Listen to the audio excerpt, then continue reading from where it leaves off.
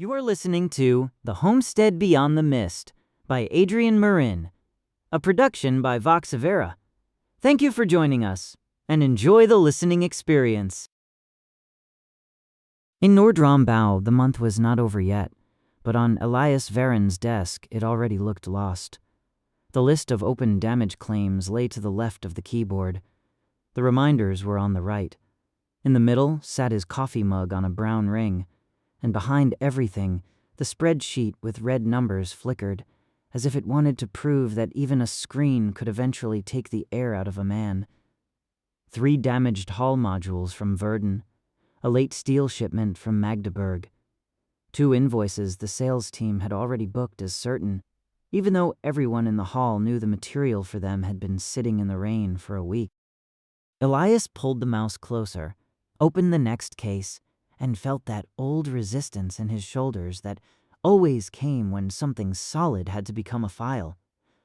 On the photos, he could see at once what had gone wrong. The boards had been unloaded too early. The tarp had rubbed through in the wrong place. Someone had broken the stack faster than the wind allowed. It was no secret. It was just cheaper, once again, to smooth over a deadline than to work half an hour longer and do it cleanly. Years ago, he would have seen the damage from the other side. Wood that could still be saved. Screws that could be replaced. A roof edge that could be straightened in an afternoon with 2 steady hands and enough light. Today, he was typing into a field called Make the Follow-on Costs Look Plausible, while a man from purchasing 2 desks over was explaining that, in a claim, one had to keep the external optics in mind. Elias did not think in those words. He typed in the number that was right. Outside, the wind pressed rain against the hall windows. Beyond the glass, Ransom lay flat and gray, the way it always did when winter would not leave and spring had not yet begun. In weather like this, the industrial yards on the edge of town looked as if they had given up on themselves. Sheet metal, gravel, containers, wide puddles. Between them, trucks choking on their own delivery deadlines. If you leave the position like that, the month-end close will sink even deeper. Mira Kestner was leaning against his desk with an expression, and was not looking at the number, but at him. She still had her jacket on, even though the office was heated, and the damp tips of her hair clung to the collar. When everyone else in the office got tired, Mira got more exact. That was one of the reasons Elias liked her, and, on bad days, could barely stand her. "It sinks anyway," he said. "I know. I just wanted to hear whether you're still lying today." He looked up. Her voice held the usual dry edge, but underneath it sat a fatigue that did not trail far behind his own. On her printout were delivery routes, tour times, and shortages. 3 yellow marks, 1 red. "If I start lying, you'll notice it first in the numbers," he said. "With most people, you notice it first in the face." She set the printout down on his desk. At the top, she had trimmed 2 routes, and at the bottom, she had pushed 1 transfer back. Between them, in tight handwriting, stood, "If they still take people out on Friday, warehouse 3 breaks." "Did you catch what Keller just said?" she asked. Elias did not need to ask which Keller she meant. The operations lead was not even named Keller, but for 3 months everyone had called him that because every second meeting he started with the phrase that they needed to look deeper into the structure again, as if somewhere under the concrete of these halls there were an extra room full of rescue. "Only the tone," Elias said. "Friday afternoon. Small round. Administration first." He nodded as if that were a number he could work with. Administration first meant nothing good. It meant the hall was going to get 2 more weeks to sell itself as indispensable, while people like him smoothed spreadsheets, bundled backlog, and translated mistakes into language until they no longer smelled. Mira stayed standing for a moment. "You should eat something. I plan to." "No." She tapped the box of salt sticks beside his monitor. "That's packaging material with crumbs." He almost smiled. Almost. Then she took the printout back to herself, pressed one of the yellow marks harder with a pen, and went back to her desk. Elias watched her go until she disappeared into the grid of desks. Then he pulled a damage list back toward himself. But instead of clicking the next case, he opened the email with the subject, Private Account /February arrears. He already knew what was in it. He read every line anyway. 2 overdrafts, a deadline, a friendly reminder about possible follow-on costs. Under the mail hung the reminder of the installment for the caddy, whose exhaust had sounded louder for weeks than he liked.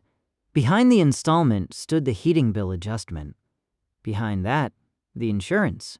Behind that, the small remaining loan he had dragged along from a time when he had believed he could start over on his own again, with 2 people and enough work.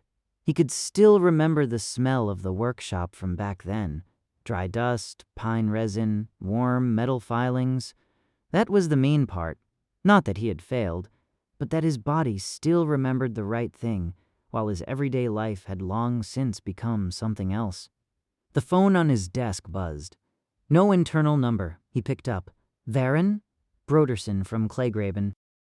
Elias straightened without meaning to. Broderson owned the narrow stretch of leased land beyond the marsh meadow, where Elias's old trailer had stood for 2 years, officially only temporarily. In reality, for as long as it took Elias to know what to do with the contents. Yes, the wind has pushed the fence down on the wet side. Your trailer is standing crooked. If there's anything in there that shouldn't get drowned, you should look at it today. Elias turned the pen between his fingers. Has it tipped over? Not yet, but if the night keeps blowing like this, we'll be talking differently tomorrow. I'll come out after work. That would be good today. Then, after a short pause, and Mr. Varen, I want that corner piece cleaned up this spring. Of course he did. Everyone suddenly wanted clean corners in spring. Elias said he understood and hung up. Behind him, some meeting sentence was running through the room again. Synergies, sharpening, market weakness. He heard the words without letting their meaning pass through him any longer. The trailer held no great value anymore. A few hand tools he had never quite sold. A crate of old fittings. Scrap wood under a tarp, usually crooked, but too good to throw away. A folding trestle, a shovel. Things that smelled of past work, and therefore never found the right moment to leave for good. At 12:30, Keller put everyone from administration into the meeting room for 15 minutes. No names were mentioned. That made it worse. If someone stated bad news precisely, you could at least begin to carry it. Keller preferred to talk about strained prospects, necessary streamlining, and the need to adapt the cost base to volatile months. Every second sentence, he lifted his hands as if the company were a wet board he was trying to hold together alone with effort. Elias sat still and looked at the knot in the meeting table, which sat there like a dark eye in the wood. He was no longer listening to Keller. He was listening to the way the others breathed. Some faster, some so quietly as if invisibility might suddenly help. When the round was over, Mira caught him at the door. "Friday's going to be ugly," she said. "Yes. If they pull you out, half the claims backlog will fall apart in 3 days. That has never protected anyone." She looked at him briefly, so directly that he almost had to look away. "Not you, maybe, but sometimes it's enough to buy 2 weeks. And then we're 2 weeks closer to something that isn't as stupid as this." She meant it in the plain, dry way she meant most things, not comforting. That was exactly why the sentence stayed with him. The afternoon dragged as if every minute had soaked itself through with water. Elias worked through 3 cases, wrote 2 mails, caught an inventory error that would otherwise have led to a missing roof package the next morning, and quietly corrected a false claims total that a colleague had set too low so it would look better in the report. Nobody thanked him. That was not the anger. The anger was that he did not expect thanks either. Shortly before 5, he locked the computer, pulled on his jacket, and stood once more in front of the window. Rain was driving almost horizontally over the gravel lot. In the puddle between Hall 2 and the old forklift, the wind made rings that would not even turn fully round. He thought of the trailer, of Broderson's tone, of the word spring, and of how strange it was that a crate of old iron felt more like the remainder of a future than anything in this building that fit into tables. Ransom was never pretty in the rain, but it was honest. The flat streets at the edge of town did not want anything from you. At the bakery by the roundabout, wet sail flyers were stuck against the inside of the window. At the drink wholesaler, a man stood under the awning, smoking into the wind as if he wanted to prove something to it personally. Elias drove the caddy through the gray outer parts of town, past hedges, low apartment blocks, and a gas station whose price board glowed like a threat from far away. At the light on Kleygraben Road, he reached for the phone mount and saw the unread bank email light up again. He pushed the device back without opening it. Then he turned right. The road became narrower, rougher, quieter. Beyond the last houses came the leased fields, flat and wet, all the way to the ditch, with crooked fences between them and lonely willows that looked tired of the wind. The Kleygraben itself was carrying more water than usual after the last few days.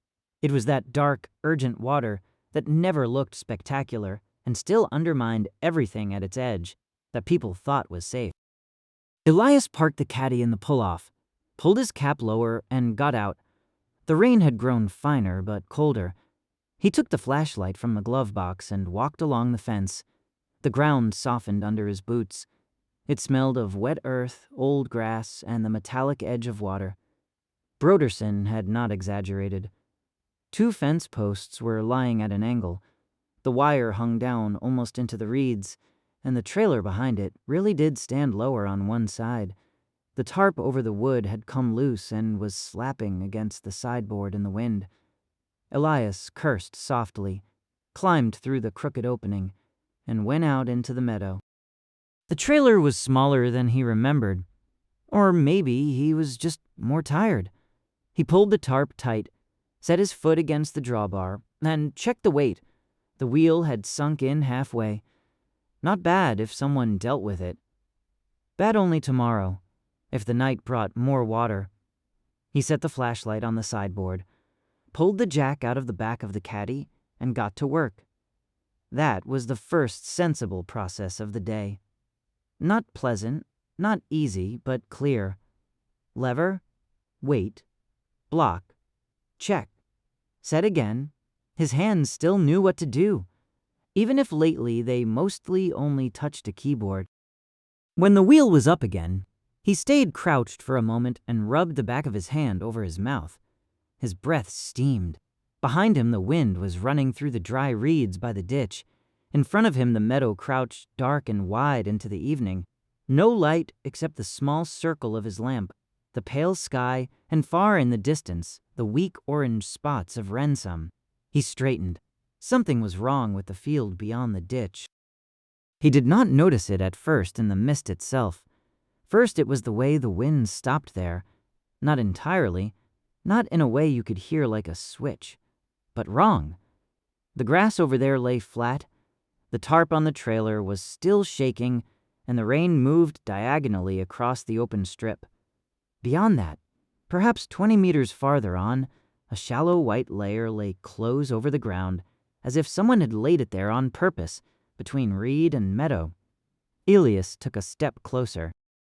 The marsh meadow behind the Kleygraben usually sloped only slightly, an unspectacular piece of land, too wet for most sensible plans and too open to hide anything from anyone. Now there was a band of mist that neither lifted nor tore. It crouched between the low sedges like something that did not want to be blown away. He raised the lamp and shone across. The beam did not break against a hard wall, the way it might have in dense steam. It only went dull, as if the air there were full of fine wet wool. "All right," he muttered, more out of habit than for anyone listening. He went to the ditch. The water gurgled darkly beneath the reeds. At the place where the fence gave way, you could get across easily if you wanted to. Years ago, when he was still an apprentice, he had once stood there with an older journeyman while they set a new post. Back then, the march had smelled of slurry and cold clay, and his life had looked as if it would at least get worse or better in straight lines. Now it smelled of marsh, rain, and something else he could not name. Not sweet, not rotten. Fresher, colder than the air had any right to be. He looked left. The evening hung over the fence posts. To the right, the road ran off as a dark line along the fields. No car came. No farmlight was on. Only Ransom glowed far away and indifferent behind the flat land. Elias could have gone back to the caddy. The wheel was set again. The tarp held for now. Tomorrow morning, the damage claim list would still be there, and the bank mail too, and Keller's little round as well. Sensible would have been to drive home, hang the wet clothes by the heater, and pretend he had not seen the white strip at all. He stayed where he was. His eyes went back to the mist. There was nothing grand about it. No light, no sound, no miracle calling for attention. That was precisely what made it hard to look away. The strip lay there as if it belonged to nobody, as if the world had worked a half-breath off at that one spot. Behind him, Elias heard the tarp slap the trailer once. In front of him, he heard nothing. He bent down, picked up a fist-sized clod of earth from the roadside, and threw it into the mist. It did not vanish. It hit somewhere with a dull thump in wet grass. But the sound came back to him strangely late, as if there were more distance between the field and his ears than the eye could see. Elias waited without knowing what for. Nothing moved. The mist did not pull away. It did not come closer either. It simply stayed wrong. Slowly Elias switched off the lamp. In the darkness, the white strip became clearer. Not brighter, only more determined. As if the eye was more willing to believe it when nothing else stood in the way. For the first time in weeks, Elias was not thinking about installments, layoffs, or claims. Not even about the trailer. He was only thinking that he would come back tomorrow, earlier than necessary, with rubber boots, dry clothes, and enough time not to be fooled by a false mist bank like a schoolboy. The decision was small, almost ridiculous, but it sat in him more firmly than anything Keller had said that day. Elias switched the lamp back on, walked back to the car, and only there looked over his shoulder once more. The white strip was still lying beyond the ditch. It did not look like weather. The next morning, Elias was awake before the alarm. He had not slept well. That was nothing new. The new thing was that this time the tiredness did not lie on him, heavy and gray, but thin and restless, like a board creaking under too much tension. He stayed on the edge of the bed for a minute, feet on the cold floor, and listened to the rain in the downpipe. The storm had passed, and only a steady drip was falling from the gutter into the narrow yard between the house wall and the carport. 2 new mails were lit up on his phone. One from the bank, one from Nordram Bau. Elias turned the display face down. He did not put on his office clothes. That was the first small decision he made without explaining it to himself. He took the old work trousers, the fleece pullover, the rain jacket, and the rubber boots from the storage room. Into the jacket pocket, he put the flashlight, a tape measure, his pocket knife, and a roll of marker tape that had been sitting in a box for years and still smelled of plastic and dusty workshop air. He also added 2 sandwiches, a thermos bottle, and dry socks in a freezer bag. When he left the apartment, Ransom was still half in darkness. The street was shining wet, but the wind had eased off. In the east, a pale bright edge stood above the roofs, without warmth and without a promise. A delivery van drove too fast through the puddle in front of the baker. Water slapped against the curb. Otherwise, the morning was empty. Elias did not park the caddy directly at the pull-off, but a little farther on, behind the old hedge by Broderson's access track. He did not really know why. Maybe because he did not want the car standing right next to the marsh meadow from the road. Maybe because part of him was already treating the whole thing as something no one else should see. The fence had sagged even more overnight. The trailer was still there, the tarp held, and the wheel had not sunk in again. That should have been enough to call yesterday's task done. Elias walked past it anyway, without loosening the tarp. Beyond the ditch lay the mist strip. In daylight, it looked less eerie, and therefore not any truer. It lay flat in the grass, maybe ankle high, maybe a little higher, and did not move the way mist usually moved. The reeds stood up out of it. Individual blades of grass stirred in the remaining wind, but the white layer itself stayed still. It looked neither frozen nor thick, only stubborn. Elias stayed on this side of the ditch and forced himself not to cross at once. He looked at the ground first. The Kleygraben was still carrying too much water, dark and fast, with little eddies under the hanging clumps of grass. On his side, the soil was trampled from last night, where he had taken the clod of earth from the bank. A piece of the edge was missing. On the other side, he could see no fresh traces, no prints, no flattened grass, and nothing that looked as if it had come from an animal overnight. That was not impossible. It was only strange. He took out his phone, opened the camera, and filmed the strip for 10 seconds.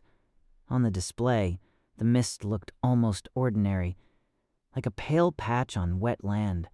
Elias stopped the recording, played it back, and heard only wind, ditch water, and his own breathing. Then he threw a second clod of earth across. This time he watched the throw carefully. The clod flew in a flat arc, sank into the mist, and the dull impact came back to him late again. It was not a delay he could have cleanly proved to someone, but it was enough to make Elias close his mouth tighter. He pulled the tape measure from his pocket, fastened the end with half a peg from the trailer to a fence post, and walked along the ditch with the roll. It was 20 meters to the point where the mist began. The distance matched what he had guessed the evening before. He found no hidden hollow, no broad watercourse in between, and no explanation. He tied a piece of marker tape to the fence, then another to a reed stalk on this side of the water, red on a gray morning. It looked ridiculously official, as if he had approved a section of the world and hung a defect tag on it. The thought could have made him laugh. It did not. Elias did not cross the ditch right away. First, he went back to the trailer and got the old broom handle that had been lying under the scrap wood for years. The lower end was swollen, the paint almost gone. Good enough for a test.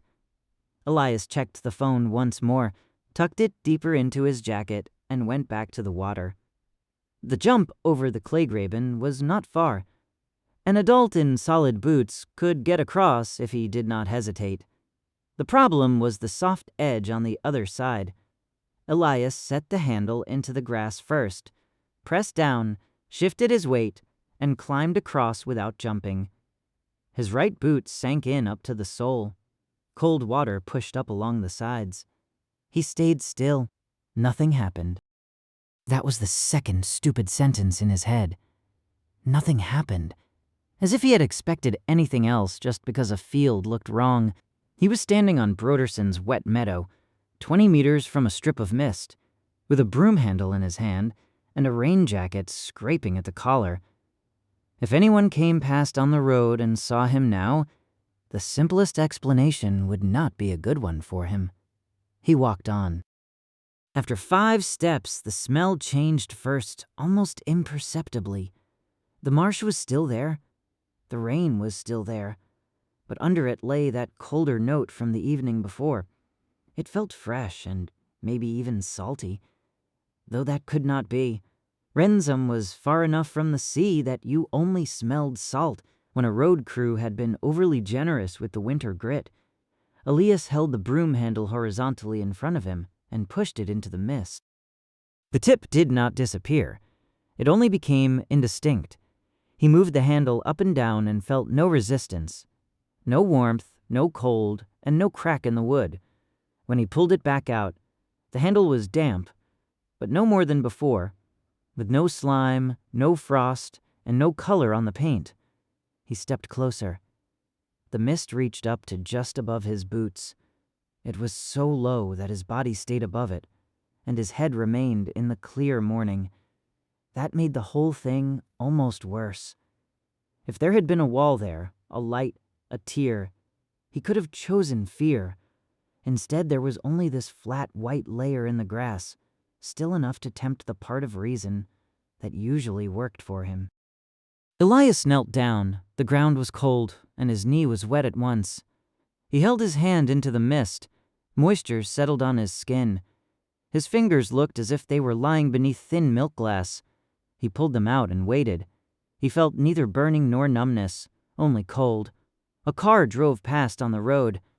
Elias ducked instinctively, even though the hedge probably hit him. The engine moved away toward Rensum. After that, the meadow was empty again.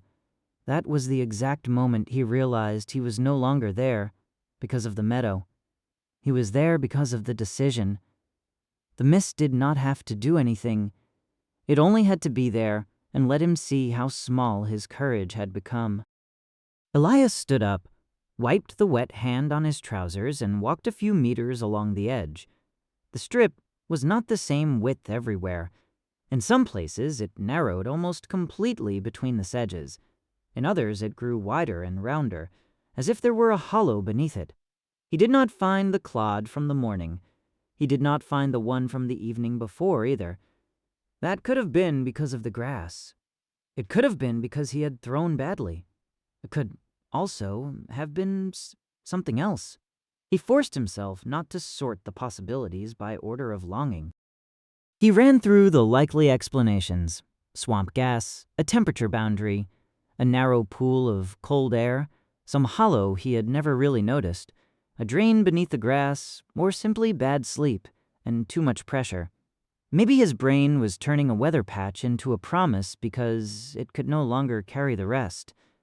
Those were sensible words. They helped very little, because none of them explained why the impact of a clod of earth came back late, and why the air here smelled like cold water that was on no map. Elias opened the weather app. For Rensum, it showed 6 degrees, 92% humidity, and west wind, but no warning and nothing unusual. He put the phone away again because it annoyed him how neat the world looked there. Then he took the thermos from his bag and drank coffee without taking his eyes off the mist. The first sip was too hot. Elias burned his tongue, cursed softly, and still did not move. In Nordrambau, the computers would be starting up now. Keller would be sitting in his office, hands wrapped around a cup, preparing sentences that were meant to hurt nobody, and that would hurt precisely because of that. Elias thought about sending Mira a message and using some small lie about sickness, a doctor, or his stomach. The kind of excuse that nobody in a company like Nordrambau really cared about as long as it came on time. He took out the phone, typed, "I'm not in the office today. I'll get back to you later," and stared at the text. That was not a sick note. It was not an explanation either. He sent it to Mira, not to Keller. The reply came faster than he had expected. "You alive?" Elias looked at the mist. Then he typed, "Yes. Need to check something. Please no questions until noon." The second check mark stayed gray for a long time. Then Mira answered, "That sounds like the start of something stupid." He typed, "Probably." Mira's reply was only, "Then eat first." This time, Elias really smiled. Briefly, reluctantly, with cold lips. He ate one of the sandwiches standing up. Cheese, mustard, too dry. It grounded him more than he wanted to admit. After that, the whole thing became easier and harder at once. Easier because he had stopped pretending that he was here by accident. Harder because every next step was now an act of intent. He pulled the marker tape from his pocket and tied a piece around his left wrist. Not because it would help if the mist did something truly impossible. Because people needed little rules like that when they stood at an edge. He fastened a second piece of tape to the broom handle and laid the handle crosswise in the grass at the edge of the mist so that he could find it again from the ditch. Then he stood in front of the narrowest part of the white layer. The mist touched the tips of his boots. He waited until his breathing was not calm, but at least slower. He thought of the trailer, of the crates, of fittings, of the folding trestle and the shovel, of things that made no sense if they were only being stored. He thought of the field called "Make the Follow-On Costs Look Plausible," and of how yesterday he had straightened a number so other people could pretend the damage was only a matter of wording. In front of him lay a piece of mist that might only be a piece of mist. Elias lifted his right foot. The first step into it was disappointingly normal. Grass gave way, water seeped up at the edge of the boot, and the mist did not swirl. No voice spoke, and no light pulled him onward. He stood with one leg in the white layer and one leg in Broderson's wet meadow, and the biggest difference was that he felt ridiculous. Then he set the left foot after it.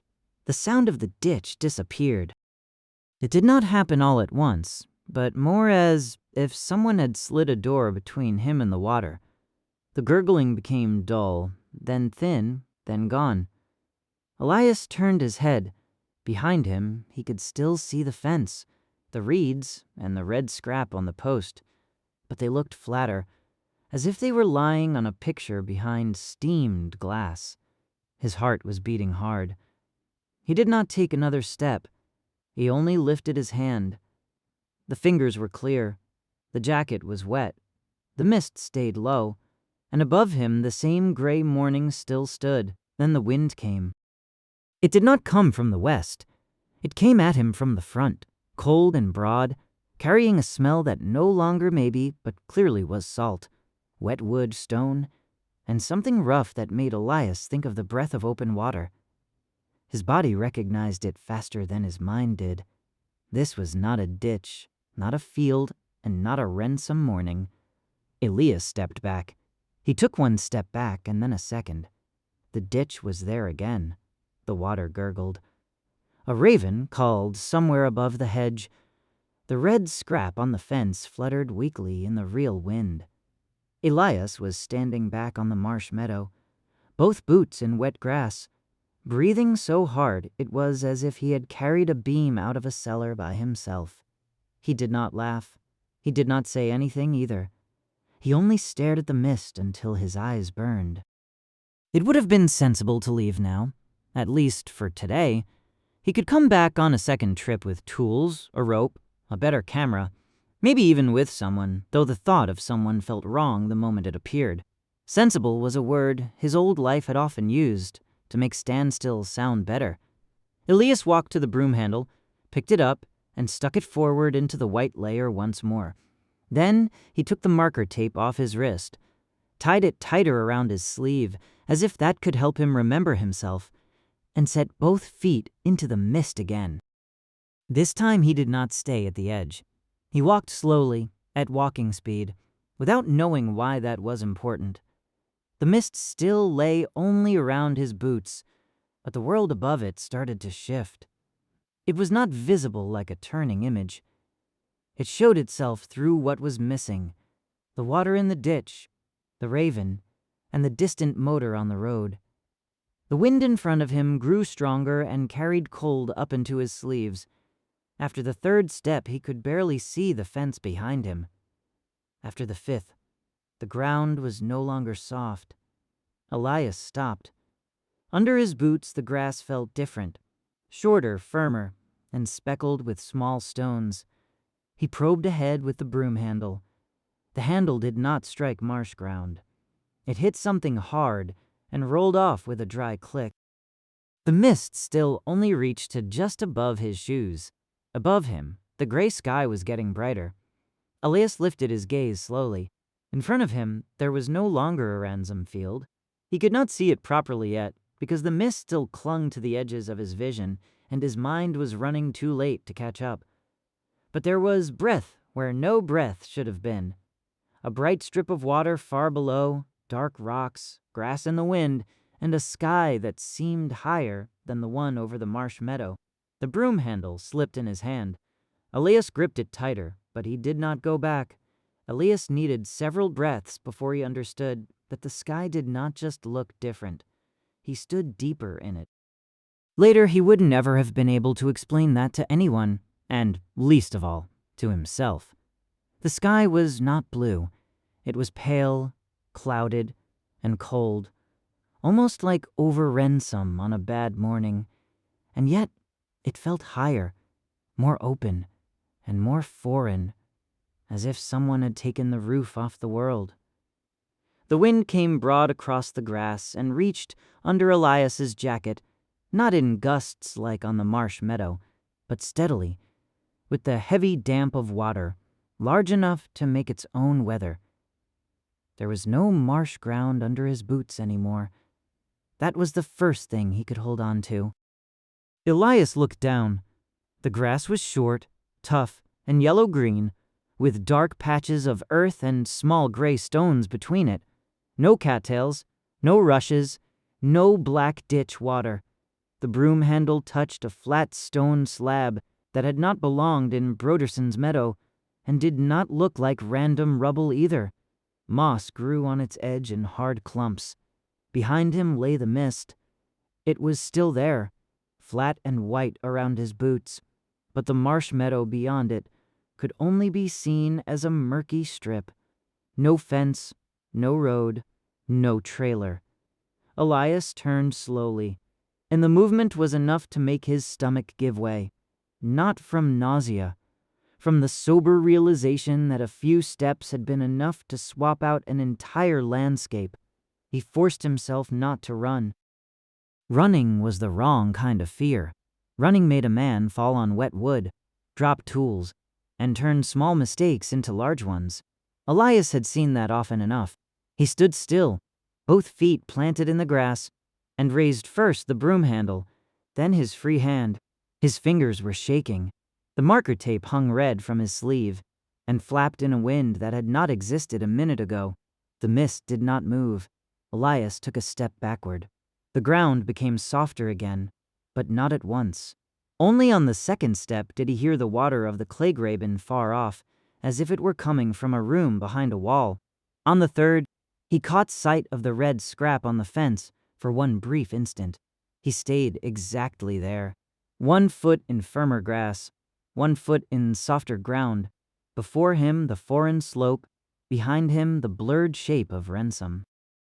The crossing was no dream, but it had an edge. That helped. Elias drew a breath through his nose. He smelled salt, wet wood, cold stone, and grass that had spent a long time under wind, not marsh. He bent down, picked up one of the small stones, and rubbed it between thumb and forefinger. It was real, angular, and cold. No trick in his head would have put that much weight into his hand. He put the stone in his jacket pocket. Then he went all the way back into the foreign landscape. He did not go far. 5 steps, no more than that. He turned after every second one and checked whether the mist strip behind him was still visible. It stayed flat, white, and quiet, hardly wider than a narrow ditch edge, and yet it was the only thing that connected him to everything he knew. Elias knelt down and tied a piece of marker tape around a low shrub that grew at the mist's edge. The shrub had small, dark leaves, thick and leathery, but it remained a shrub. It was not a sign, not a warning, and not a promise. Only something that grew at that spot. That was exactly why it felt good to use it. A fixed point, red against green. If the mist disappeared, the tape would be absurdly little. If it stayed, it was enough for the first step back. He pulled the phone from his jacket pocket. No signal. That should have reassured him, because at least it fit the situation. Instead, he stared too long at the small symbol in the corner. No signal was an everyday sentence. It belonged on country roads, in cellars, behind thick walls. It did not belong on a slope above water that could not be on the other side of Ransom. Elias opened the camera. The image showed grass, stones, mist, his own hand, then the open slope. It looked more real than the mist on Broderson's field had in the morning. He took 3 photos and a short video. On the pan forward, the water became visible. He lowered the phone. Below the slope lay a broad bay. It was not close. Between Elias and the water, the land dropped in long steps. First grass, then scree, then dark ribs of rock. Farther down, a surface shone that felt too calm for open sea, and too large for a lake. It stretched away to the left between high banks, vanished behind a shoulder, and reappeared on the right as a pale band. On the opposite slope lay rocks with remnants of snow in their cracks. Above them stood dark conifers, not dense like a forest, but in clusters, as if the wind itself had decided where it would allow trees. A bird called out. The sound was rough, long and strange enough that Elias raised his head at once. Above the bay, a dark body glided with pale wing edges. Not a buzzard, not a gull, and at any rate nothing he could name with certainty. The bird tipped in the wind, caught itself, and vanished behind a rocky edge. Elias realized he had been holding his breath. He let it out slowly. That was not a meadow behind a ditch. That was not a park, a film set, or a dream his tired brain had built out of weather and debt. Everything there was too cold, too heavy, and too indifferent for that. The landscape did nothing to convince him. It just lay there and let him be small. He looked down at his boots. Wet earth clung to the soles, but not the black muck from the Kleygraben. A blade of grass hung from the laces. He pulled it off and put it into his pocket with the stone. A ridiculous piece of evidence. He did it anyway. Then he checked the way back. He went deliberately up to the mist, put his right foot into it, waited, and stepped back out. The change was there, but it was not dramatic. No flash, no pull, no tear in the air. Only that soft fading of sounds, then the other wind. Elias went back again, this time 2 steps deeper, until the Kleygraben became clearer again. He saw the red scrap on the fence, heard a car somewhere on a wet road, and for a moment smelled marsh once more. The relief hit him so hard that he almost laughed. He did not. He turned around and went back onto the other side again. After 5 steps, his boots were once more on solid ground, and the salt smell came back with the wind from the water. The crossing repeated itself. Repeatability was not safety, but it was more than wonder. Elias held on to that as if he were clinging to a ladder whose top rung wobbled. He counted steps, laid the broom handle crosswise at the mist edge, and scratched a shallow notch into the shaft with the pocket knife. A notch for this side. Then he took a larger stone and placed it so the handle could not roll away. He should have left then. That was the clear, sensible boundary. He had proved that something lay beyond the field. He had seen that the way back was still open. He had photos, a stone, a blade of grass, and enough fear to keep him from later claiming he had only gone for a walk. Every extra meter was worse work. Elias stayed. It was not courage, because courage felt different if he even knew what courage felt like. He stayed because the landscape in front of him asked a question his old life had never asked. What can you actually do here? He pulled the hood tighter, tucked the broom handle under his arm, and walked slowly to the next rocky outcrop. He did not move more than maybe 20 steps away from the mist. Still, every step felt far. The grass was slippery, but the ground held. Between the stones ran small runnels from the slope, clear water that moved over dark rock and stopped in shallow hollows. Elias crouched, dipped 2 fingers into it, and smelled them. Cold, clean, without marsh stink. He did not drink. So far, his sense had not gone that far. The air burned pleasantly in his lungs. At the outcrop, he stopped. From there, he saw more of the slope. Above the mist, a flat meadow stretched into the wind, dotted with low stones and a few crooked shrubs. Farther left stood a line of old post remnants. They were gray, half-rotten, and so low that he first took them for broken branches. When he looked more closely, he recognized the spacing. People had set something here. The thought changed the landscape more than the first look at the water had.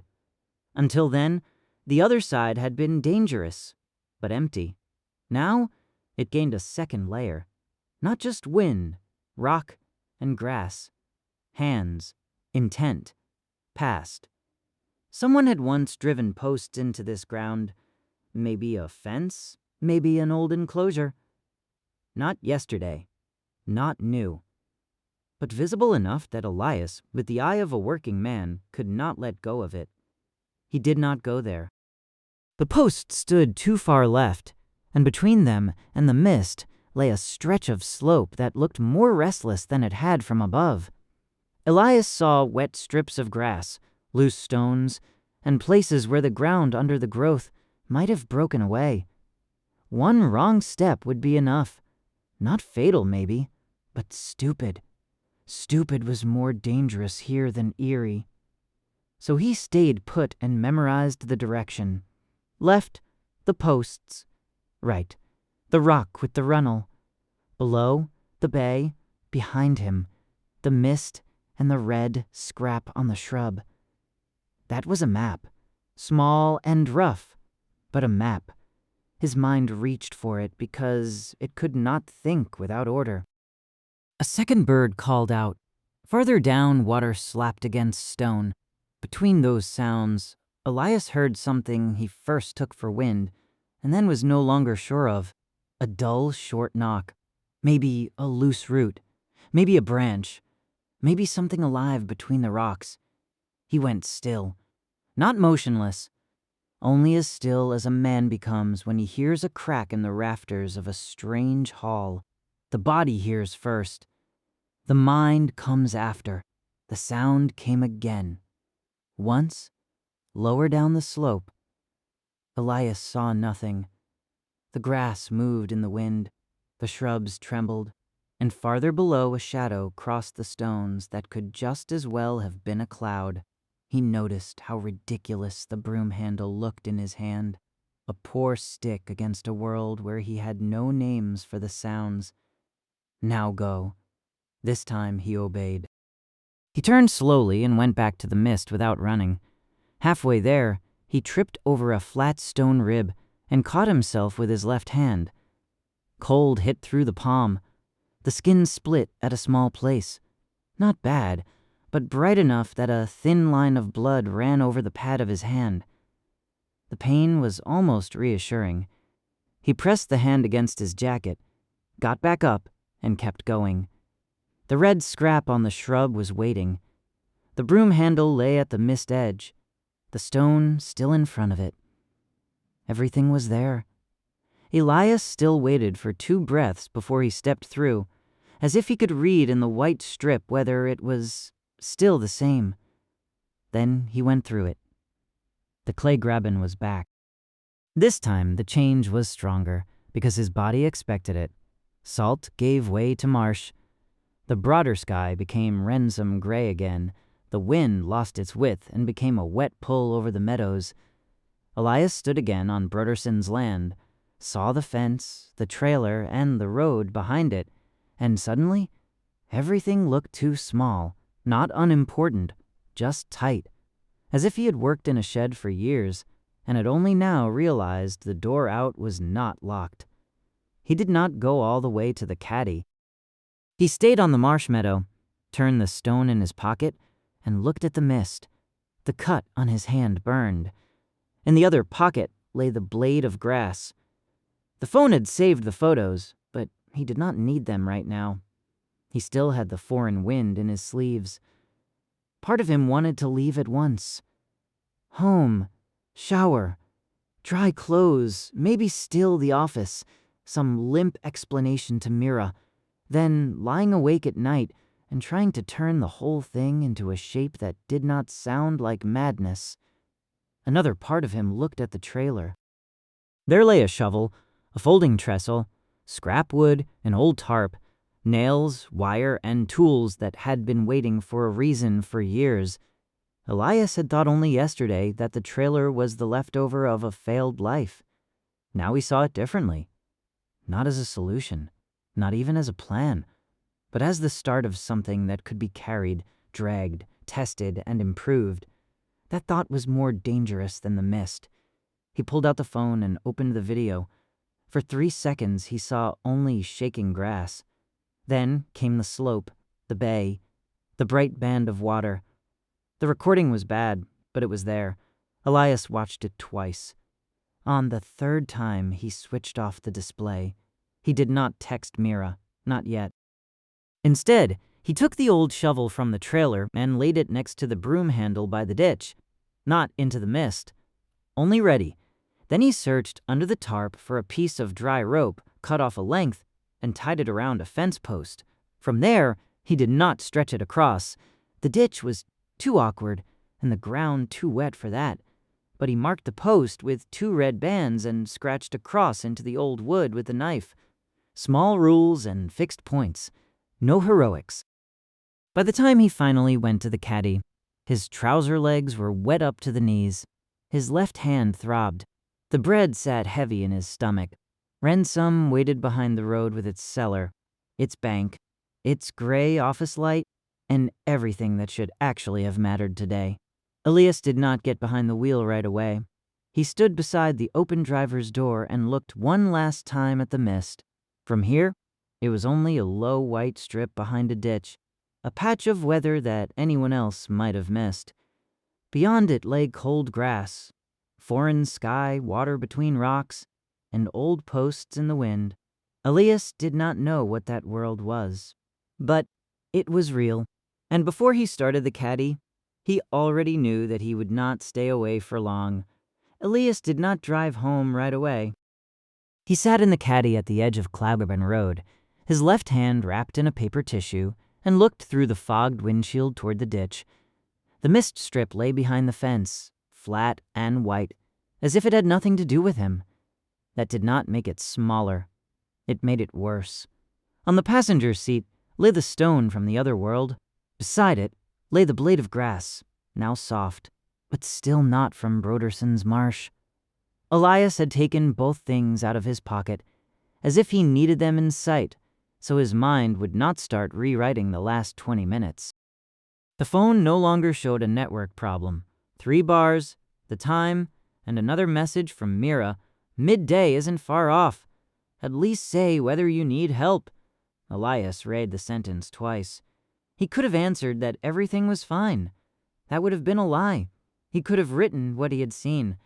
That would have been worse, because every word for it would have sounded either like a joke or like a breakdown. He typed, "I'm unhurt.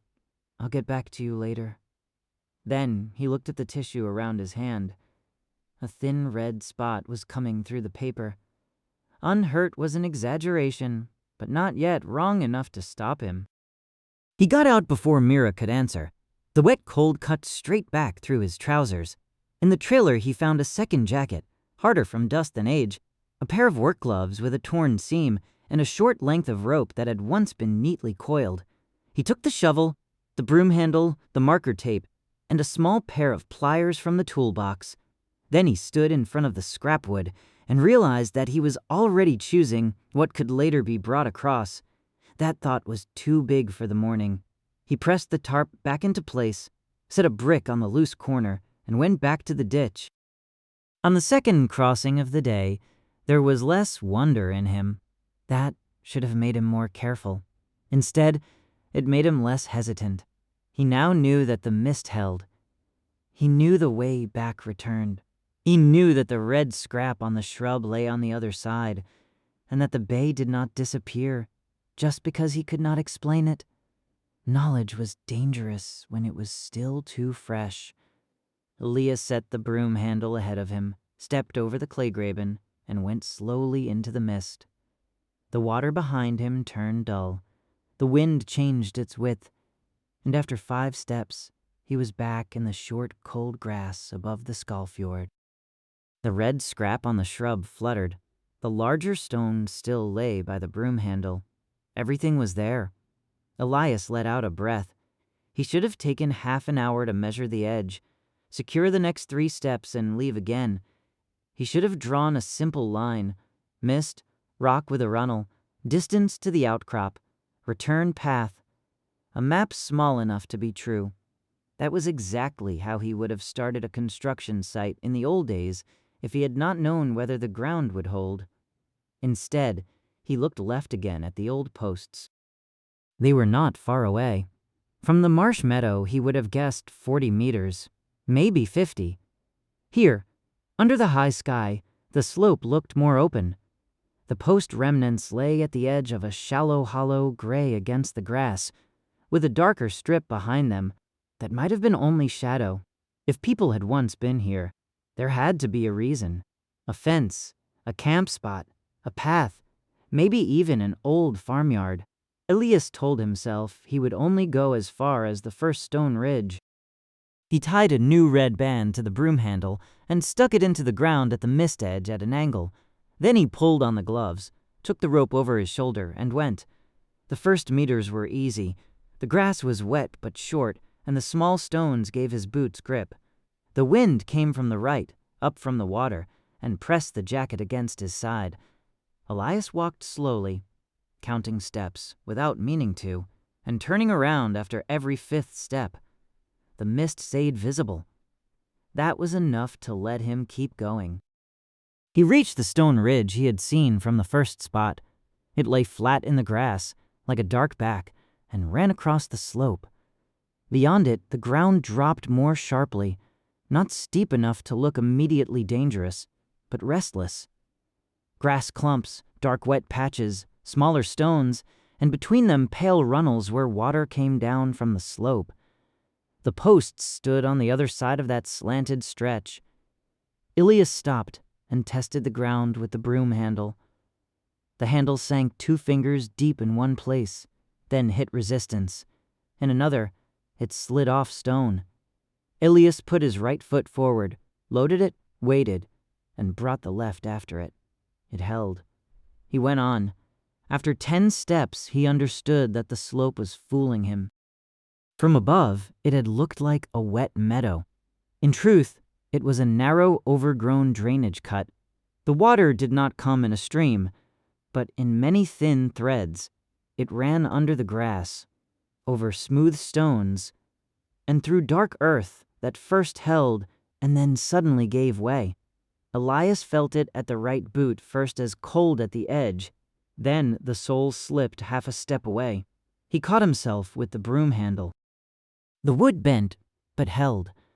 Elias stayed in a deep, ugly stance, one knee almost in the grass, left shoulder pulled up, the pliers in the jacket pocket hard against his ribs. His breathing went fast. He gave a short laugh through his nose because the stupidity was so clear that it was almost funny. Then a stone broke loose under his right foot. The slip was not big, but it took away his order. The boot shot sideways. The broom handle sprang out of the wet earth, and Elias slapped his left hand against the slope. The glove tore on a stone. Cold water ran over his fingers.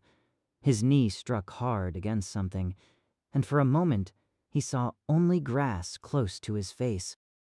He held still.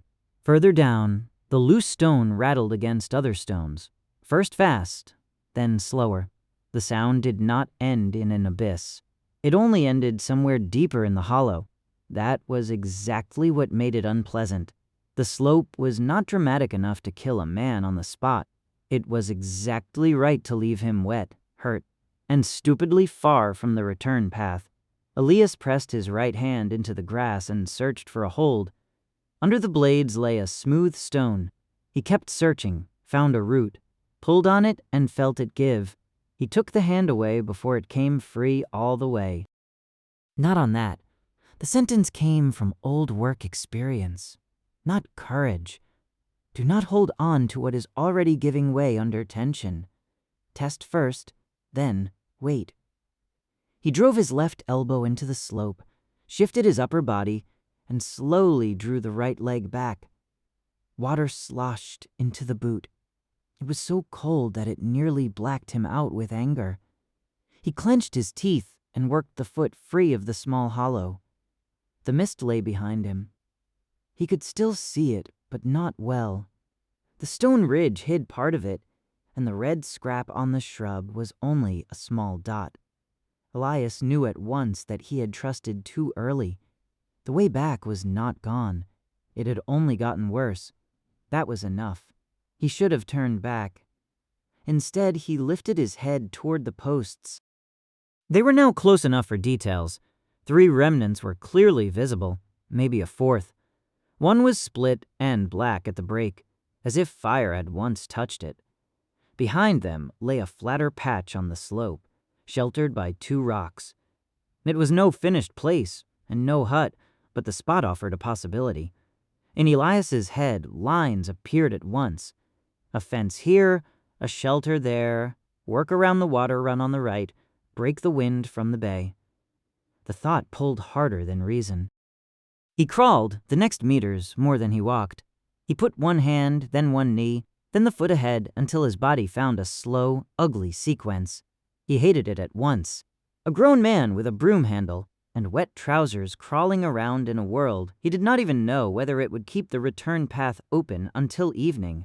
But every meter brought the posts closer, and his fear had mixed with a craftsman's hunger that was hard to rein in.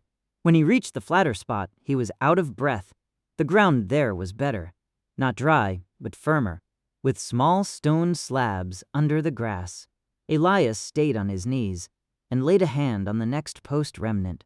The wood was old, gray, and rough. It did not give softly under his fingers. Someone had once set it deep enough that it still stood. He pulled at it carefully. The post barely moved. That told him more than it should have. The place had not been abandoned for only a few months, and the posts had not been thrown down at random. Maybe they belonged to a fence, maybe to a cattle pen or a boundary. Someone had worked here because this spot had a purpose. The wind tugged at his hood. Farther down, that dull knocking sound came again, the one he had heard the first time. This time twice in a row. Not a branch in the wind, Elias thought, and he did not like the thought. He stood slowly. From the flat spot, he saw why the slope was wrong. The stretch back to the mist did not look like the stretch he had come over. From here, the hollow ran in 2 directions. The left gully he had crawled through lay darker and wetter than it had on the way up. To the right, a seemingly easier strip led upward, but bent away behind a rock. Maybe it came back to the stone ridge. Maybe not. The red scrap vanished for a moment. Elias stayed still until he found it again. Not where he expected it, but farther right, half behind the gray stone. The realization came cold. He had turned on the slope without noticing it, not far, but enough that his inner map was already wrong. Now back. This time the sentence was not advice. It was an order. Elias tied a piece of marker tape to the old post, not because he wanted to stay, but because he would need later to know where he had made the mistake. Then he gripped the broom handle tighter, turned toward the red point at the mist, and looked for the best route. The direct route was the worst. He saw that now. The wet runnel cut diagonally between him and the stone ridge, and the grass there looked too dark. He chose the right-hand strip, higher up the slope, even though it was longer. More distance, less water. That was at least a system. After 8 steps, the strip turned into a lie. Under the grass, there was no firm back, only a thin skin over smooth slate. Elias felt it at the first slip and immediately set the broom handle crosswise. The end hit stone, bounced off, hit stone again, and found no hold. He threw his weight toward the slope, but the wet boot in the runnel slipped faster than the other. For 2 seconds, everything moved at once. Grass, sky, the sound of water, and the red point high above. Elias fell onto his side. The impact took the air out of him. He did not slide far, maybe 2 meters, but his left hand instinctively searched for a hold and ran over a sharp stone slab. Pain cut through the glove into the pad of his hand. He got his right forearm around a tuft of grass, and this time it held. His body stayed slanted on the slope, legs lower, face close to the wet ground. He heard himself breathing. The wind passed over him as if he were a piece of driftwood. Slowly he drew the left hand back. The glove was open on the inside. Blood ran from 2 cuts, dark and immediately thinned by the water. It was not life-threatening, but It was enough that the morning lost its harmless shape. Elias did not swear out loud. He had no breath for it. He pulled himself uphill, not toward the stick. First, he needed secure footing. Then he could fetch the tool. One palm burned. The knee throbbed. The right boot was full of water. He worked his way to a small stone slab, sat on it, and caught his breath. From there, he reached for the broom handle and got it on the second try. Now he did it right. He moved neither fast nor elegantly. He searched each step with the stick, put only half a foot down, loaded it, and waited. Where the ground gave way, he went back. Where water ran under the grass, he took the detour. He tore off 2 more pieces of marker tape and tied them to low shrubs, so that his stupidity at least became a line. The way back took longer than the way in. That was the punishment he understood. When he finally reached the stone ridge, his hands were cold and sticky. The red scrap at the mist was visible again, clearly. Elias did not stop, even though his body asked him to. He knew now how quickly a short pause could turn into a new wrong decision. He went to the broom handle at the mist edge, laid a bloody hand on it, and leaned forward until his breathing slowed. Behind him lay the posts. He had seen them. He had left a second red scrap there. He now knew that there was old human work on this side, and that the slope between mist and posts was not just a piece of meadow. He had won no more than that. The price was a wet boot, a hurting knee, 2 cut palms, and the first clear shame this world gave him. Elias looked down toward the fjord. The bay glimmered cold and beautiful between the rocks. That was exactly where the danger lay. Beauty turned distance into an invitation.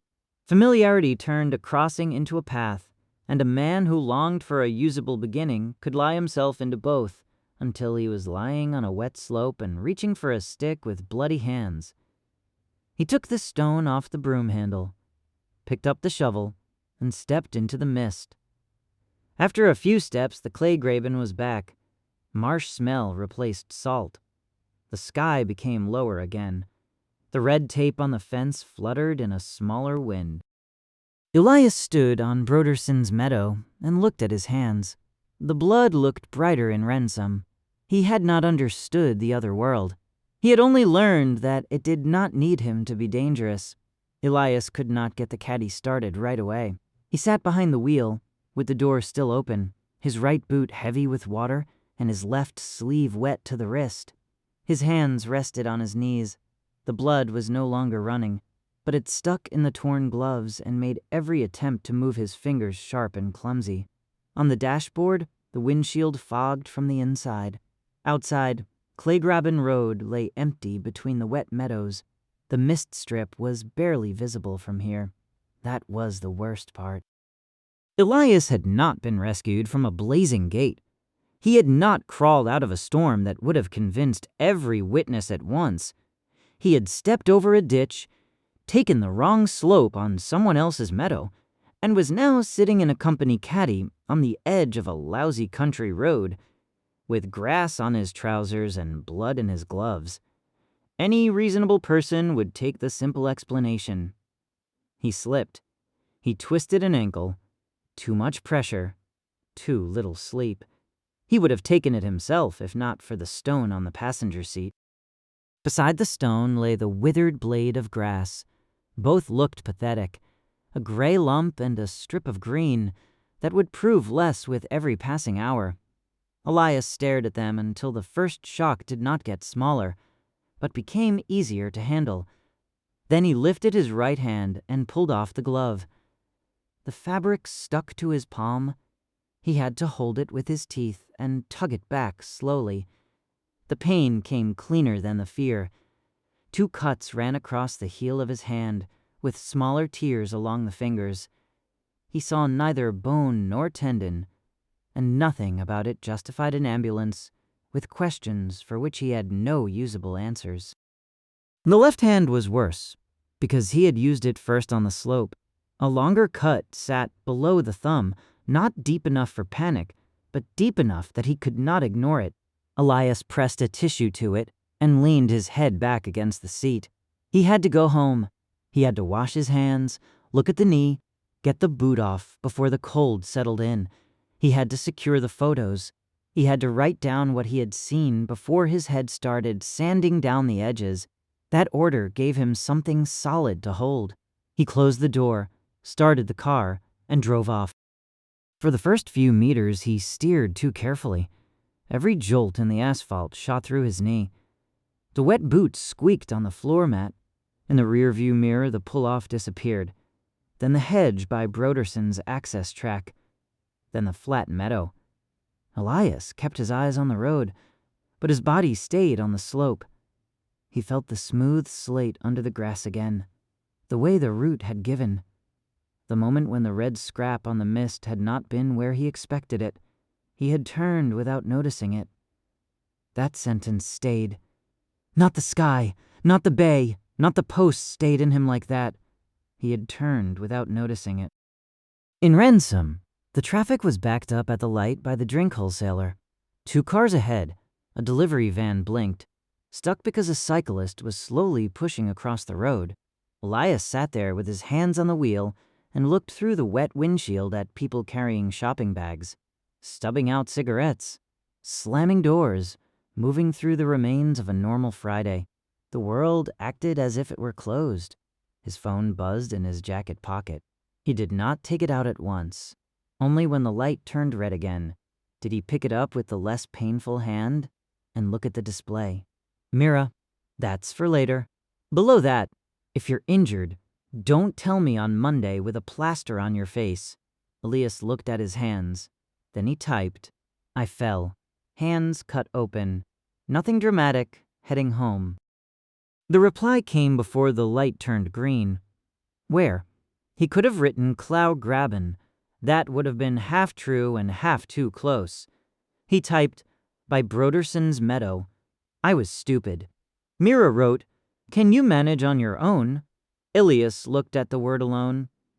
It was not a reproach, but it still hit him. Of course he wanted to manage alone. That was not a good trait. It was only an old habit with a proper voice.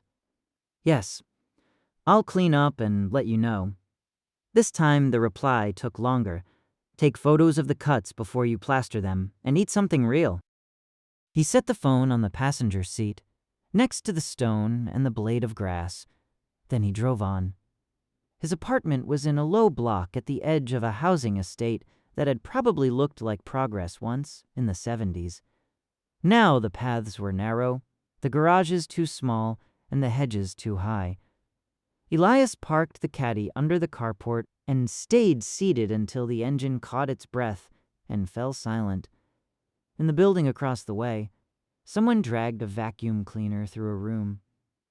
A child laughed once and was immediately muted by an adult voice. Everything sounded too close.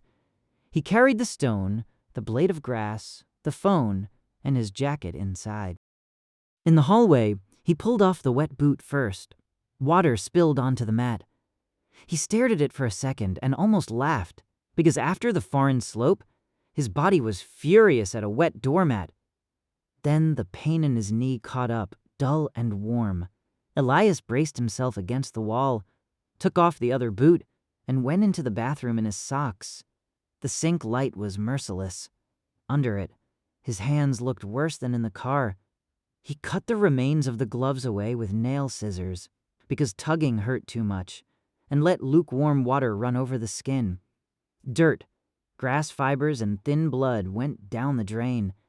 With the left hand, he had to press his shoulder against the wall until the first wave passed. After that, it got better. Not good. Better. He still had disinfectant from the days when he had hurt himself more often on wood, metal, and screws. The bottle stood half empty behind old bandages. Elias set it beside the sink, took photos of both hands the way Mira had asked, and cleaned the cuts. He swore aloud this time, but only once. Then came compresses, tape, and the awkward business of wrapping both hands badly enough that he would never have let an apprentice get away with it. When he was done, his hands looked bigger than before. He set the stone on the edge of the washing machine. It did not fit there. The stone looked like a mistake in a picture. gray rock from another air among detergent, towels, and a broken clothespin. Elias picked it up again and laid it on the kitchen table. The blade of grass he put on a sheet of kitchen paper beside it. Then he got a freezer bag, wrote Cold Meadow, Friday on it with a marker, and put both items inside without sealing the bag. Cold Meadow. The word had not been given to him. He had made it from the cold and the open meadow. Still, it felt more right than the other side, or there. Things needed names if he wanted to work with them. Things named too early could be dangerous, but without names, everything stayed mist. He sat down at the kitchen table. For the first time that day, he was truly tired. It was not office tiredness, the kind that settled over everything like gray dust. It was a clean, heavy exhaustion of muscle, cold and shock. That was almost pleasant, because it was honest. The phone lay in front of him. He opened the photos. The first shot was bad. Grass, a piece of mist, his sleeve. The second showed the bay, but blurred. The third was better. The firm slope, the ridges of rock, the pale strip of water, dark trees on the far shore. No picture proved that it had not been taken somewhere on a real coast. But Elias knew that he had been in Renzum all that time, 20 minutes from Nordrom Bow, not on a fjord that could not exist on any route. The video helped more. You could hear his breathing. You could see him step away from the mist edge. The wind changed audibly as he turned the phone. For 2 seconds, the red scrap on the shrub was visible. Then the bay, then the slope. The video was not beautiful. Precisely for that reason, it was harder to explain away. Elias played it 3 times. On the 4th, he stopped at the part with the posts. They were only gray streaks, but they were there. The flatter ground behind them could be made out too. His stomach tightened. He had not just found a landscape. He had found traces. Someone had once needed, protected, fenced in, or abandoned something there. He opened a new document on the laptop. His fingers were barely up to typing. He did it anyway, slowly, with stiff movements and too many mistakes. He was not writing a story. He was writing points, as he used to write site reports, only without the form around them. Access. Marsh meadow by the Kleygraben. Mist low to the ground. Walking pace. Sounds muted. Return path possible more than once. Target side. The cold meadow. Smell of salt. Bay. Rocks. Old posts on the left. Slope between mist and posts wet. Overgrown drain. Smooth slate. Runnels. Solo trip dangerous. Markers. Red on shrub at the mist edge. Red on old post. More bands on the way back. He paused. Solo trip dangerous. The sentence was factual. That was precisely why it stayed unpleasant. Elias stood up, got bread, cheese, and a glass of water. The bread tasted like duty. He ate it anyway, because Mira was right, and because a man who had stumbled into another world did not get smarter by thinking about miracles on an empty stomach. After that, he searched the cupboard for the old first aid kit from the caddy.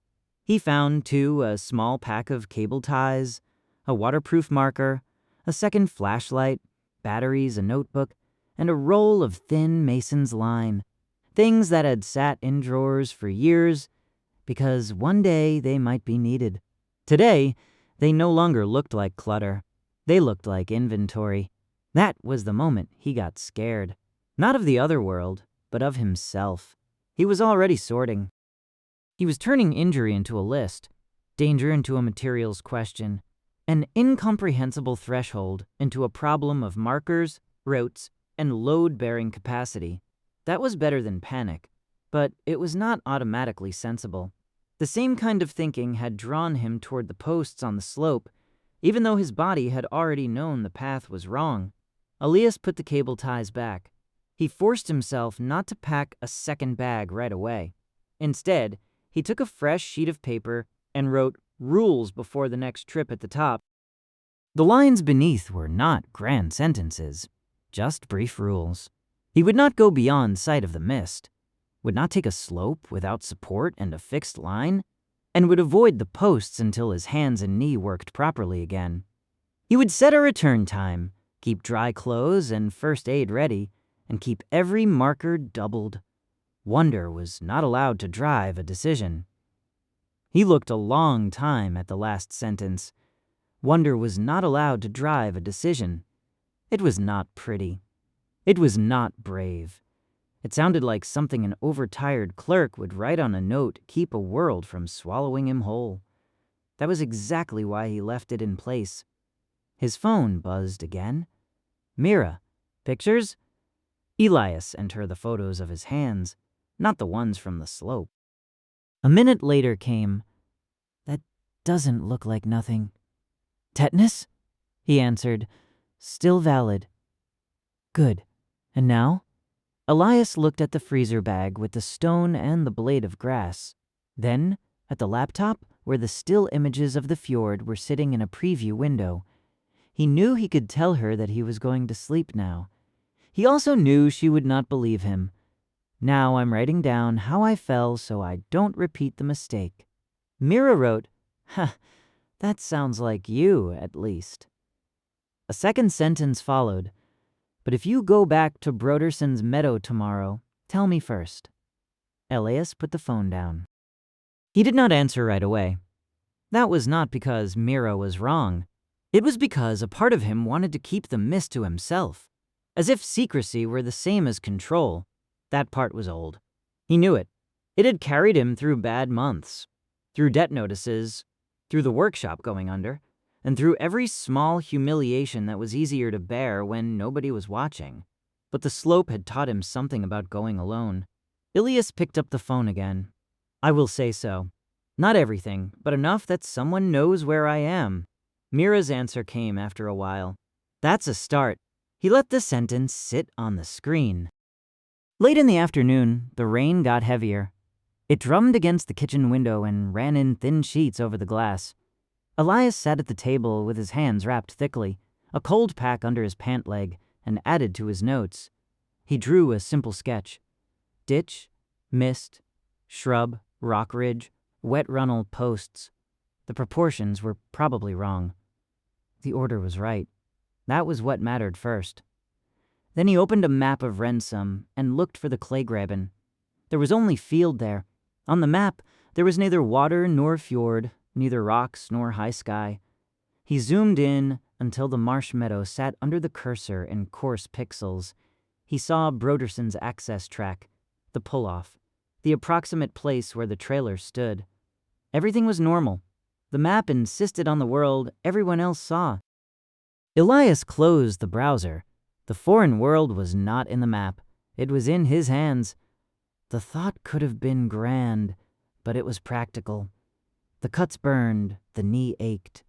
The boot stood dripping in the bathroom, and the stone sat in the bag beside the secured video. Imagination did not make wet socks, foreign soil on the sole, or the remains of posts on a slope that did not exist here. He had his proof. The question was only what proof was worth when you could not show it to anyone without handing over your own life. Elias put water on for tea. Then he copied the photos and video onto an old USB stick he found in a drawer. He did not label it, but put it in the tin box with screws that had stood on the shelf ever since the workshop ended. That was not especially clever, but a copy was better than no copy. Just after 6, Broderson called. Elias saw the name on the display and felt his body instantly reset around the ditch. He answered, "Varen." Broderson got straight to the point without a greeting and wanted to know if the trailer was standing safely now. Elias said that the wheel was blocked, the tarp was secured, and the fence had been temporarily relieved at the worst spot. That was true. It just was not the most important truth of the day. "Good," Broderson said. "And keep an eye back there. The ground is tricky. My nephew nearly broke his foot there years ago." Elias looked at his bandaged hands. "Noticed?" he said. "Then you're wiser than the boy." He noticed twice. Broderson gave a short laugh and hung up. Elias stood there with the phone in his hand. The ground is tricky.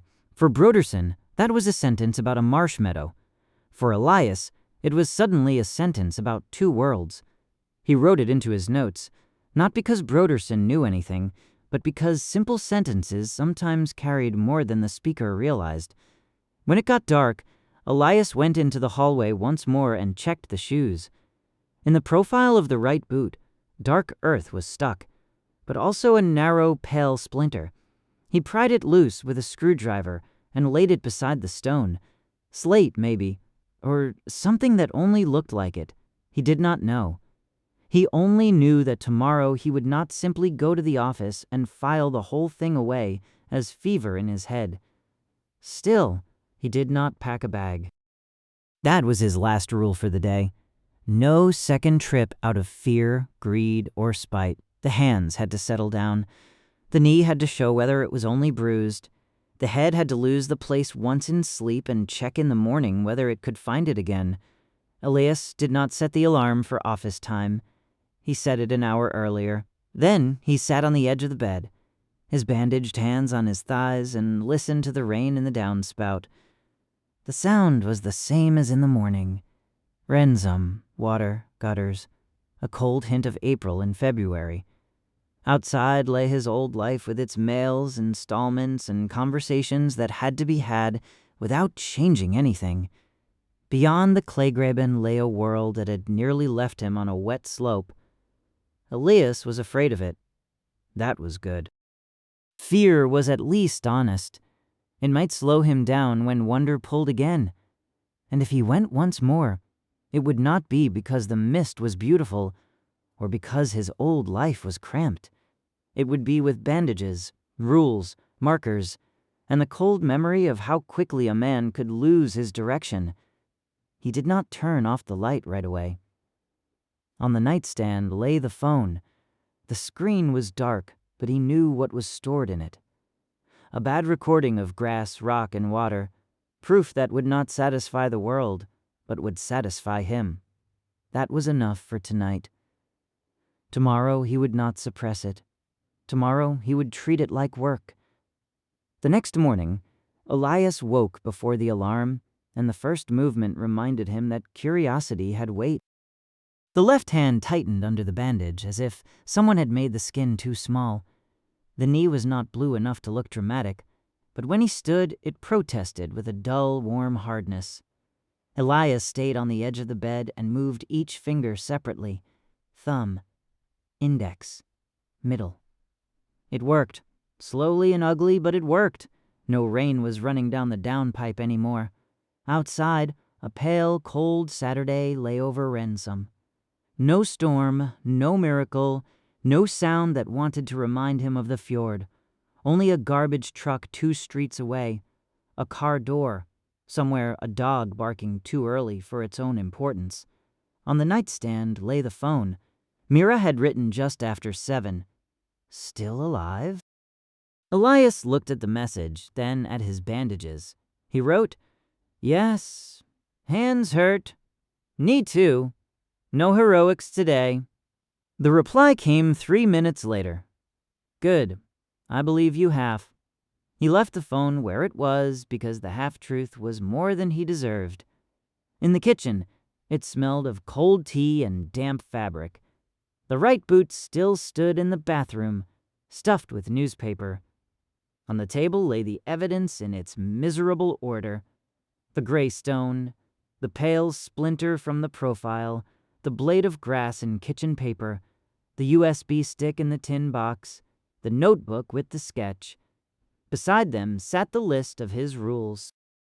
Elias read it before making coffee. Not beyond sight of the mist. No slope without a fixed line.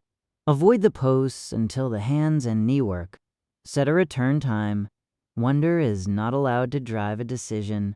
The sentences sounded even stricter in the morning than they had the night before. That was good. Evening fear made big rules. Morning eagerness found small exceptions. Elias took the pen and wrote a new line under the list. First calculate, then carry. After that, he made coffee and ate 2 slices of bread, even though he was not hungry. Eating was the first small repair of the day. The second was changing the bandages.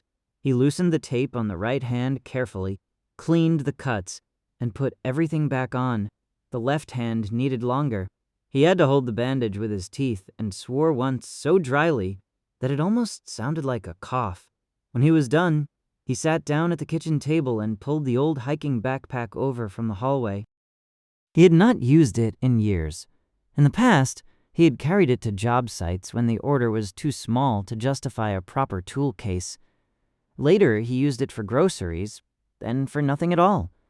The fabric had faded at one seam. One buckle had a crack, and in the bottom pocket, Elias found an old receipt for work gloves dated from a summer when he still believed everything could be straightened again with enough effort. He set the receipt aside and opened every pocket. That was the moment the other world became almost beautiful again. Not as a landscape, as a possibility. The backpack lay open before him, and suddenly Elias could see everything a person might want to take into a foreign world. Axe, saw, knife, tarp, rope, nails, first aid kit, lighter, water, food, dry socks, flashlight, spare battery, notebook, gloves, marker tape, maybe a small crowbar, maybe a second jacket, maybe that old machete from the hardware store he had never bought and now immediately wanted to think was sensible, just because there was a slope somewhere behind the mist. He noticed how quickly his head turned fear into a shopping list. That was the same movement as yesterday on the slope. Elias pushed the backpack away from him. He stood up, got the kitchen scale, found the bathroom scale, and set them side by side on the floor. Then he took a fresh sheet of paper and wrote "Pack Reckoning" at the top. Beneath it, he drew 3 columns: must, can, nonsense. The first line was water. He wrote 1.5 liter next to it, paused, and crossed the number out again. 1.5 liters was too much for a short trip if he stayed within sight. 1 liter was enough. Then he thought of the wet slope, the cold, the loss of time, the possibility that he might behave stupidly again. He wrote 1.0 liter plus thermos and left it there. Second line, first aid. Not the little leftover kit from the bathroom drawer. A properly packed bag, ready at hand, with compresses, bandages, antiseptic, elastic wrap, emergency blanket, pain tablets, and disposable gloves. He pulled everything out of the cupboard, laid it on the table, and immediately saw what was missing. The elastic wrap was old. The compresses were enough for a normal cut, not for a dumb man on slate. He wrote pharmacy in the margin. Then came marking. Red tape had worked, but it had not been enough. He needed tape, string, maybe small wooden stakes, and he needed a rule that no step counted without a look back. He wrote, every 5 steps, check position, then found the sentence too soft and changed it to check position every 5 steps. Tools were harder.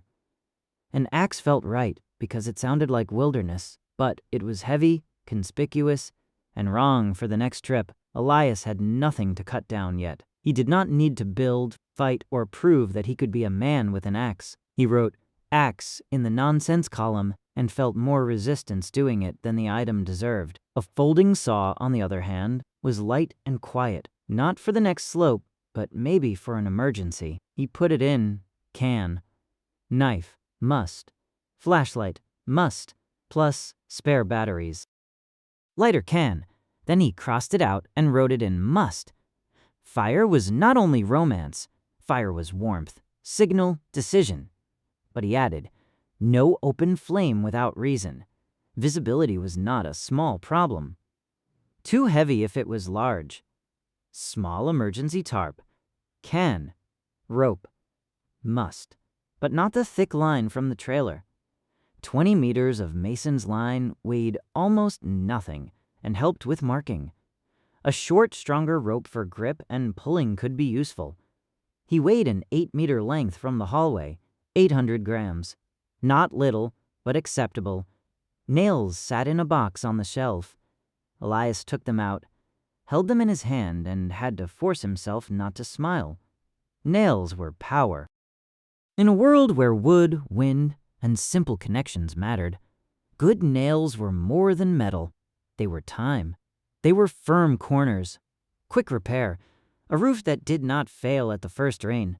That was exactly why they could not simply go into the backpack as a shining promise. The next trip was not a trade and not a construction site. Anyone who took nails along was already starting to build a homestead in his head before he had even cleared the safe path from the mist to the stone ridge. Elias put the box back. He wrote nails later in the middle between can and nonsense. That annoyed him, which probably meant it was right. Around 9, he did not drive to the Kleygraben, but to the pharmacy by the roundabout. He could have walked, but the knee said no. Besides, he wanted to test the backpack later in the car, with real movement, and not just at the kitchen table. The pharmacist looked at his bandaged hands and asked whether it had bitten him. Elias said he had slipped on wet stone. That was true enough to pass smoothly through the room. She put compresses, tape, a new elastic bandage, antiseptic wipes, and a small cooling pack on the counter. At the emergency blanket, she raised her eyebrows briefly. For the car, Elias said. Then take 2. He took 2. After that, he did not go to the hardware store. That would have been too much. In the hardware store, he could have rescued himself into the wrong future. He could have filled the car with things that looked like preparation and were really just fear in disguise. Instead, Elias stopped at the discount store and bought water, cereal bars, batteries, and a pack of freezer bags. At the checkout stood a man with 2 crates of beer in front of him and the smell of cold cigarettes. Behind him, a child was whining because it wanted a chocolate egg. Elias stood there with bandages, water, and batteries and thought of the high sky above the fjord. The present did not feel wrong. It just felt thin, all of a sudden. In the parking lot, he opened the trunk and packed not the backpack, but the caddy. A box for first aid and dry things. A box for tools. 1 box stayed empty. Not for loot, he told himself. For order. Empty space was sometimes more important than supply, because otherwise everything got mixed up as soon as pressure came.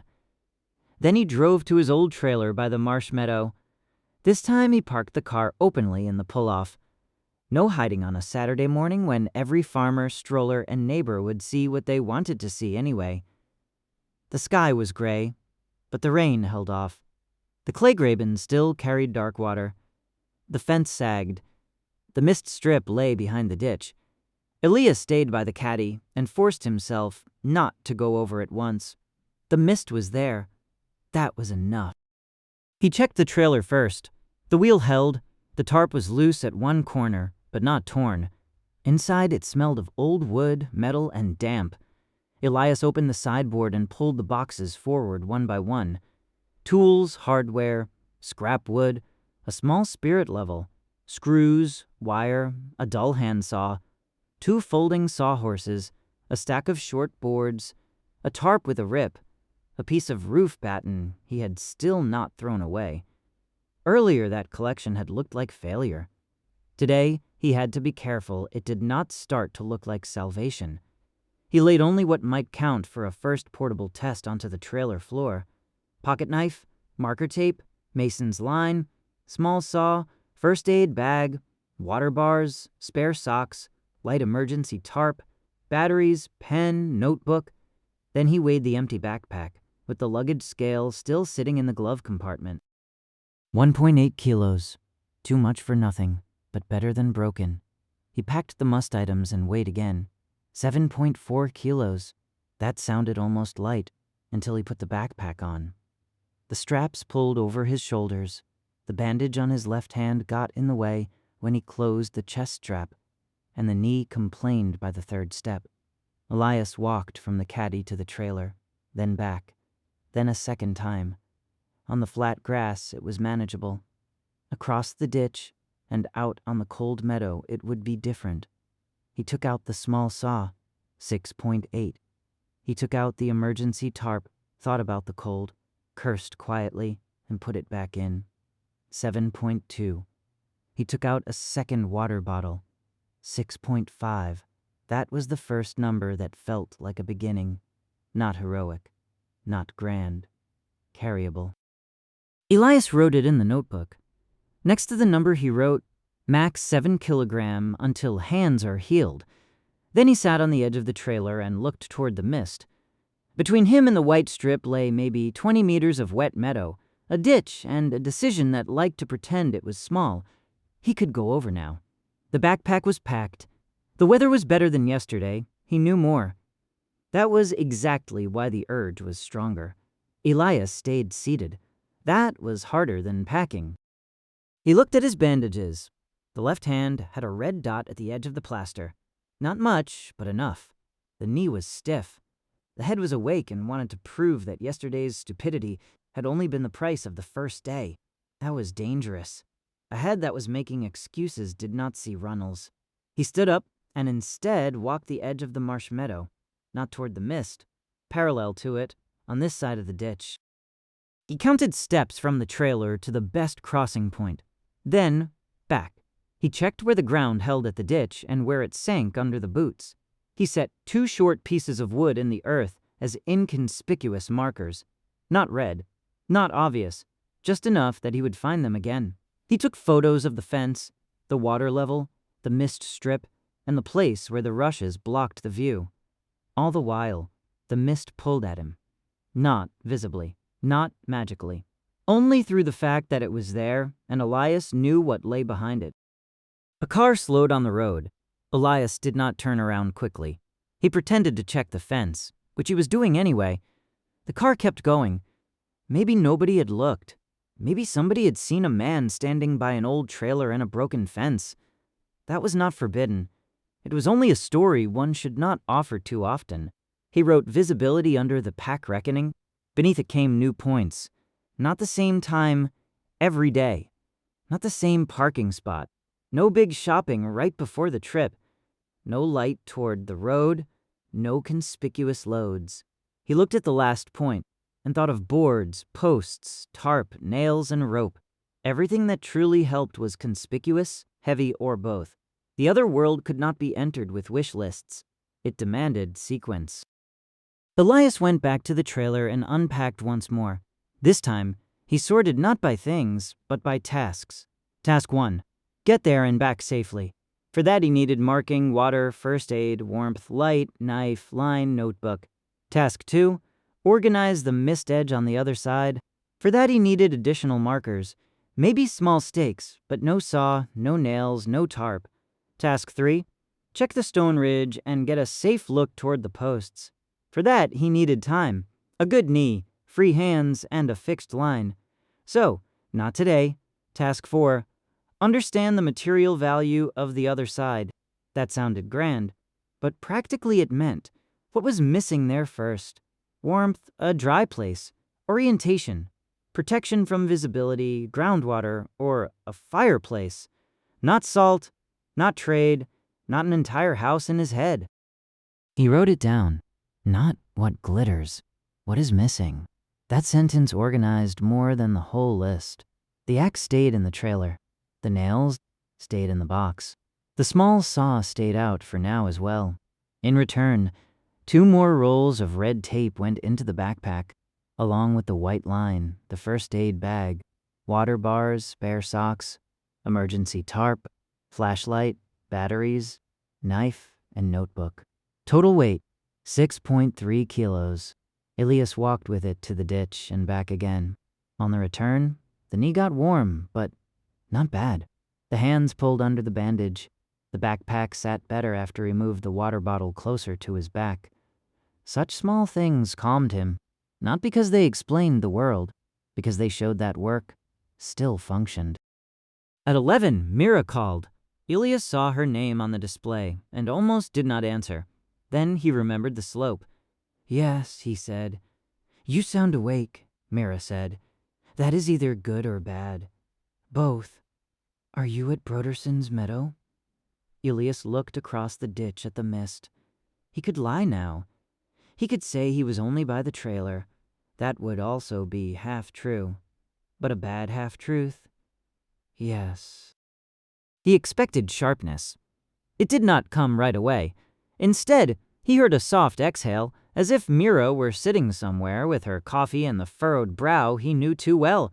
"Then give me at least a return time," she said, "if you're going to stand around on strange meadows, injured and secretive." Elias looked at his watch. 12:30 I'm leaving here. At 1, I'll text you from home. And if not, then you call me. If I don't answer, you call Broderson and say I fell on his fence. That's very specific. Yes. Silence again. Elias, Mira said, and this time there was no irony in her voice. If there is more than a fence there, don't go building around it alone. The sentence hit so precisely that, for a moment, he did not answer. I'm not building today, he said at last. I'm only calculating. Then calculate honestly. She hung up without goodbye. That was not anger for Mira. It was a kind of trust that had no soft edges. Elias put the phone away and stood still for another minute. Then he did what he had said. He calculated honestly. He took the backpack off again, sat on the trailer board, and checked each position once more against the 4 tasks. Everything that was only fear, greed, or fever for the future had to come out. The second roll of marker tape stayed. The white line stayed. The extra bar stayed. Because hunger made stupid decisions. The spare batteries stayed. The small emergency tarp stayed. The rest fit. Then he wrote the first real supply list, not for today, but for the next 5 trips. Trip 1, secure the mist edge. Check markers, not beyond the stone ridge. Trip 2, measure the stone ridge and the dry standing spots. No posts. Trip 3, find a safer path to the flatter spot, only in good weather, with a fixed line. Trip 4, check the post site from the outside. No work, only location and water. Trip 5, decide whether the old farmyard is possible or whether this is only longing. He looked a long time at the last line, or whether this is only longing. The word made him uneasy because it sat closer to the truth than all the equipment. The homestead was not a homestead yet. It was a few old posts on a foreign meadow, a dangerous slope, a view of water, and a man who could barely endure his old life anymore. If Elias put a beginning into it too early, he would make mistakes. Maybe beautiful ones, maybe fatal ones. He closed the notebook. The mist was still there beyond the ditch. Elias did not go into it. Instead, he secured the tarp on the trailer better, rearranged the toolboxes so he would not have to search long next time, and photographed the packed backpack on the trailer board. Then he set the backpack in the caddy as if it were a tool and not a promise. At 12:18, he drove away from the Kleygraben. That was 12 minutes before his own boundary. He felt how much that small victory exhausted him. At home, he texted Mira at 12:45. I'm off. Home in 10. No new injury. Her reply came back short. Good. 1 o'clock still counts. Elias parked under the carport, carried the backpack into the apartment, and did not set it in the hallway. He put it on the kitchen table, next to the stone and the blade of grass. Then he copied the pack, reckoning cleanly, with weight, order, and prohibitions.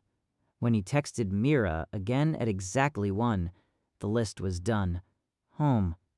Result: I need less than I wanted, and more order than I hoped for.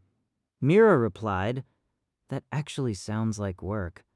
Elias looked at the backpack. For the first time since the find at the Kleygraben, the other world did not just feel like a hole in reality. It felt like a place you should not enter before you knew what you could carry. He took the pen and wrote at the bottom of the list, the next trip does not begin in the mist. It begins with the load. The backpack had spent the whole night on the kitchen table. Elias had not put it in the hall, not beside the door. and not in the trunk. On the table it lay between stone, notebook, first aid supplies, and thermos, as if it had to answer for itself to every single thing in it. Every time Elias woke in the night, he saw the dark outline in the streetlight and immediately remembered why he was not sleeping. At 5:07 he gave up. He sat up, stayed a moment with his feet on the floor, and moved his fingers. The cuts pulled, but they no longer burned. The knee was stiff, not good, but serviceable. Outside, a single car drove through the wet street. After that, Renzum was still again, as still as a small town could get before the first bakery light came on. Elias got up and made coffee. He did not put on his work trousers right away. First, he changed the bandages, slowly and neatly. The right hand looked better. The left still sulked. He put fresh plasters on, pulled thin gloves over them, and wrote in the notebook. Hands limited, no pulling, no climbing, no posts. Then he read yesterday's list again. Trip 1. Secure the mist edge. Check markers. Not beyond the stone ridge. It was a simple sentence. It only turned heavy if you knew what lay behind it. Elias did not repack. He only checked. Water. Thermos. 2 bars. First aid. Emergency blanket. Spare socks. Knife. Flashlight. Batteries. Marker tape. White cord. Notebook. Pen. Small emergency tarp. Phone. He put the backpack on the scale even though he knew the weight. 6.3 kilos. He wrote the number down again, not because it had changed, because he could change. At 5:30, he texted Mira, I'm driving to the Kleygraben. Return check-in at 9:30. I'll go over briefly. Stay at the edge and I have a list. He stared at the message before sending it. Uh-oh. The word over sat there openly now. Not explained, but no longer accidental. For a moment, he wanted to delete the message and replace it with something harmless. Then, he thought of her sentence from the day before. If there's more there than a fence, don't tinker with it alone. He sent the message. The reply came only after he was putting on his shoes. That is still not an explanation, but it's better than silence. 9:30 counts. Elias wrote, yes.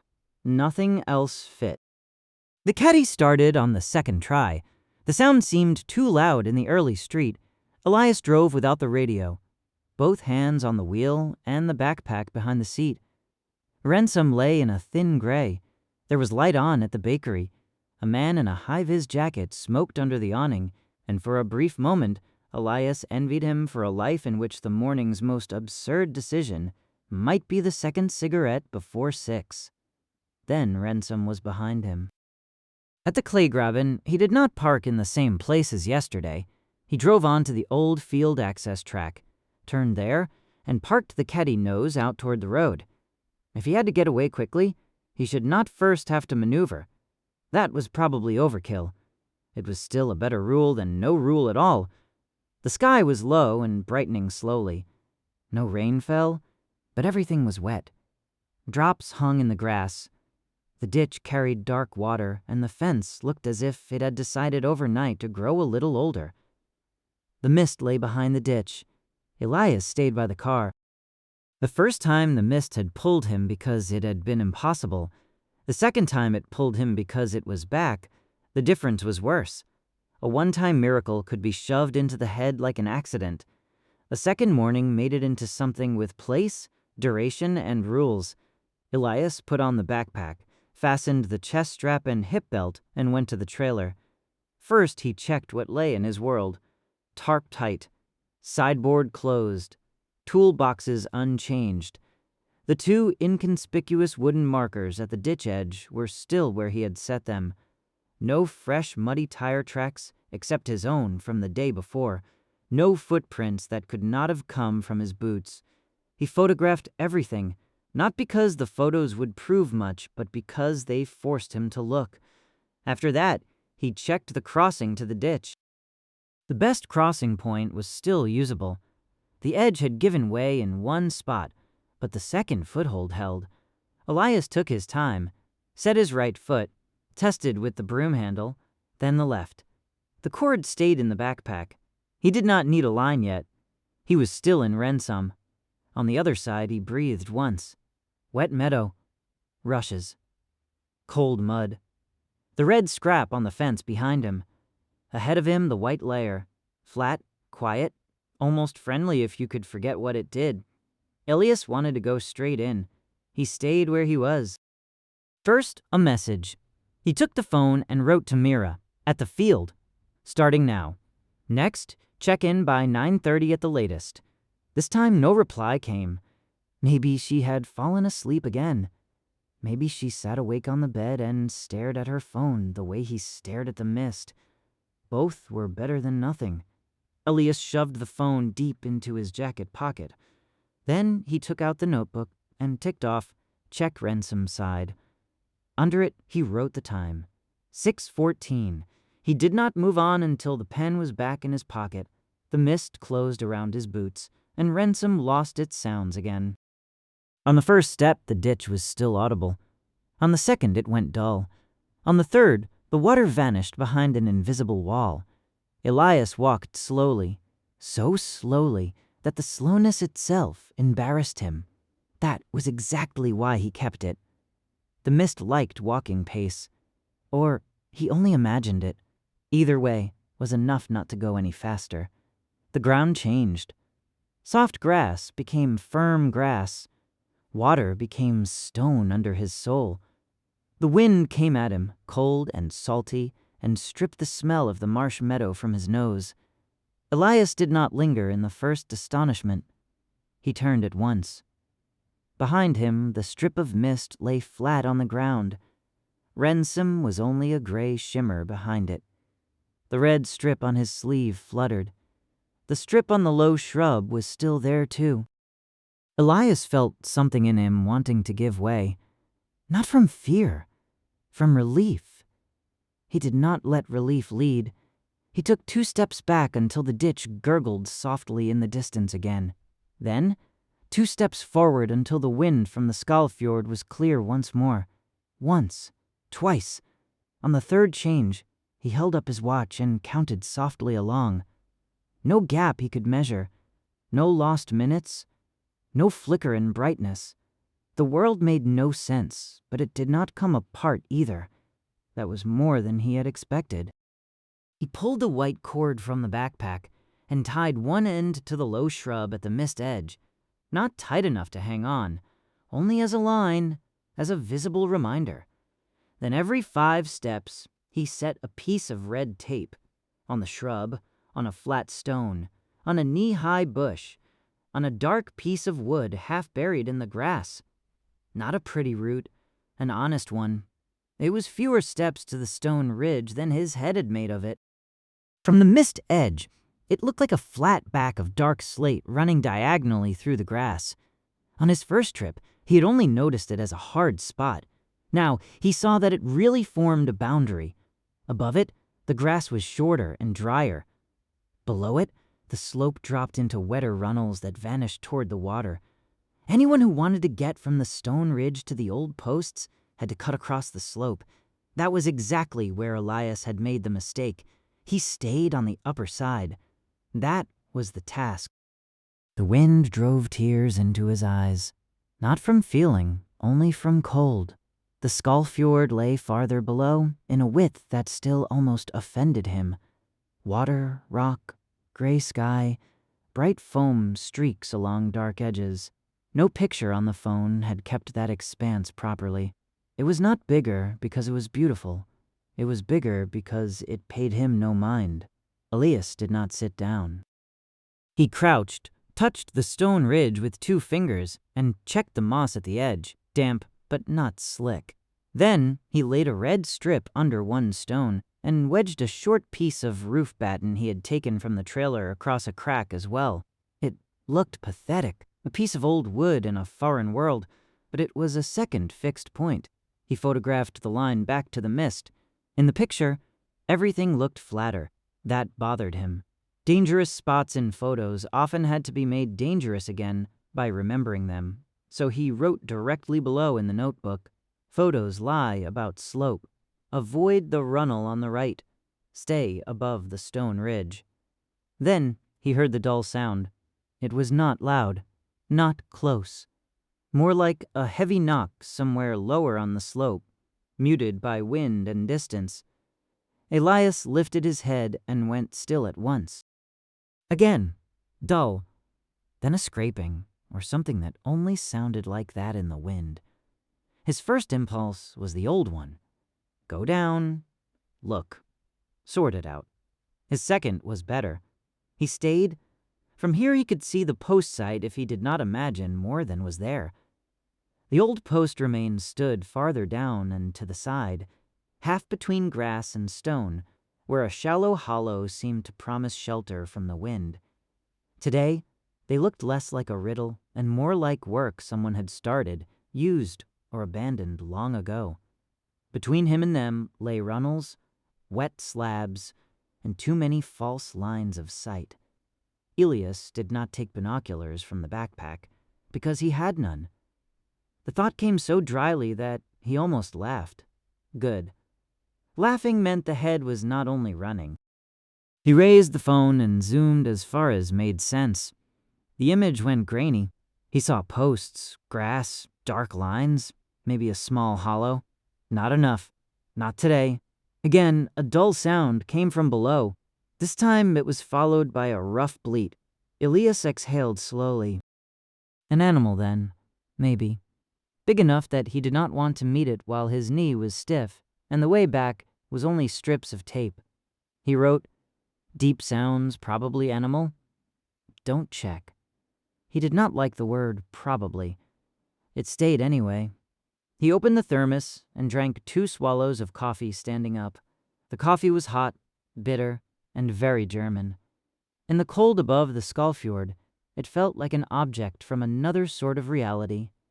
Elias looked at the metal cup in his hand and understood for the first time not just that things came through the mist. He understood what that meant. Every object was a decision. A thermos could be warmth. A knife could be a tool. A nail could be time. A flashlight could be dread. A plastic bag could be rescue or trash.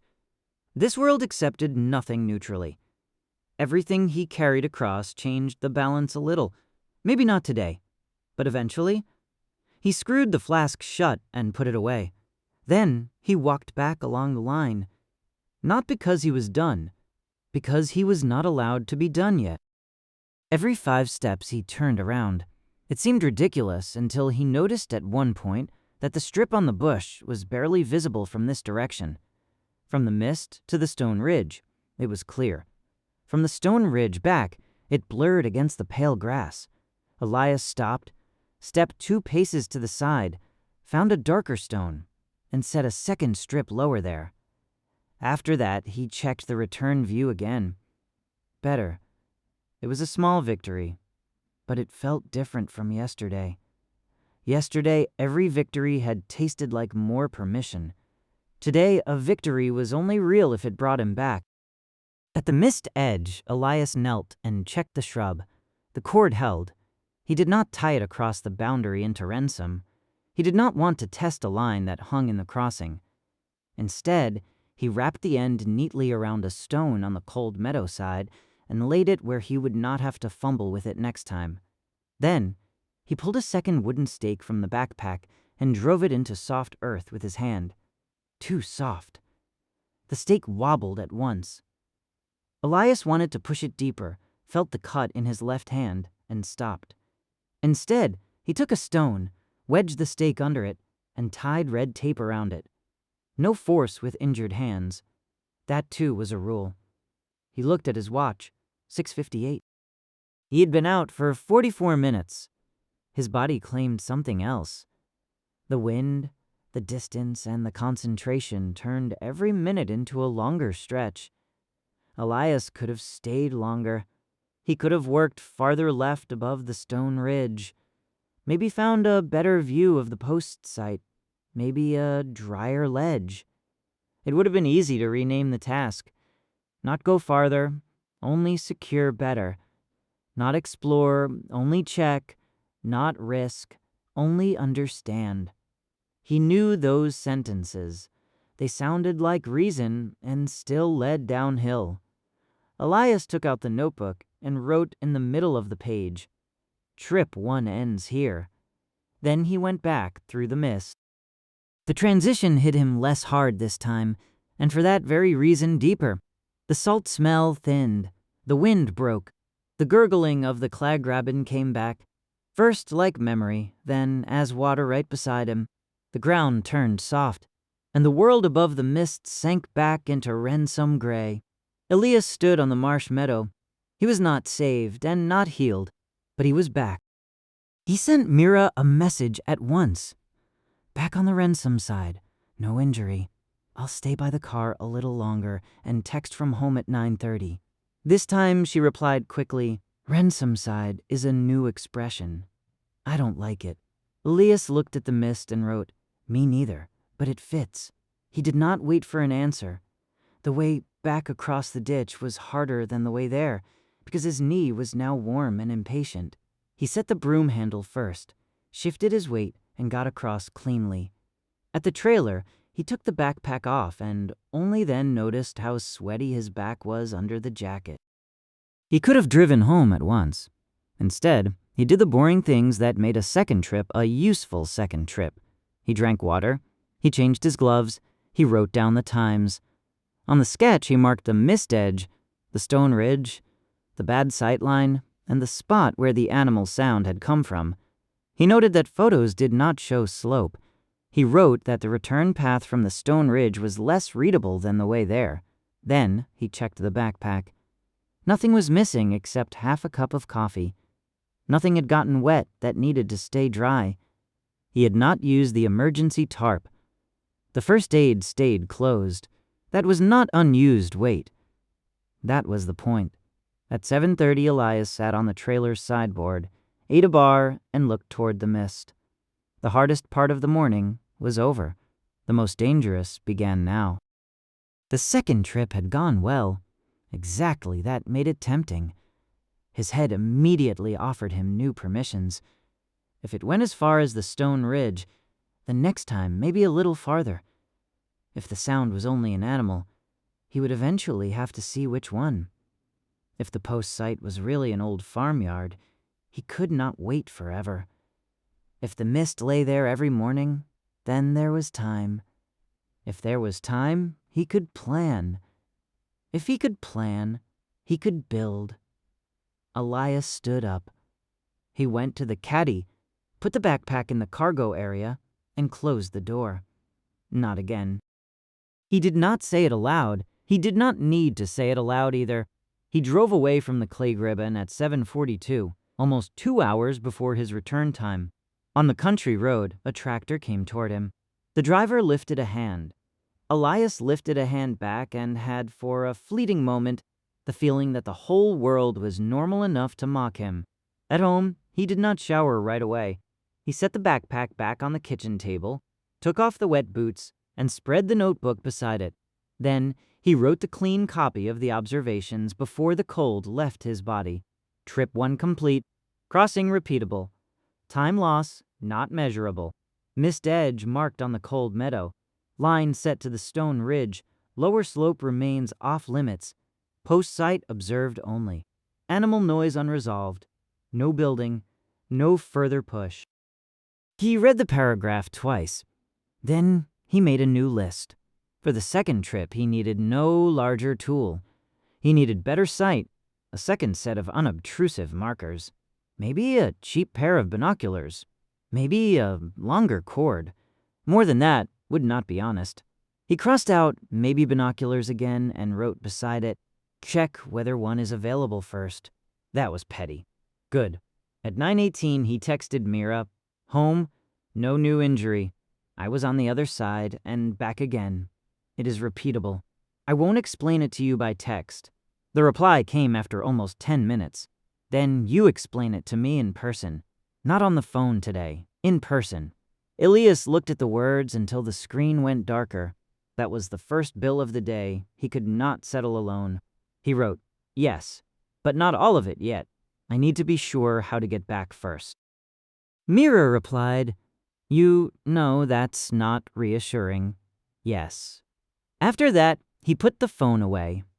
The apartment smelled of wet boots, coffee, and bandages. Through the kitchen window, he saw the back of the carport, the trash bins, and the narrow yard where the roof gutter dripped. Everything was where it should be. Everything was too low. Elias took the stone from the cold meadow in his hand. It was no longer completely cold, because it had been lying in his kitchen for 2 days. That did not make it less foreign. It only made it a thing that had settled into his world. He laid it beside the notebook and wrote one last sentence under the clean copy. The second step does not prove it is safe. It only proves it was no accident. After that, he wrote a new heading on the next page. Trip 2. Fire only as a test, not as comfort. He paused. Fire was not next. Not quite, but cold, a return line, and a place where a person could stand longer than a few minutes belonged together. If he wanted to understand the cold meadow, rather than just step onto it, he would eventually need to know where smoke drifted, where sparks were safe, and whether a small stone hollow was more than a pretty idea. Elias closed the notebook. The mist at the Kleygraben had not gotten smaller that morning. It had gotten worse. It was repeatable. Elias did not buy binoculars. He stood in front of the shelf at the hardware store for 10 minutes on Monday morning, though, and held a pair in his hands. It was small, rubberized, and cost less than a decent drill would have cost. The box promised distant views, sharp edges, and dusk. That sounded exactly like what a man needed who did not want to slide blind down the slope of a foreign world again. Then Elias saw his own face in the reflective plastic. Tired eyes, plasters on 2 fingers, chin not properly shaved, a look that had already built itself a justification. He put the binoculars back. Today, it was not about seeing farther. Today, it was about staying longer without telling himself a story. For staying longer, he needed no new toy. He needed warmth, a way back, and an answer to smoke. He bought a small tin, 2 boxes of stormproof matches, a simple fire steel, a pack of cotton pads, a light aluminum dish from the camping section, and a second roll of white cord. The aluminum dish looked ridiculous lying among screws, sealant, and barbecue starters. That was exactly why he took it. Ridiculous things were sometimes better rules than proud ones. At the register, the young man in the red polo shirt barely looked at him. For him, matches and cotton pads were not a step into another world. They were €12.64 and a loyalty card question Elias declined. In the parking lot, Elias stopped beside the caddy and wrote Mira. Today Kleygraben. Return check-in 16:30. No descent. Fire only as a test. He read the message twice, then sent it. The reply came before he started the engine. Fire is not a reassuring word. Elias wrote, "That's why I'm keeping the test small. This time it took longer." 16:30 still counts. Personal explanation remains open. He looked at the sentence and put the phone away.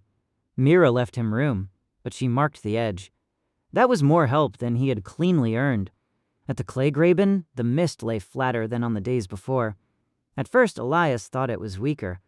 Then he realized it was only lying deeper in the grass, closer to the ground, more like white breath from the meadow than weather. The sky above it was light gray. Wind came from the west and ran over the ditch toward the road. On the Ransom side, everything smelled of wet clay, old grass, and the diesel of a tractor working somewhere behind the hedges. Elias did not park at the trailer. He left the caddy at the old field access track, walked the last stretch on foot, and carried the backpack on both shoulders. In the backpack were fewer things than he would have liked. First aid, water, thermos, 2 bars, emergency blanket, emergency tarp, knife, stormproof matches, fire steel, cotton pads in the tin, aluminum dish, cord, marker tape, phone, notebook, no saw, no nails, no axe, no tool that would make him feel grand. At the trailer, he checked the tarp, the sideboard, and the tracks. Nothing had visibly changed. A few tire tracks on the road, probably from the tractor. No fresh prints at the ditch except old mud shapes that might have been his own. The mist field lay behind the fence and pretended to be an ordinary mistake in the landscape. Elias sat on the trailer's sideboard and unpacked the fire gear. He did not wait until he was on the other side to set up the tin. He put 4 cotton pads inside, tore one half open so the fibers were exposed, and laid 2 matches beside them. Then he closed the tin and slipped it into the jacket pocket, where he could reach it with one hand. The aluminum dish went on top of the backpack, not at the bottom. He wrote beside it, "No lighter on purpose. Match or fire steel, slowly." That was not romantic. A lighter would have been easier. Exactly that bothered him. A thumb press turned fire into a trick. A match and fire steel made it work again. If he was going to imagine he could stay on the cold meadow, he should at least notice how many small hand motions it took. He looked at the watch. 13:08. Enough time until 16:30. Not enough time for stupidity. Elias texted Mira, "Start now." Then he put the phone away, took the broom handle from the trailer, and went to the ditch. The crossing into Ransom was already no miracle by the 4th time.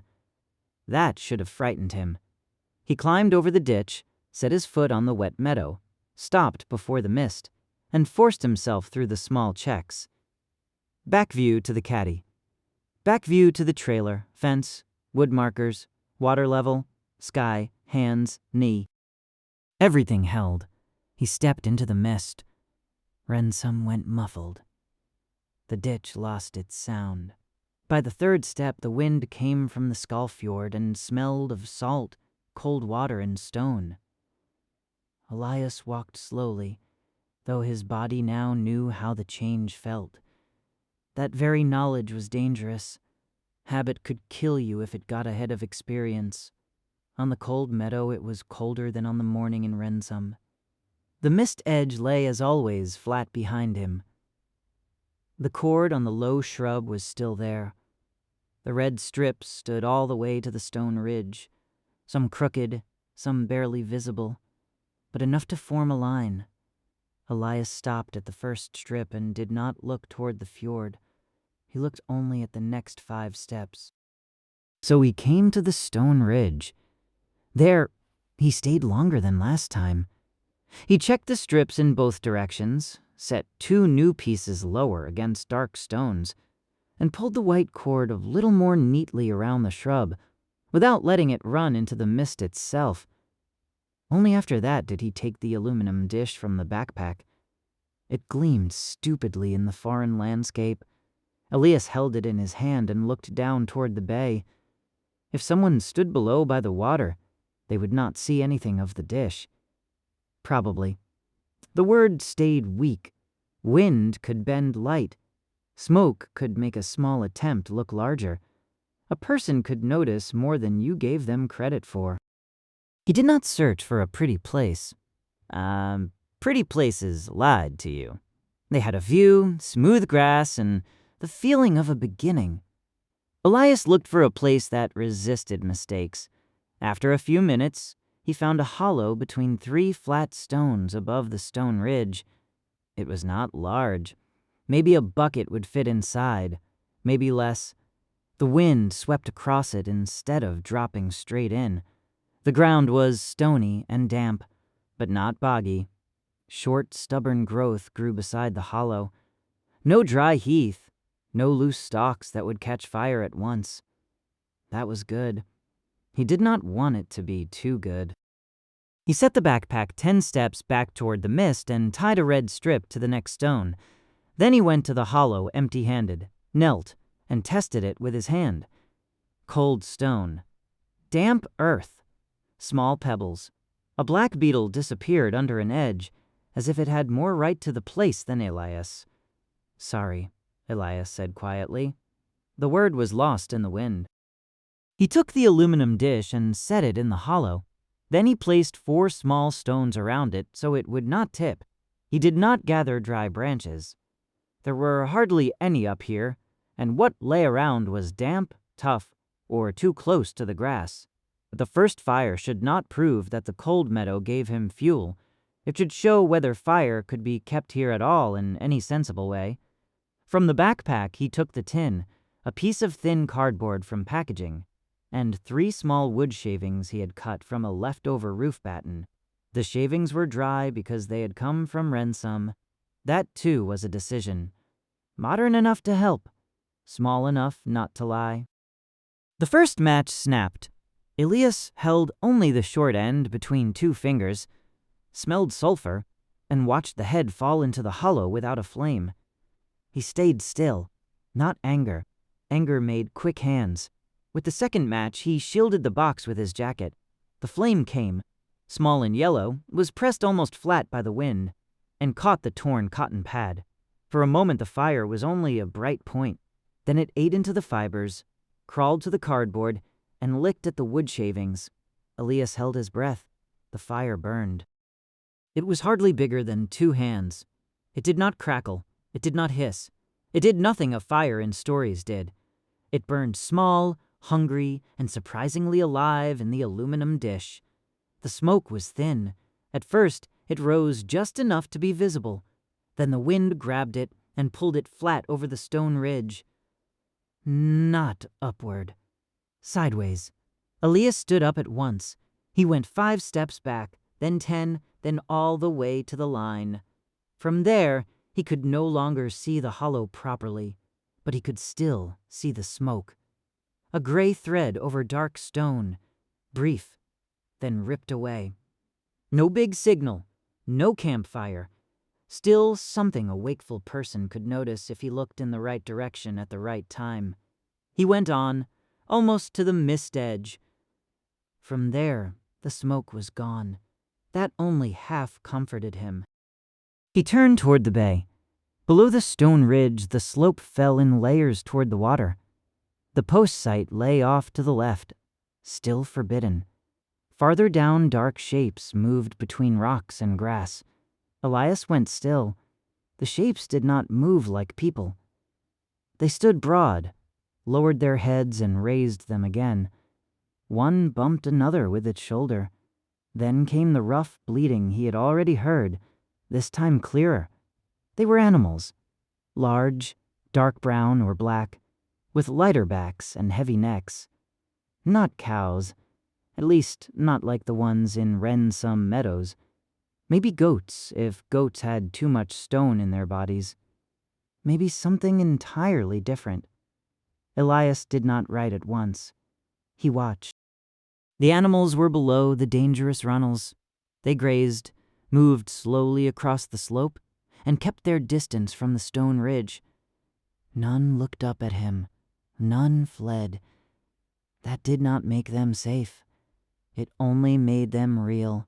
A world with animals had paths, habits, and foreign owners or no owners at all. Both were a question that could become expensive later.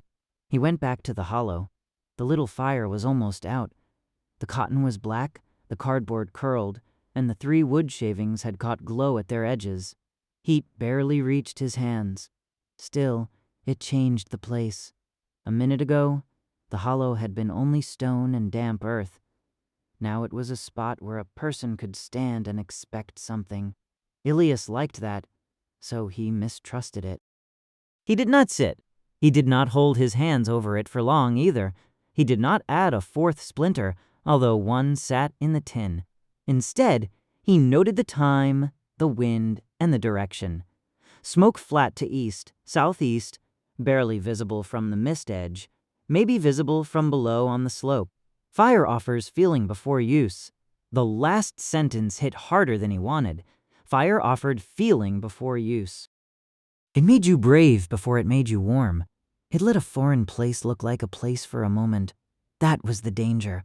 Elias could sit himself down in a story here, in which he had a camp, even though he had only lit a tin dish and 3 shavings. He took the water bottle and killed the glow with a short pour. The steam rose white and sharp. For a moment there was more smoke than when it had burned. Elias swore softly, stepped back, and looked toward the bay. The animals below lifted their heads. One turned half toward him. Then they kept eating. Elias stayed until no steam remained. He raked the wet ash apart with a stone, waited, tested above the dish with 2 fingers, and waited again. Only when nothing was warm did he take the dish out of the hollow. Under it, the ground was clean. No glowing remainder, no black patch on the grass. Only a little water between the stones. Good. He did not take the dish back to the backpack. Not yet. First, he tested the hollow without fire. He sat on the flat stone beside it, not comfortable, but possible. From the sitting spot, he could only partly see the line to the mist. That was bad. He moved to the other side of the hollow. There he could see the mist edge between 2 stones and keep the stone ridge in view at the same time. Better. He did not place a red strip directly at the hollow, but 3 steps uphill on a dark stone. A visible sign at the fire site itself would have been stupid. A sign that only made sense from his line was useful. Then he sketched the hollow in the notebook. 3 stones, flat dish, line of sight, wind direction, distance to line. When he was done, it was 14:37. He had spent almost an hour with a fire that had hardly warmed a hand. That was not a defeat. It was the answer. For real warmth, he needed dry fuel, shelter, time, and a reason to take the risk. For a signal, he needed more smoke, but then also the willingness to be seen. For a camp, he needed a place where the way back, cover, and dry ground came together. The stone hollow was not enough for that. Not yet. But it was a first checkpoint, a place to learn without immediately imagining a roof over his head. Elias packed the aluminum dish away.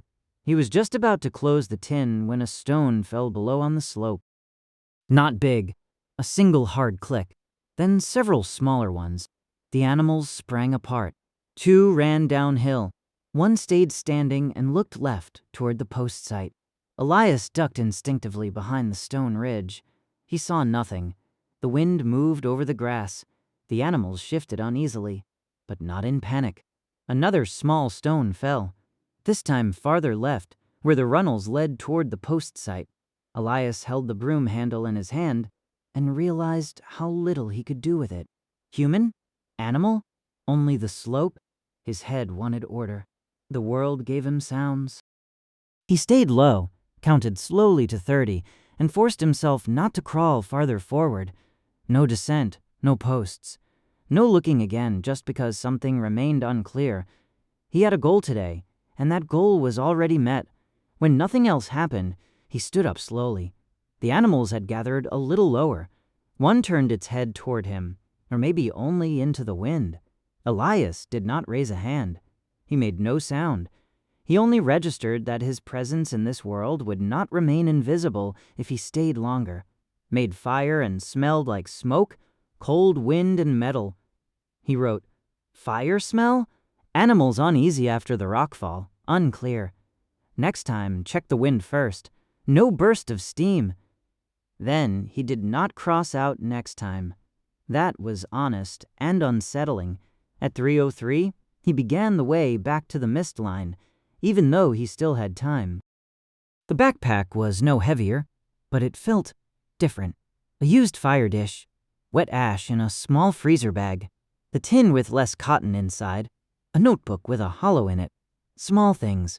Still, for the first time he had done something on the other side that was not only observation. He had not built the place, but he had changed it briefly. At the line he checked each strip from the opposite direction.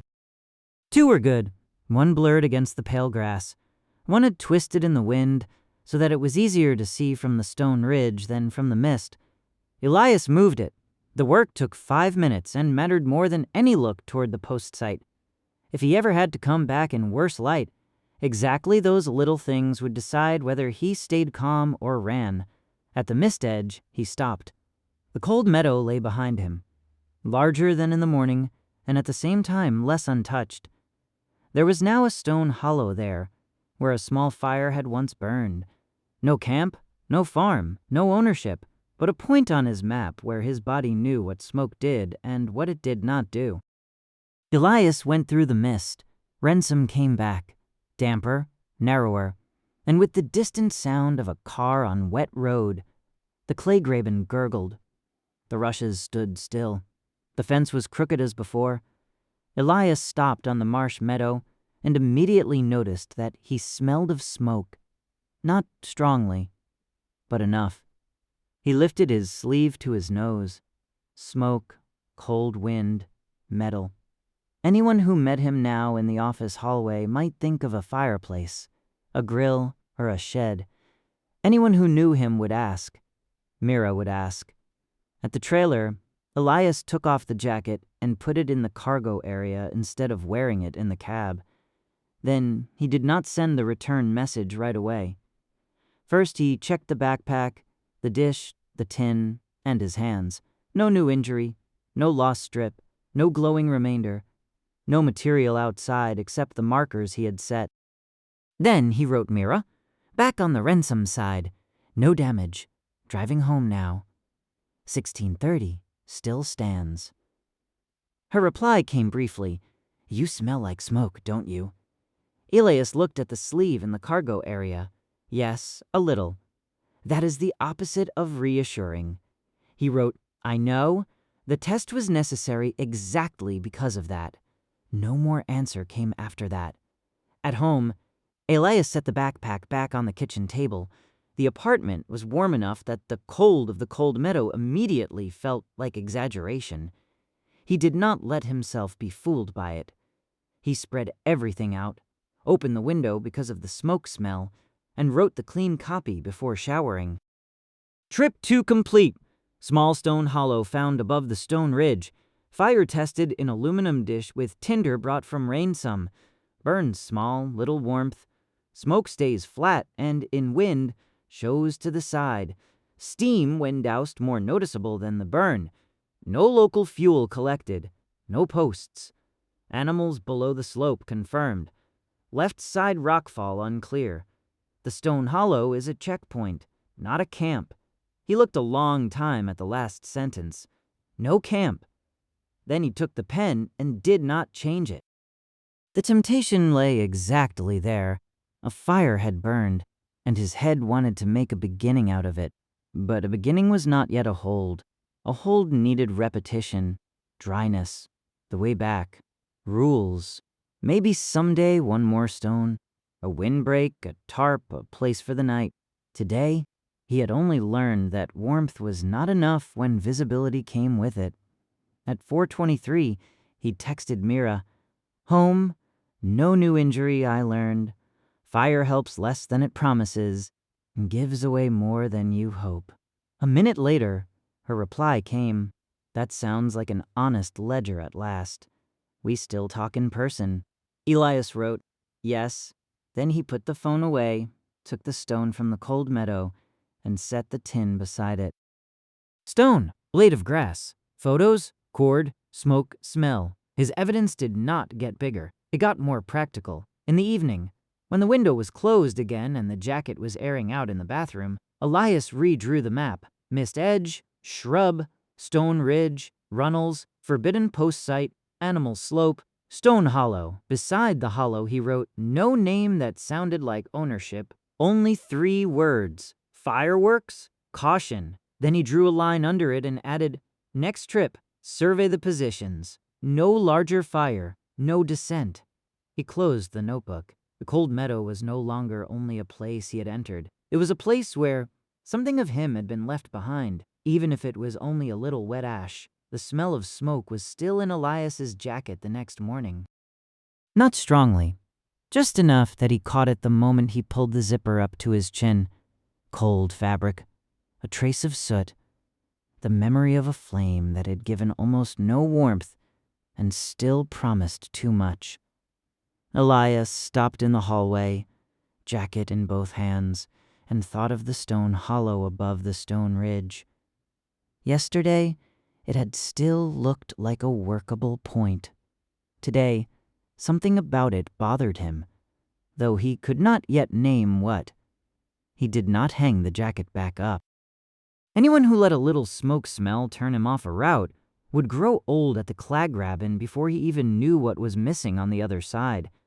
Anyone who ignored the smell just because he had gotten used to it would go stupid on the slope. Between those two sentences lay almost every morning now. Elias made coffee, changed the plasters on both hands, and wrote to Mira before 7. Short trip. No fire. No posts. Check in 11:30. The reply came unusually quickly. No fire sounds better than fire. He looked at the sentence and did not type anything at first. Then he wrote, Me too. That was not the whole truth, but it was closer than most things in the last few days. On the kitchen table, the notebook lay open beside the freshly drawn map. Mist Edge, Stone Ridge, Forbidden Slope, Stone Hollow. The words already looked almost tidy, as if Elias had surveyed a hiking trail with a few annoyances instead of a boundary that did not fit on any map. That was exactly why he stared at the red marks he had made yesterday. Too visible, he thought. The bands had helped him, but they could just as easily help someone else read the route. Yesterday, he had only thought about the way back. Today, after smoke, animals, and the second clear test, he had to think about something else. If people walked below by the water, if the posts really belonged to an old place, then he might have started drawing a little red line for a stranger all the way to his Mist Edge. That thought got him to the car faster than any hunger for adventure. He did not take much. Water, thermos, first aid, notebook, white cord, 2 short wooden stakes, knife, flashlight. He left the red tape roll at first, then took it after all and cursed himself under his breath. Not all red was stupid. Only visible red without direction was stupid. If he needed bands, they would have to sit lower, darker, and only where they made sense from his line. Halfway to the Kleygraben, the town fell apart into wet fields. A gray morning lay over Renzum, bright enough for work, too quiet for good humor. Elias drove without the radio. In his head, he did not organize the trip by hope, but by tasks. Task 1. Read his own trail the way a stranger would. Task 2. Check whether the slope below the stone ridge was only animal ground or something more. Task 3. Turn back at the first reeled out, at the latest. He liked the third task least. It was probably the most important one. At the Kleygraben, he parked farther out than usual, behind a break in the willows that kept the caddy from being obvious from the road at once. He took the backpack, walked past the trailer, checked the tarp, the sideboard, and the ground by the ditch out of habit, and then stayed on the Renzum side. The mist lay flatter than yesterday, not weaker, just quieter, as if it had withdrawn into the grass to look less like weather and more like a decision. Elias wrote Mira one last message. Start now. Then he put the phone away and walked into the mist. The crossing was already awful because it worked. The first time his body had marveled and his head had refused to believe it. By the 4th and 5th time, they did not fight anymore. The wind shifted, the ground pulled, salt replaced bog, and Elias came out on the cold meadow with less inner noise than he liked. Routine did not make miracles smaller. It only made them manageable, and that was exactly its poison. He stopped at once and turned around.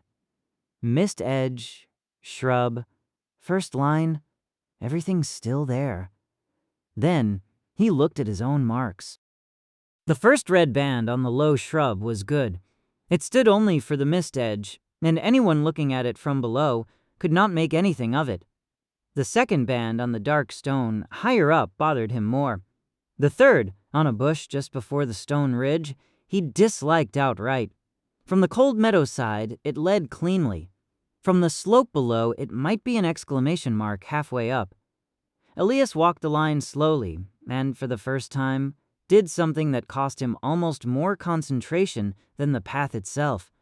He tried to see his own work through a stranger's eyes. Where would someone stop if they came from below? Where would the eye fall at once? Which band looked like chance? Which like repetition? At the stone ridge, he knelt and untied the piece that was too exposed from the bush. Instead, he tied a shorter band lower to a dark stone, half in the shadow of an edge, only useful from his own eye level. Then he set one of the wooden stakes so close to a crack that it was barely visible from the slope. But from the mist, it could be read as a second fixed point. He exhaled. That was better. Not safe. Just better. He straightened up, ran his left hand over the stone ridge, and looked farther down than he had on the previous days. Suddenly, the slope was no longer just a slope. Below the stone ridge ran something he had missed before, because his gaze had always been forced either to the old posts or back to the mist. It was not a road, not a free path, not even a real cut, only a narrow horizontal trace in the grass. A darker line at some points bare, at others edged with small stones, here and there interrupted by footfalls that did not follow the natural fall of the hill. It crossed the slope and then bent around a rocky spur toward the bay. Elias blinked. Now that he saw it, it was suddenly everywhere. Here a strip of trampled growth, their lighter slate worn bare by many small soles or hooves. Farther left a place where grass was missing, not because water had taken it, but because something kept moving there again and again. He did not say the word aloud. It was already there, in his head, fjord path.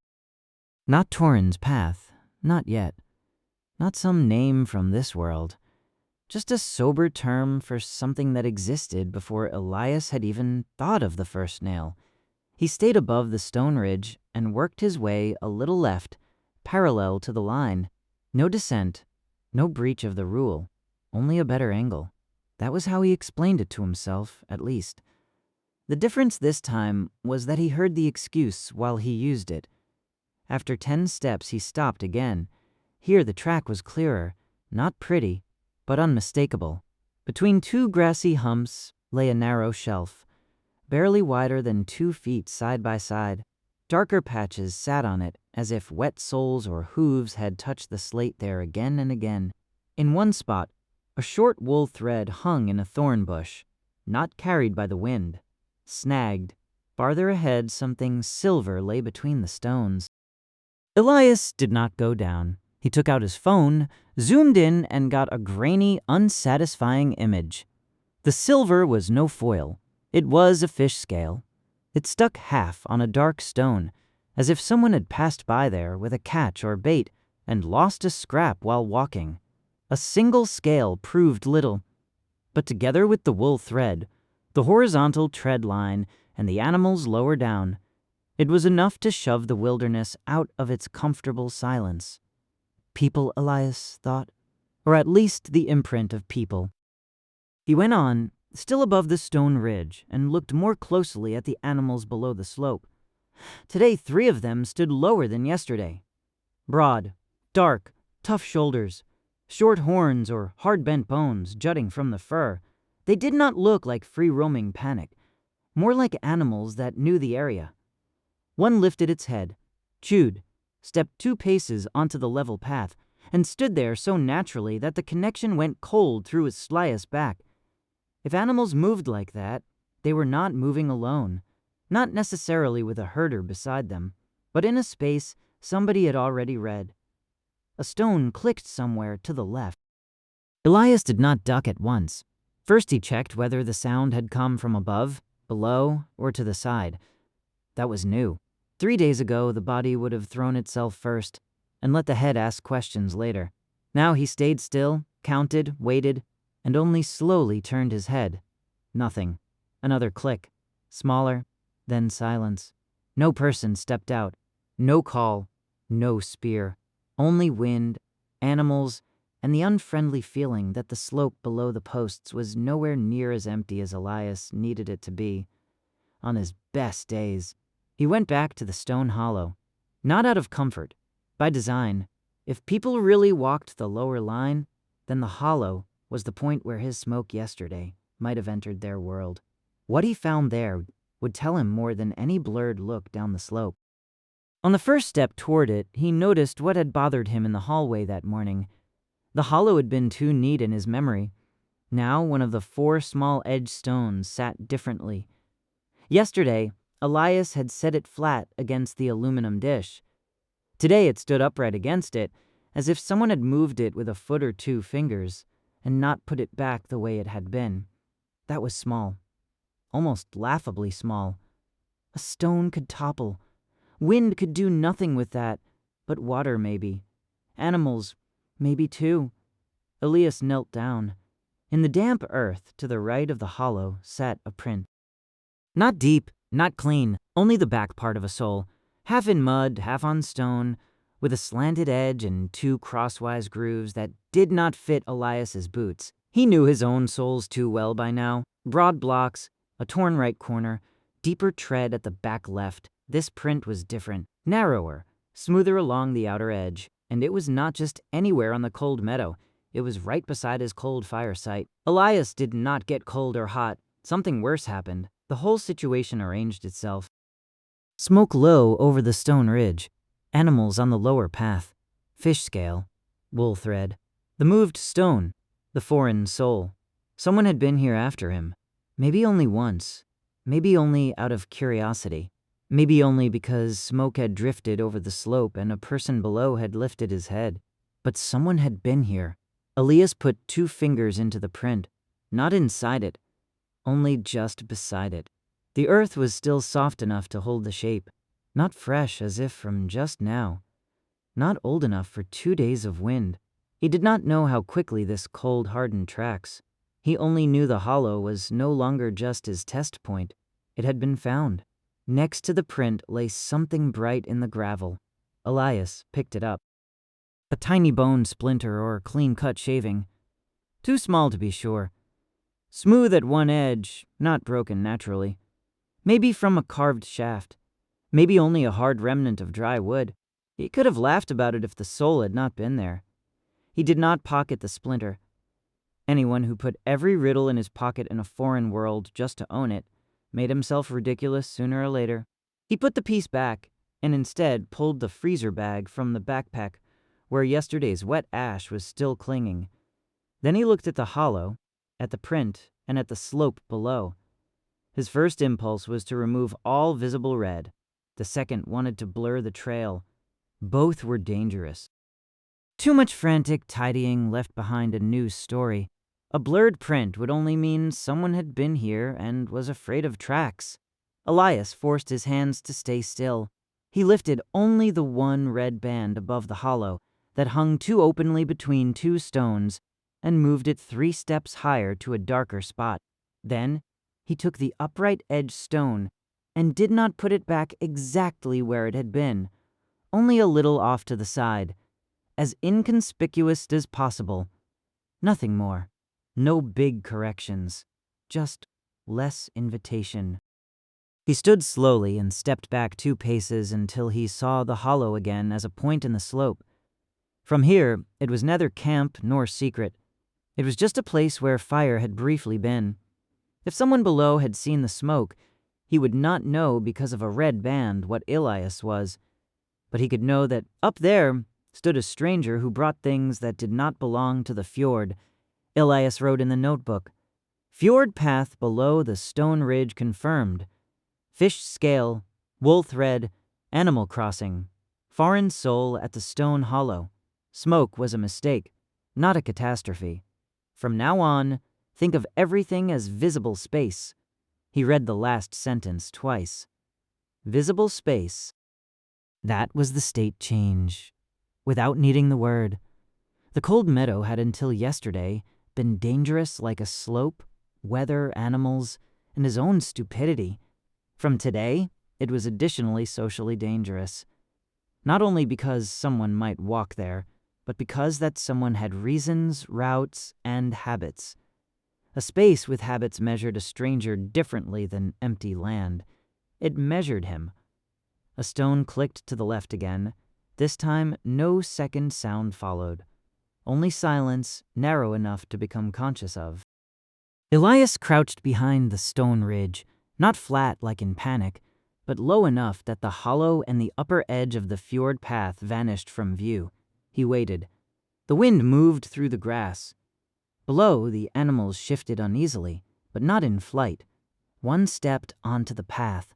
Another moved away from it. Then there came from far left a short, dry clack that could have been a stick against stone. Nothing more. No person showed itself. That was in a sense worse. A visible stranger was a question. An invisible stranger with roots was already part of the place. Elias stayed crouched for one more minute, then stood and decided to go back. Not because everything was clear, because too much remained open, and the next sensible step was no longer deeper into the slope, but avoidth. On the way to the mist, he checked every marker again. He left 2 in place. He moved 1 lower. He wound the white cord around the shrub more neatly around the stone, so that from the lower slope it would not stand out like a bright thread. He pulled the second wooden stake all the way out. 1 fixed point fewer and less pattern. It was small work. That was where reason now lived. When Elias reached the mist edge, he turned once more. From here the slope looked larger and duller again. The stone ridge lay dark in the grass. The hollow was barely visible. Further down, the fjord path ran toward the rocky spur like a scar too narrow to matter. Nothing about it shouted human. Nothing about it shouted danger. And yet one clear fact now stood between him and the water. Someone could walk there without Elias seeing him in time. He went back through the mist. Rinsum came with the sound of the Kleygraben and the smell of wet earth. For a moment, the tightness of this world felt almost like protection. Elias stopped on the marsh meadow, set the backpack down, and took out the phone. Back on the Rinsum side. No injury. Driving now. Mira answered only after he had already crossed the ditch. You write like someone with an incident log now. Elias looked at the sentence and typed, Today. That was more sensible than hope. Nothing more came after that. At the trailer, he sat down on the sideboard and opened the notebook again. He did not draw the fjord path broadly, only as a narrow line below the stone ridge, along with the place of the fish scale, the hollow, and the print beside the cold fire site. Then he wrote beneath it, Not alone, not yet seen for sure, but you can be found. He did not cross out the last sentence. On the drive back to Rinsum, he kept the heat low, and the window cracked open a little. That helped against the remaining smoke in the jacket and against the feeling of sitting in a cab that was too small. At the light in front of the beverage market, a delivery van with roof battens stood ahead of him. Elias stared at the wood and did not see wood. He saw how quickly every usable thing on the cold meadow became both tool and signal. Nothing there was neutral. At home, he laid the backpack, notebook, and map back on the kitchen table. This time, he did not sit down at once. He went to the bathroom first, washed his hands, looked at the new clean plasters, and smelled the jacket again. Hardly any smoke. Something else instead. Cold stone. Maybe only imagined. He hung the jacket over the back of a chair and wrote the clean copy before the day could become normal. Trip 3 complete. Own markers partly too visible. Below the stone ridge runs a narrow fjord path with clear signs of use. Treadline, wool thread, fish scale, Animal Crossing. At the stone hollow there is a foreign sole print beside the cold fire site. One edge stone was moved. Conclusion. Yesterday's smoke may have given the place away. From now on, treat the cold meadow not only as wild space, but as traversed space. After that, the pen hung for a moment above the paper. He added one more line. Next trip only when I first understand how to keep tracks small here. Elias leaned back and looked at the map. Until yesterday, it had promised him order. Today, it did something more useful. For the first time, it showed him where his order ended. Somewhere below the stone ridge, between fish scale, animal path, and the narrow print at the hollow. A way was running that had been there before.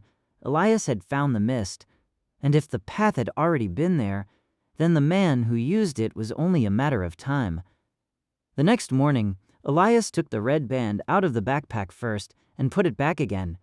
Not because he trusted it less, because he trusted it too much. The bands had brought him to the stone ridge and back home again. Exactly. Because of that, They now had to be treated like any other strong thing on the cold meadow, useful, visible, and expensive once someone else could read them. Elias stood in the kitchen, backpack half open on the table, and sorted not by courage, but by what would keep the damage smaller. Water, thermos, first aid, knife, white cord, 2 short wooden stakes, notebook, phone, half a roll of red tape, no more. No fire dish, no matches, no tools that looked like taking things apart. The smoke smell was almost gone from the jacket. That did not reassure him. It only said that fabric forgot faster than a man who had burned in the wrong place. Elias wrote Mira just before 7. Short trip, only tracks and marks. Check in 11-teen. The reply came as if she had been sitting on the bed with the phone in her hand. Only sounds better than fire. Elias looked at the sentence and wrote, "Me too." That was the whole truth of the morning. He drove to the Kleygraben without the radio. The fields behind Ransom lay under a sky that had not yet decided whether to brighten or leave the day in gray drizzle. On the verge strips stood puddles of water, bending the bare willows in them. A tractor dragged a dark furrow across a field far in the distance. Otherwise, little moved. At the Kleygraben, Elias parked the caddy not at the trailer, but farther up at the old farm track, from which car and road could only be seen together from the right angle. The trailer stood there as always. Tarp, sideboard, the crooked fence beside it. Everything unpleasantly normal. Behind the ditch lay the flat strip of mist. Elias checked the boring things first. Tarp tight. No fresh foreign tire tracks at the pull-off. No clearly new prints in the mud, except those that might have been his own. Water level in the ditch, unchanged. Sky usable. Hands, steady enough under the plasters. Knees stiff, but not bad. He wrote Mira one last time. Start now. Then he put the phone away and walked into the mist. The crossing was now precise enough to feel worse than on the first day. Wet Ransom ground. Silence. Salt. Firmer grass. Wind from the water. Elias arrived on the cold meadow, turned at once and looked back to the mist edge. The low band on the shrub was still there. Higher up, one of the red pieces gleamed, even though there was no sun on it. He immediately felt how much that bothered him. From below, it might be only a splash of color. From below, it could also be exactly the wrong kind of repetition. He walked slowly to the stone ridge, and this time did not look first to the post site or to the fjord. He looked only at his own line. The band on the dark stone was good. The piece on the bush just before the ridge bothered him again. It was small, but too clear against the wet grass. Elias loosened it carefully, wrapped it up, and instead set the first wooden stake deeper into a crack in the stone ridge, where only a narrow red remnant stayed in the shadow. Then he stepped back 3 paces. Better. Not invisible. Just less stupid. He worked his way left above the stone ridge, always looking back to the mist and then forward to the slope. Below him, the fjord path now ran so clearly through the terrain that he was annoyed not to have read it that way 2 days earlier. Trampled grass, bare slate edges, a horizontal calm in the slope where only the fall should have been. Farther down, the dark animals stood again. 3 this time, maybe 4. Broad shoulders, short horns, heavy neck. They ate, stepped onto the path, lifted their heads, and ate again. None looked lost. Elias stayed on the upper side. No descent, no attempt to see the posts up close. The rules were no longer merely reason. They were the only thing between him and the mistake from the first day. At the stone hollow, he knelt down. The print from the previous day was no longer cleanly readable. Wind and moisture had made the edges flatter, but it was still there. Enough that Elias would not tell himself he had seen it wrong. The slightly shifted edge stone now stood again, more or less the way Elias had put it back. That did not comfort him either. It only meant nothing loud had gone through the place. He looked back to the line, checked whether the hollow stood out from there, and moved another band lower onto a dark edge. Then he heard a stone click to the left. Not roll. Click. As if it had been struck on purpose against something hard. Elias lifted his head slowly. The slope to his left looked as before. Grass, wet stones, a light scar of slate. No person, no animal, only wind pulling along the ridge. He stayed still and waited for the second sound. It did not come at once. First, he saw that one of the animals on the fjord path lifted its head and stared in the same direction as he did. Then came a short, dry sound of metal on stone. Not loud. Just final enough that Elias knew the wish to move 2 more bands and drive home was over. He stood slowly. The man did not step out of the mist, nor from behind a rock, nor from any direction Elias wanted to grant him. He came up the slope from the lower left, over a narrow line in the terrain that Elias had not yet recognized as an ascent. 2 steps on bare slate, 1 over grass. Then he was already on a height from which the spear no longer looked decorative, but real. He was not tall in the fairy tale sense, only sinewy, hard, and so sure-footed, as if every step between stone ridge and water belonged to him. A gray-brown wool cap sat low on the back of his neck. The coat over it was more work than clothing, short enough for the slope, heavy enough against wind. Over the right shoulder hung a narrow net bag. Something bright in it glistened wet. Fish skin, maybe. The spear shaft was dark from the hand that carried it. Under the tip, a narrow red strip fluttered. Elias needed a second too long to understand what he was seeing. It was his band. Not just any. One of the narrow pieces he had set over the stone ridge on the second morning. The man had taken it down at some point and tied it beneath the spear tip like evidence. Elias raised both hands slightly away from his body. Slowly, he said, more to himself than to the stranger. The man answered with something, short, rough. Not a syllable Elias could hook onto anything from his world. The tone was not loud. That was exactly what made it so clear. No call for help, no threat for other ears. Just a sentence for the man in front of him. The spear stayed at chest height. Elias did the only thing that seemed sensible. He slowly took the backpack off his shoulders and set it on the ground in front of him. Not dropped, not thrown, just set down. The man watched every movement, not like a robber hoping for loot, but like someone who only wanted to know whether the next heartbeat would mean work or violence. Again came a sentence in the foreign language, this time longer. The man nodded the spear toward the stone hollow, then toward the red remnant on Elias's stake, then farther down to the fjord path. Smoke, signs, path. The sequence needed no translation. Elias did not reach for the notebook, the knife, or the thermos. He only pulled the visible red band out of the edge, held it up briefly so the other could see that he understood, and put it into his jacket pocket. The spear did not lower, but the man became 1 finger width, less ready to use it at once. Elias pointed to the hollow, then made a small downward movement with the flat hand, as if putting out a fire. "No fire," he said. "That's over." The stranger did not understand the word. Elias could see that in his eyes.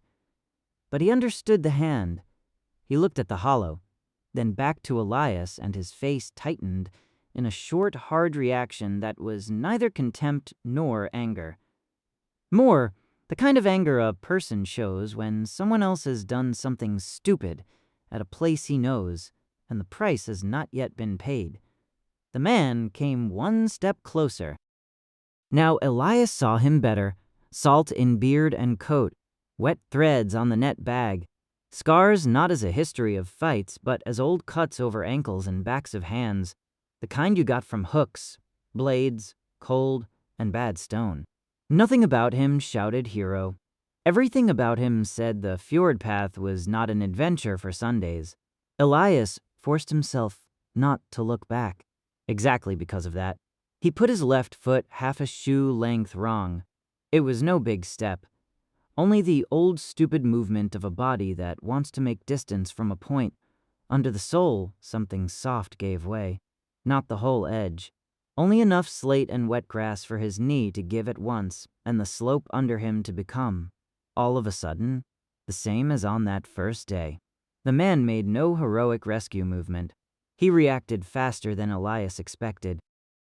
The spear did not go forward, but across. The wood hit Elias hard below the collarbone, not stabbing, only brutal enough to shove his upper body sideways back onto the stone ridge. At the same moment, the man barked a sharp word that stood against wind and stone like a command. 2 rocks slipped loose under Elias's boot and clicked down the slope. Then there was hold under his feet again. Elias stood there, breathing shallowly, the spear shaft across his chest. For one ugly moment, he understood nothing except the shock of not having fallen. Then everything arranged itself. The man could have let him run with the same movement. He had not. The spear stayed crosswise for one more beat. Then the stranger pulled it back, stepped away again, and said something, harder and longer than before. With the tip, he did not point at Elias's throat or belly, but at the spot that had just broken away. Then, at the firm run of the stone ridge that Elias should have stood on. Warning, not threat, or both. Elias swallowed the dry taste of adrenaline and nodded once. He lifted a hand, pointed to the ground beside the ridge, and said quietly, "Understood." The man did not understand the word, but he saw that Elias was no longer backing away. Below on the fjord path, one of the animals lifted its head and gave a rough bleat. The wind carried the sound slantwise up the slope. For a moment, both men stood still and heard the same noise. Elias nudged the backpack a little farther from the edge with his foot. Slowly, the stranger followed the movement. When Elias opened his jacket to reach the thermos, the spear tensed at once. "Just coffee," Elias said before he realized how pointless it sounded. He did not move any faster. The bottle came out. Dark metal, scarred, clearly not from here. The stranger's gaze stuck on it for a beat. Not greedily, just attentively. Elias unscrewed the cap because his hands needed something to do. A little steam rose into the cold air. Not much. Enough that the smell stood between them. Coffee, bitter and warm, so out of place over the fjord that it almost seemed insulting. The man looked first at the bottle, then at Elias, then at the bottle again. He made no move to take it, but the spear was no longer quite as straight as before. Elias set the cap on the stone beside him. No offer held out in a hand, just something visible between them that was not spear, knife, or red band. The man said a single word and touched 2 fingers to his chest. "Toren," Elias heard. Then after barely a breath, "Skal." Elias answered at once, before his courage could slide back into his legs. He laid his right hand on his own chest. "Elias." Karin said nothing. He only looked at him, weighing whether the name had weight or was just a sound a stranger made before dying. Then he repeated it with a slightly different stress. "Elias." More bridge there was not, and yet it was more than Elias had expected a minute earlier. Toren took his hand from his chest, lifted the spear, and pointed first at the stone hollow, then at the red remnant in Elias's pocket, then far down to the fjord path. After that, he made a short cutting movement through the air with 2 fingers. "Not here. Not like this. Not again." Elias nodded again. He pulled the second visible band from the shadow stone of the ridge, wound it up, and put it into the jacket with the first. Then he pointed at the hollow himself, repeated the extinguishing gesture with his hand, and said, "No fire." Toren saw that Elias repeated the same gesture. Whether he understood the word did not matter. His eyes narrowed a hair less. Then the spear tip tapped Elias's knife grip. Elias did not freeze. He slowly took the knife out of the pocket, closed it, and laid it with the handle toward Toren on a flat stone. For 2 breaths, nothing happened. Then Toren stepped half a pace forward, not closer to Elias, but to the stone. He did not take the knife. He only looked down at it, then at Elias's hands with the fresh plasters, then back to the knife. His expression did not change much, only enough that Elias understood what he was reading there. Injured. Stranger, not unarmed, but also not ready for a clean fight. Toren pushed the knife back toward Elias with the spear tip. That too was not kindness, only a decision. Below, the animals started moving again. 2 crossed one after the other over the narrow fjord path to the rocky spur. Toren looked down, only briefly. In that brief glance, there was more attachment to the place than in everything he had said so far. He did not only know the stones, he knew what walked on them. Elias followed his gaze a beat too long. Toren noticed at once. With a small motion of the head, he indicated that Elias should move back to the upper line. Then he pointed with the spear to the place where Elias had nearly slipped and gave a short shake of the head. No grand gesture, only the kind of movement with which an experienced worker tells another that a spot is to be treated with obedience, not discussion. Elias stepped onto the safe run of the stone ridge. Toren gave the smallest nod. Again, his gaze went to the thermos bottle, not to the steam this time, which was long gone, but to the cap with the dark coffee left in it. Elias did not lift it. He waited. After a moment, Toren did not lean down, but merely sniffed briefly, without taking his hands off the spear. The reaction was so small, it was almost no reaction at all.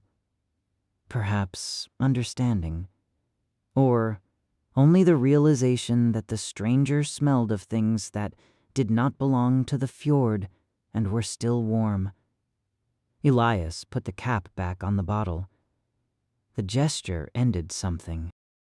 Toren lifted the spear, let the red band strip flutter loosely beneath it, and then pulled it free with 2 fingers. He looked at the piece of cloth for a moment, as if weighing whether it served him better as warning or proof. Then he let it fall in front of Elias's boots. Elias did not bend for it. Not yet. Toren said something again, this time more calmly. A short sentence that ended in a tone different from command or anger. Maybe just a statement. Maybe a name for the place. Maybe nothing Elias could use today. Then he touched his chest once more. Toren's skull. Elias answered just as briefly, Elias Varen. The second word may have been too much. Toren only repeated the first. Elias. After that he stepped back. Not hastily. Not with his back first.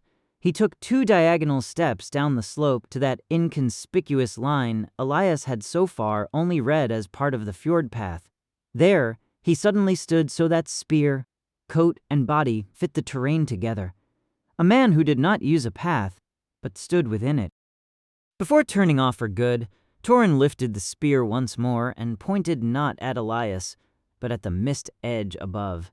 Then at the fjord path below. Then back at Elias. A silent equation. You are up there. We are down here. Both see each other. Elias nodded, although he was not sure it was enough. Toren turned away and went. Not silent, but with such certainty that the slope beneath him did not even seem unfriendly. After a few steps, the rocky spur swallowed him. Only one last short bleat from the animals, and the sound of a stone giving way under a familiar step remained. Elias stood alone at the stone ridge. He waited longer than necessary. Not because he hoped Toren would come back, but because his body was still trying to believe the order of the last few minutes. Spear, red band, wrong step, wood across the chest, not fallen. Name, no agreement, no attack, no blood, Only then did he pick up the red strip of cloth from the ground. It was damp from the grass and darker at one edge, as if Toren had held it longer in his hand. Elias put it with the other bands in his jacket. After that, he took the knife back, but did not put it in the same pocket as before. It went into the backpack, away from the quick hand. Then he pulled the second wooden stake out of the shadow edge and wound the white cord at the mist edge more neatly, shorter and less conspicuously around the stone. Every movement was smaller now than it had been half an hour before. He liked that. The cold meadow had not become fuller with one man. It had only become more honest. Elias went once more to the stone hollow and looked at the place as if today, for the first time, it no longer belonged only to his own sight. Cold fire sight, wet stones, the place where the foreign soul print had lain, the band that had been too open, the bad step at the edge. From below, all of that could be something else. For Toren, it was probably no longer a guess, but some kind of annoying foreignness with smoke and red signs. Elias made no more corrections. Too much tidying would only show how urgently he wanted to hide what he was doing. He took only what clearly belonged to him, checked the way back, and wrote in the notebook, his fingers not quite steady yet. Man from the fjord path confirmed. Name, Toren Skal. Spear, knows the safe ascent on the left. Has already taken at least one of my red bands. Reads smoke, signs, and false steps at once. When I lose my step at the break in the slope, he stops me with the spear shaft on the ridge instead of letting me go. No attack, but no trust either. 2 names exchanged, Toren Skal and Elias. Conclusion, the cold meadow is now not only walked space, but space with a face. He set the pen down and looked long at the last sentence. Space with a face. Until yesterday, he had been fighting wind, slope, smoke, and the stupidity of a stranger who wanted things too early. Now there was a man on the other side who knew rotes, red animals, could not red strips under a spear tip, and in the decisive moment had not chosen the easy exit. That was no alliance. It was not even closeness. But it was enough to make every further trip different.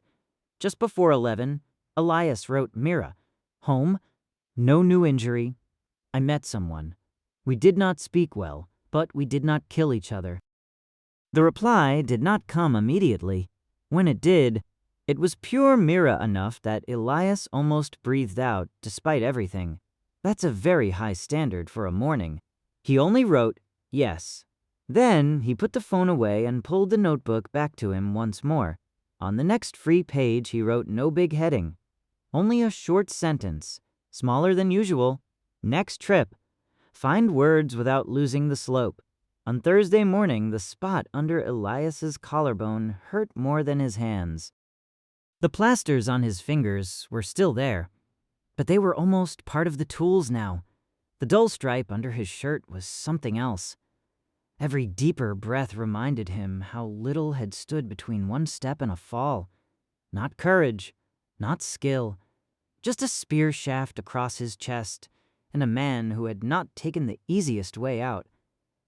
Elias stood in the kitchen, took the first sip of coffee, and laid the red band remnants in a row on the table.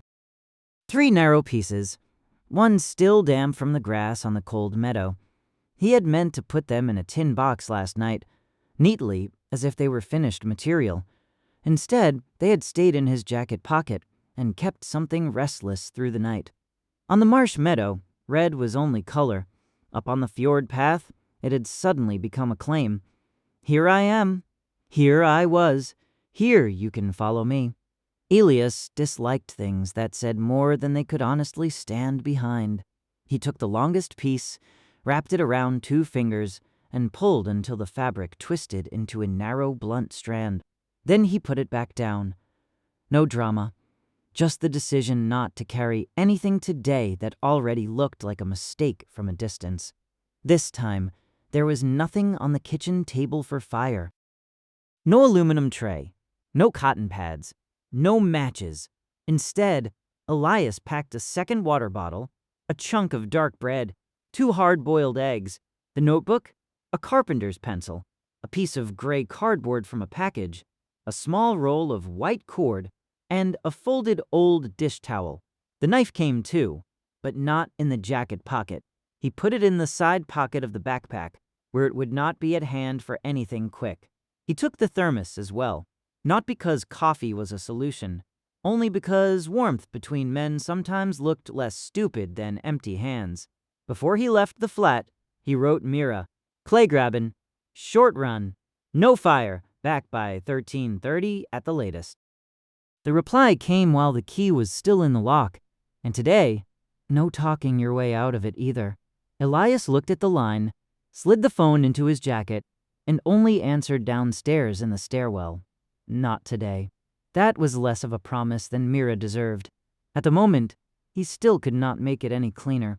At the Kleygraben, the morning hung lower than it had yesterday. Not a broad fog bank, more a flat white drift over wet grass, pressed closer to the marsh meadow by the first light. The water in the ditch was dark and slow. Somewhere behind the hedgerows, a motor was working. Otherwise, it was quiet enough that Elias could hear his own backpack when the buckles knocked together. He did not linger at the trailer this time. A quick look at the tarp, the sideboard, the floor. Everything was as it had been yesterday. Then over the fence, over the wet grass, into the mist. He made the same little checks as on the previous days, but with a different frame in his head. Not just, do I get home in one piece? Also, what looks like an invitation today. The backpack was small. The jacket was dark. No red outside. No smoke. Good enough. He went through slowly. The crossing had not become smaller. It had only become more sober.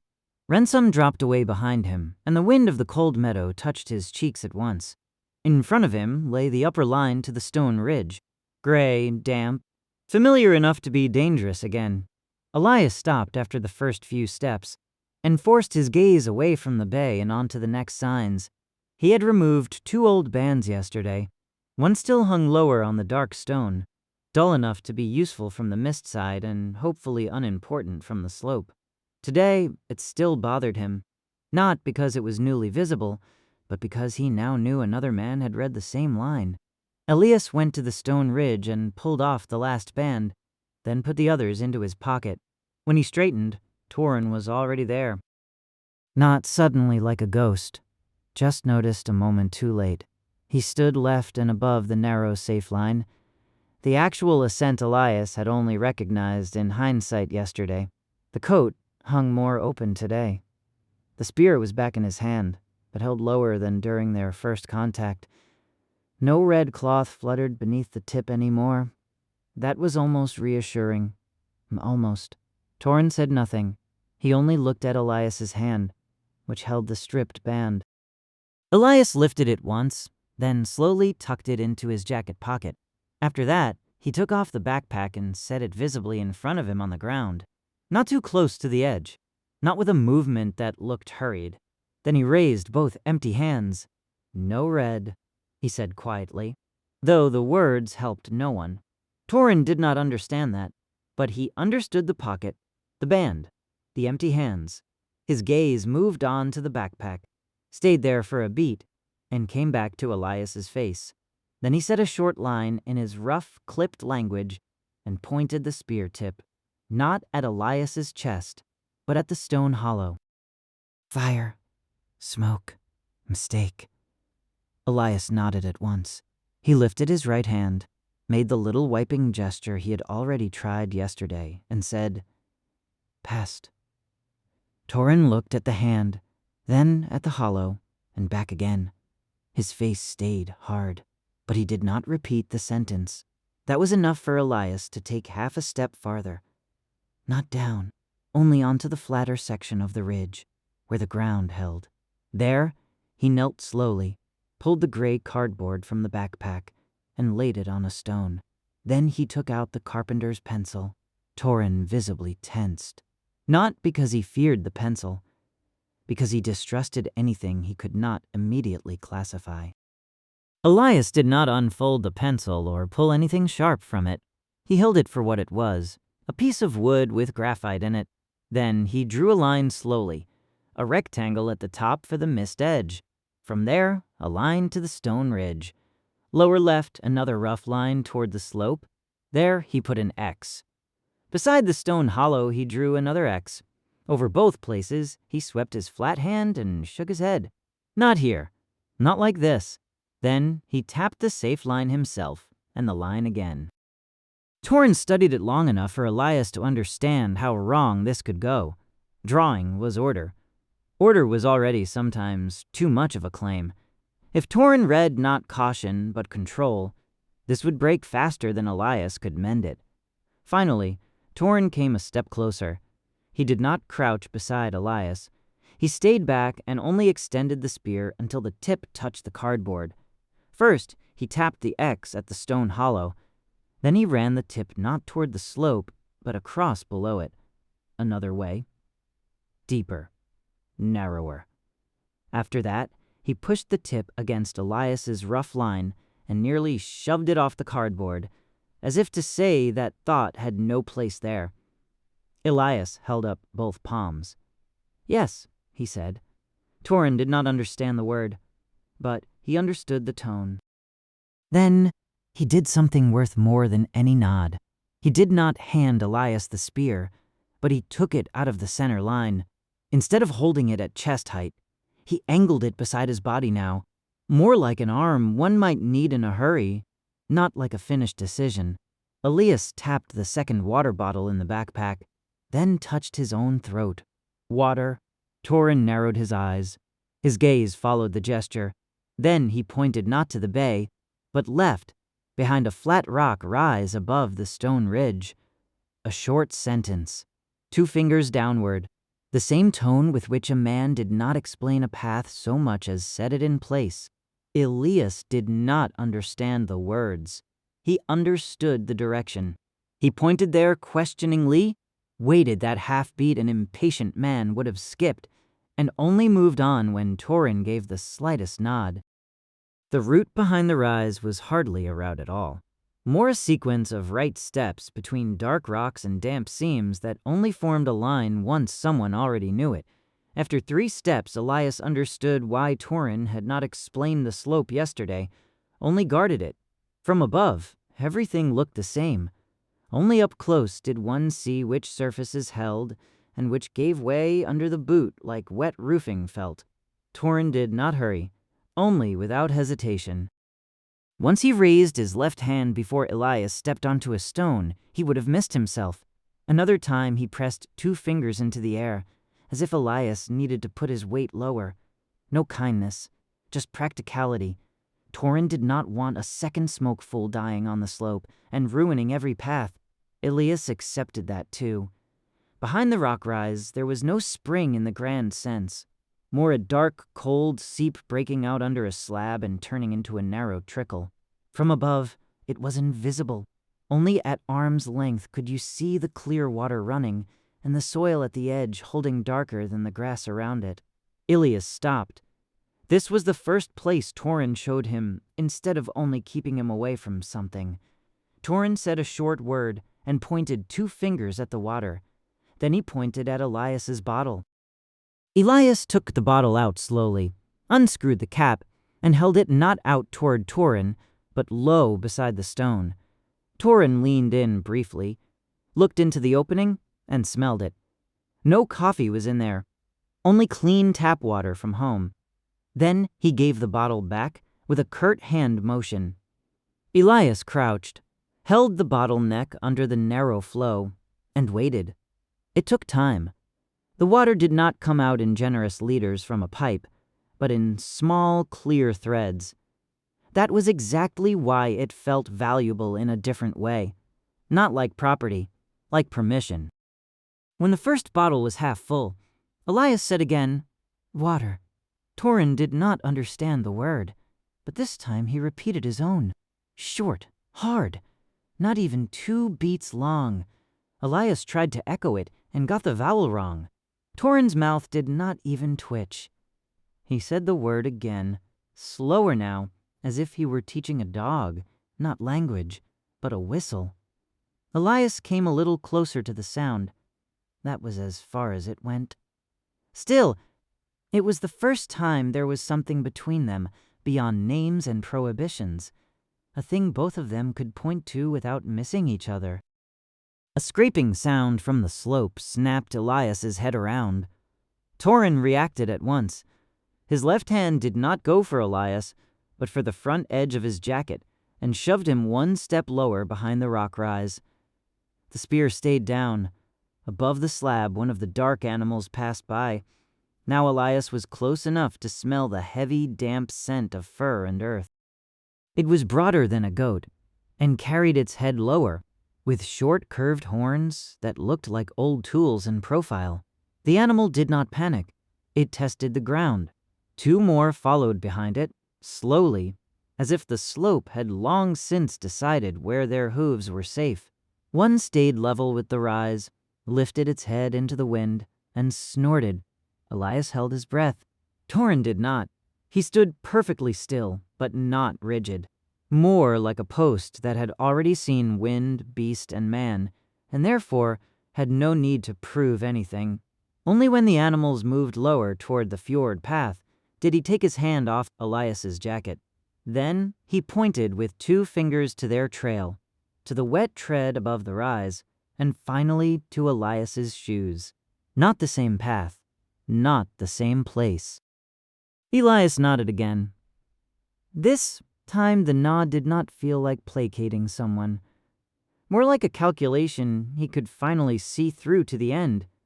When the second bottle was full, he screwed it shut and put it back in the backpack. Then he took out the bread. He hesitated only briefly. A man who did not want to share would not place food between himself and a stranger. A man who wanted to share too much became suspicious. Elias looked for the narrow strip between the two. He broke the bread into two uneven pieces, laid the larger one on the flat stone beside the seep, and kept the smaller piece in his own hand. "Elias," he said, touched his chest, raised the piece of bread, and ate a bit of it. No performance, just simple proof that it was bread and not a trick. Toren first looked at Elias chewing, then at the piece on the stone. He did not move closer at once. Again, there was that short pause in which Elias learned how slow trust really was when you could not soften it with words. Then, Toren took the bread, not from Elias's hand, from the stone. He smelled it, broke off an edge, tasted it, and chewed with the same clipped attention he had used when reading the slope. No thanks, no smile, but also no throwing it away. For Elias, that was enough. He pulled the last red band from his jacket and laid it in the same spot where the bread had just been. Then he took the carpenter's pencil, went back to the cardboard, and drew two small marks beside the safe upper line on a dark stone, exactly as they would be visible from the mist line, but useless from the slope. No color, no flutter. Only a shape that meant something if you already knew it. Elias pointed to it, then to the jacket pocket with the red cloth, and shook his head. Toren came slowly closer. He looked first at the marks, then at the stone itself, then at how they sat in relation to the ridge and the mist. Finally, he lifted the spear shaft and brushed once over the old red fibers lying on the stone. After that, he took the band, wrapped it around his own fist, and put it into the net bag, as if the cloth were no longer a sign but collected mistake. Then he tapped the spear point not at the marks, but just below them, where the stone still held a darker edge. Elias understood at once. Too high, too readable. He knelt, reset the two notches one hand's width lower with the graphite tip, and rubbed out the upper ones with his thumb. This time Toren nodded. It was the first real nod of the morning. Elias felt it in his chest almost more strongly than the dull pain from the day before. They went back to the stone ridge together, not side by side like acquaintances, but staggered like men using the same narrow plank for different reasons. Along the way, Toren pointed twice at places Elias had thought harmless. A wet gutter whose surface looked solid and then gave way, and a slanted strip of grass over which water ran across the stone almost invisibly. Elias stored both with the sharpness with which a person remembers a finger that nearly got cut off. At the ridge, Toren stopped and pointed first to the stone hollow. Then he shook his head. Then to the rock, rise with the seep. No nod, only a flat open point. Then to the safe upper line. He laid 2 fingers to his chest, said his name, shorter this time, almost as if he were marking the place itself. Toren. Elias answered just as calmly. Elias. Toren looked at the 2 insignificant marks on the dark stone, then at Elias, then back to the upper line. Not friend, not invitation, but something that could most likely be read as a workable agreement. Elias picked up the cardboard from the ground, looked at the rough lines, and suddenly understood that he did not want to take it back to Rensum. Not like this, not whole. The sheet was too light, too exact in all the wrong places. If the wind tore it from his hand, or someone found it in the caddy, a useful aid would turn into directions at once. He tore the cardboard in half, not theatrically, just enough to remove the lower slope with the stone hollow and the false path. He tucked the upper part with the mist ridge and 2 marks into the notebook. The rest he crushed and shoved deep into the trash pocket of the backpack. Toren had watched the movement exactly. He said nothing about it. But when Elias put the notebook away, something in his face shifted, easing out of what had been less anger than alert hardness.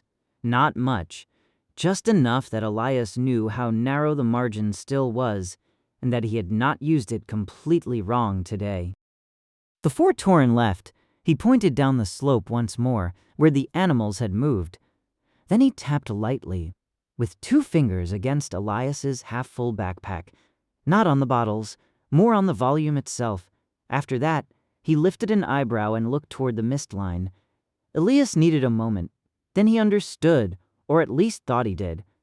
Load, more load. Same path. Same mistake if he handled it stupidly. He raised one hand, pointed first to himself, then with 2 fingers up at the ridge, and made a slow, short pulling motion as if something were coming across the ground. Toren watched the gesture, said a curt sentence Elias did not understand to the end, and laid 2 fingers horizontally in the air, slowly, flat, not high, not broad. That was not a shared language, but it was more than they had had yesterday. Toren turned away and took the left ascent again, with such natural certainty, it seemed as if the slope had been built for those exact steps. After a few breaths, he was only movement between rock and grass, then nothing at all. Elias stayed at the ridge until only the wind and the distant snorting of the animals were left. He forced himself not to make the relief too large. A man had shown him water, collected visible mistakes, and tolerated 2 inconspicuous marks. That was still nowhere near trust. It was not even safety. If he came back tomorrow with smoke, noise, or too much load, the same ridge could be read in a completely different way. Still, the cold meadow had shifted. It was no longer only a hidden space he had to hold against weather and loneliness. There was now another look inside it, one that knew the paths better than he did, and had decided not only to warn him, but to take him into a small rule. Elias checked the upper marks again, poured half the water from the second bottle into his own, and deliberately did not stay any longer. The return to the mist was calmer than the last few times, but not easier. Every notch, stone, and gap in the grass now carried 2 meanings, his and Toren's. Elias liked clear responsibilities. Here he would have to learn that a place could still not be chaotic, even when it did not belong to him alone. At the mist edge, he turned back one last time. From there, the stone ridge looked again like a gray edge in cold grass. The stone hollow could not be seen. The rock rise with the seep, not at all. Only the 2 dark, dull marks on the lower stone caught the light for a moment.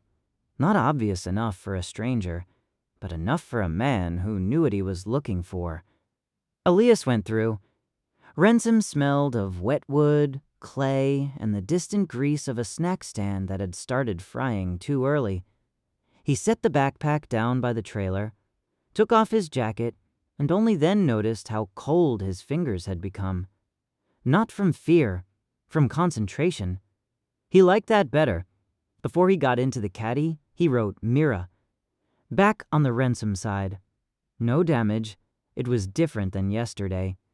The reply came when he had already started the engine. Better different or worse different. Elias looked at the sentence, thought of the bread on the stone, the water under the slab, and the two small marks that only meant something because a second man had not thrown them out. Then he wrote, more practical different. I'll tell you later. At home, he set the backpack on the floor first, not the table. That was new. Before, everything that came from the cold meadow had needed to be within immediate reach, as if it might otherwise vanish. Today, he gave it a little silent space. Only the notebook came out. He wrote the clean copy slowly, without trying to remake the cardboard completely. Run 5 completed. First, workable understanding with Toren Skal without a shared language. Visible red markers fully removed. Toren clearly equates smoke and red signs with danger on the fjord path. He shows a hidden seep above the stone ridge and confirms that the safe upper line can only work with small, unobtrusive marks. Animals cross near the rise.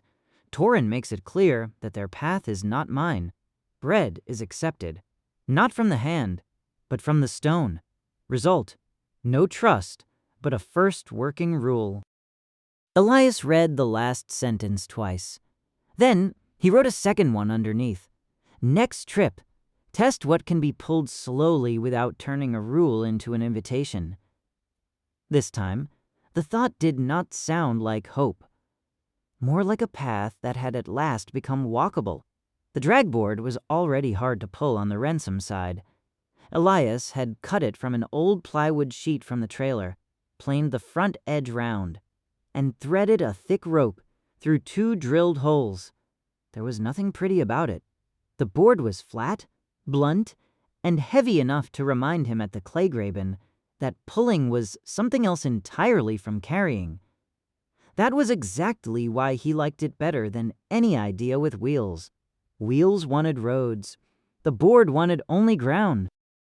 On it lay a folded tarp, 2 small water cans, a wool blanket, a bundle of cord, an empty pair of linen sacks, and a narrow tool pouch that was almost nothing but spare blades, binding wire, and half a pound of nails.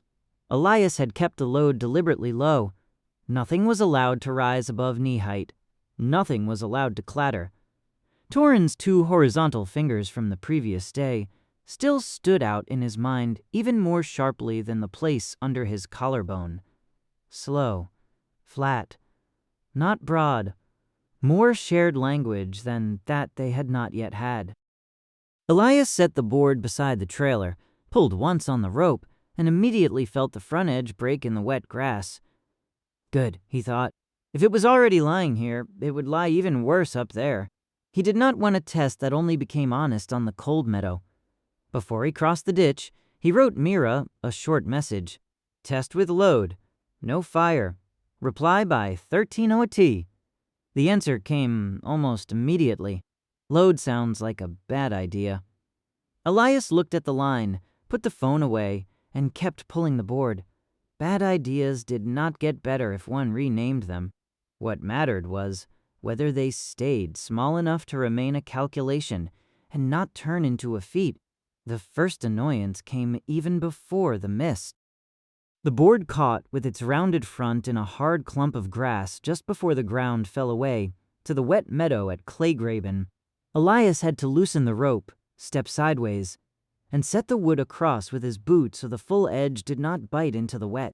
By the first 3 meters, he already understood that the load not only had to stay low and narrow, it also had to stay smooth enough at the front not to turn every small obstruction into a full stop. He knelt, tightened the tarp around the water cans, did not lash the tool pouch across but lengthwise, and pushed the blanket farther back until the front edge of the board was almost clear. Then he pulled again. This time it moved. Not easily, but honestly. He crossed the ditch twice, first by himself, slowly and with his eyes on footing, fence, water, mist. Then back again, to shorten the rope on the board and bring it across on the diagonal. Straight ahead, the edge would have slid into the narrow bank, like this. The nose lifted a finger's width as he pulled. The load still scraped once along the damp earth margin. Elias stopped at once. If it was already lying here, it would lie even worse up there. He did not want to test that only became honest on the cold meadow. He stepped back half a pace, reset his feet, took the rope lower, and on the next try, pulled not with his arms but with his whole body from the hips. The board jerked, slid over the critical spot, and a second later rested on the marsh meadow in front of the mist. Elias let out his breath. Nothing was proven yet, but the board had at least reached the threshold without telling him he was an idiot. He went first into the mist. The rope ran through his right hand, cold and damp from the dew. By the second step, the Kleygraben went dull. By the third, the resistance behind him changed again. Not harder. More empty, as if the board for a moment belonged to neither side of the world. Elias did not turn his head. He kept the pace small, felt the load behind him with every pull, and waited for the moment when it would snag or twist. It did not. When the wind from Fjord hit him, the drag board was still on the rope. Elias stopped on the cold meadow side, turned only then, and saw the wood lying flat in the grass behind him. The tarp had shifted, but not opened. One can had slid a few inches. Everything else was still where it belonged. For the first time, the crossing did not feel only like a boundary for his back. It felt like a narrow axis. That was more dangerous than surprise. Surprise made a man stupid for a minute. An axis made him ambitious. Elias dragged the board to the first dark stone, stopped, pulled the tarp back into place, and wound the rope once differently around the front hole so the angle became flatter. Then he took the safe upper path to the stone ridge. After the first few steps, he understood how much louder a pulling object was than a walking man. Not loud like metal or an engine, but every scrape across slate, every short catch in the wet grass made the cold meadow seem smaller. He stopped 2 steps before the stone ridge and listened. No call, no animal, only wind. He pulled on. This time he did it more consciously, not over every edge, but between them. The board did not need the shortest path. It needed the one that made no unnecessary sound. Just as he reached the ridge, Toren came out from the left ascent. He said nothing. His gaze did not go to Elias first, but to the board, then to the height of the load, then to the rope in Elias's hand. There was no surprise in that look, more the sober assessment of how large the damage would be. Elias let go of the rope, raised both empty hands, and then tapped the board. Slow, he said, though he knew the word did not carry. Toren did not understand it, but he saw the flat load, the bound tarp, and the missing red color. That was at least enough not to lift the spear. He stepped to the board, pressed the tip of his boot against the front edge, and shook his head at once. Not in principle, only at the way Elias had just been pulling it. Then he bent down, did not grab the rope at hand height, but almost at knee height, gave it one short pull, and released it again. The movement was small. Its meaning was not. Elias was not supposed to yank the weight upward. He was supposed to read it flat against the ground. Elias nodded, crouched himself, and took the rope lower. Toren pointed with 2 fingers not to the stone hollow and not to the slope, but across above the ridge, to a darker strip in the grass that Elias had so far only read as rough ground. Now he saw that, between stone and short wet grass, There was a line where the board would hit fewer edges, not a path of its own. Only the right line through the wrong ground. Elias pulled the board there. Toren walked 2 steps offset with him, not as a helper, but as a man who wanted to see whether the stranger would turn a gesture into more than it was worth. When the load stuck on a slanted slab, Toren did not take the rope himself. He only tapped the left canister with the spear shaft and then the tarp. Too much weight at the front. Elias loosened the knot, took the front canister off, and set it down beside the ridge. Then he tied the tarp tighter, pulled again, and at once felt the board run more steadily. Not light, but without that short, nasty twitch with which it had just announced every edge. He made the flatter stretch to behind the rock rise in one pull. There, near the hidden seep, he set the board down and stood for a moment with cold hands over the load, as if the root had left a small truth in his back. A backpack disappears as soon as it stops. A board stays visible and immediately asks whether the place can stand it. Toren did not kneel down beside the load. He only stood next to it and watched Elias loosen the tarp, set one canister by the seep, and slide the blanket under a low overhang that could not be seen at once from the upper line. Elias did not fold the tarp into a camp, only into simple protection against damp and sight. Nothing in it was supposed to look like staying, only like a small reserve that could still be there tomorrow. When Elias lifted the tool pouch, the knot came loose too quickly. The pouch tipped, and 3 nails slid over the board onto the dark stone. They sounded quieter than Elias had feared. Still, the sound felt as though he had dropped something much more obvious. Toren reacted at once, not to the noise, to the iron. He crouched, picked up one of the nails between thumb and forefinger, and held it up to the gray light. A narrow, neatly drawn head, nothing unusual in Rensum.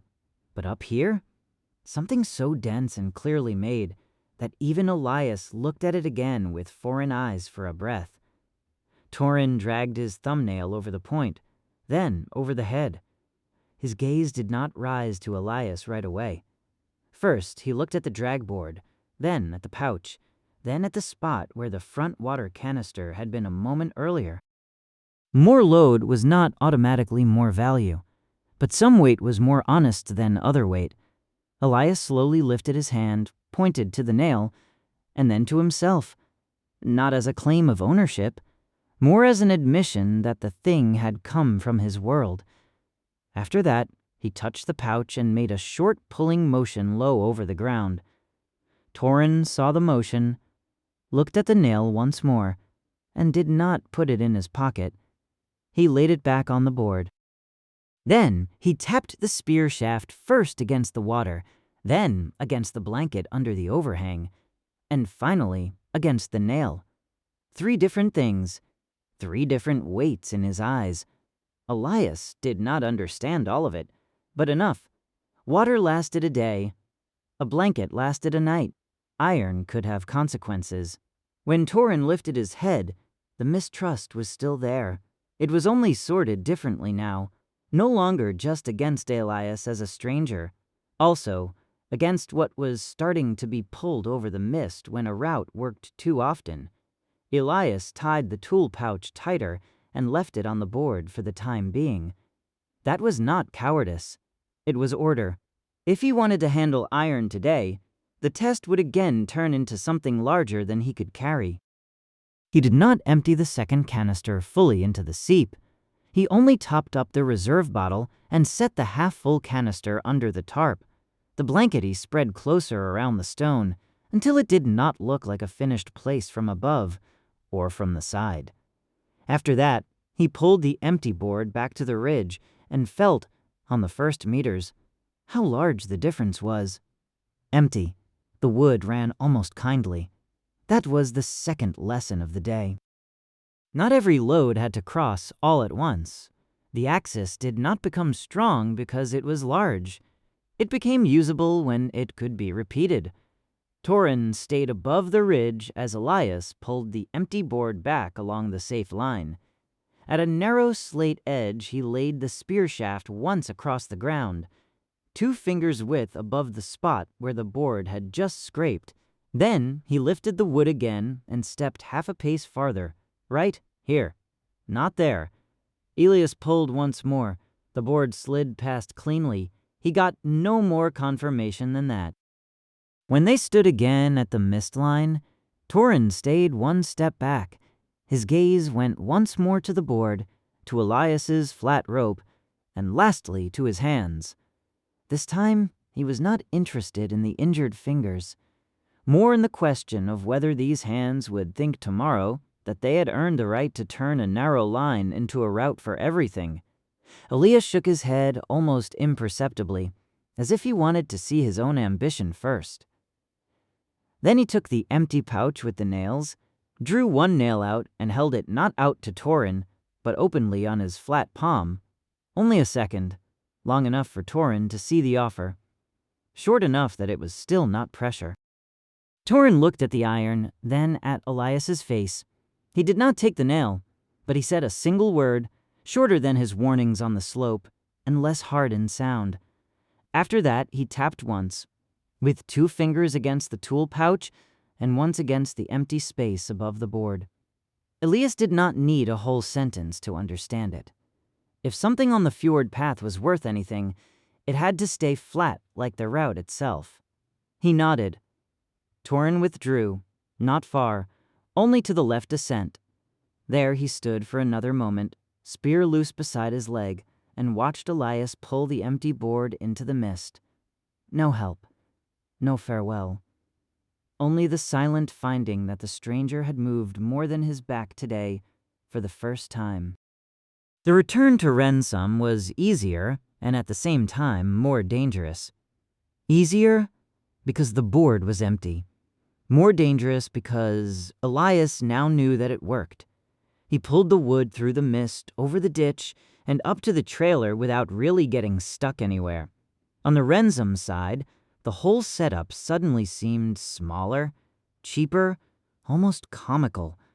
A board, a rope, a few scrapes. That was exactly why he had to be careful not to pull false courage out of it. What had just worked between the marsh meadow and the cold meadow was not a grand solution. It was a thin, slow line that could become too wide again with the first stupid rush of pride. At the trailer, he sat down on the sideboard and wrote Mira. Back. No damage. The test was usable. This time, her answer took a few minutes. Usable is not a word for people who sound almost sensible. Elias looked at the line and, despite the cold, let out a short breath through his nose. Then this. It works, but only narrow. He did not write more. At home, he did not drag the board straight into the shed. He leaned it against the kitchen wall where it was in the way. That was deliberate.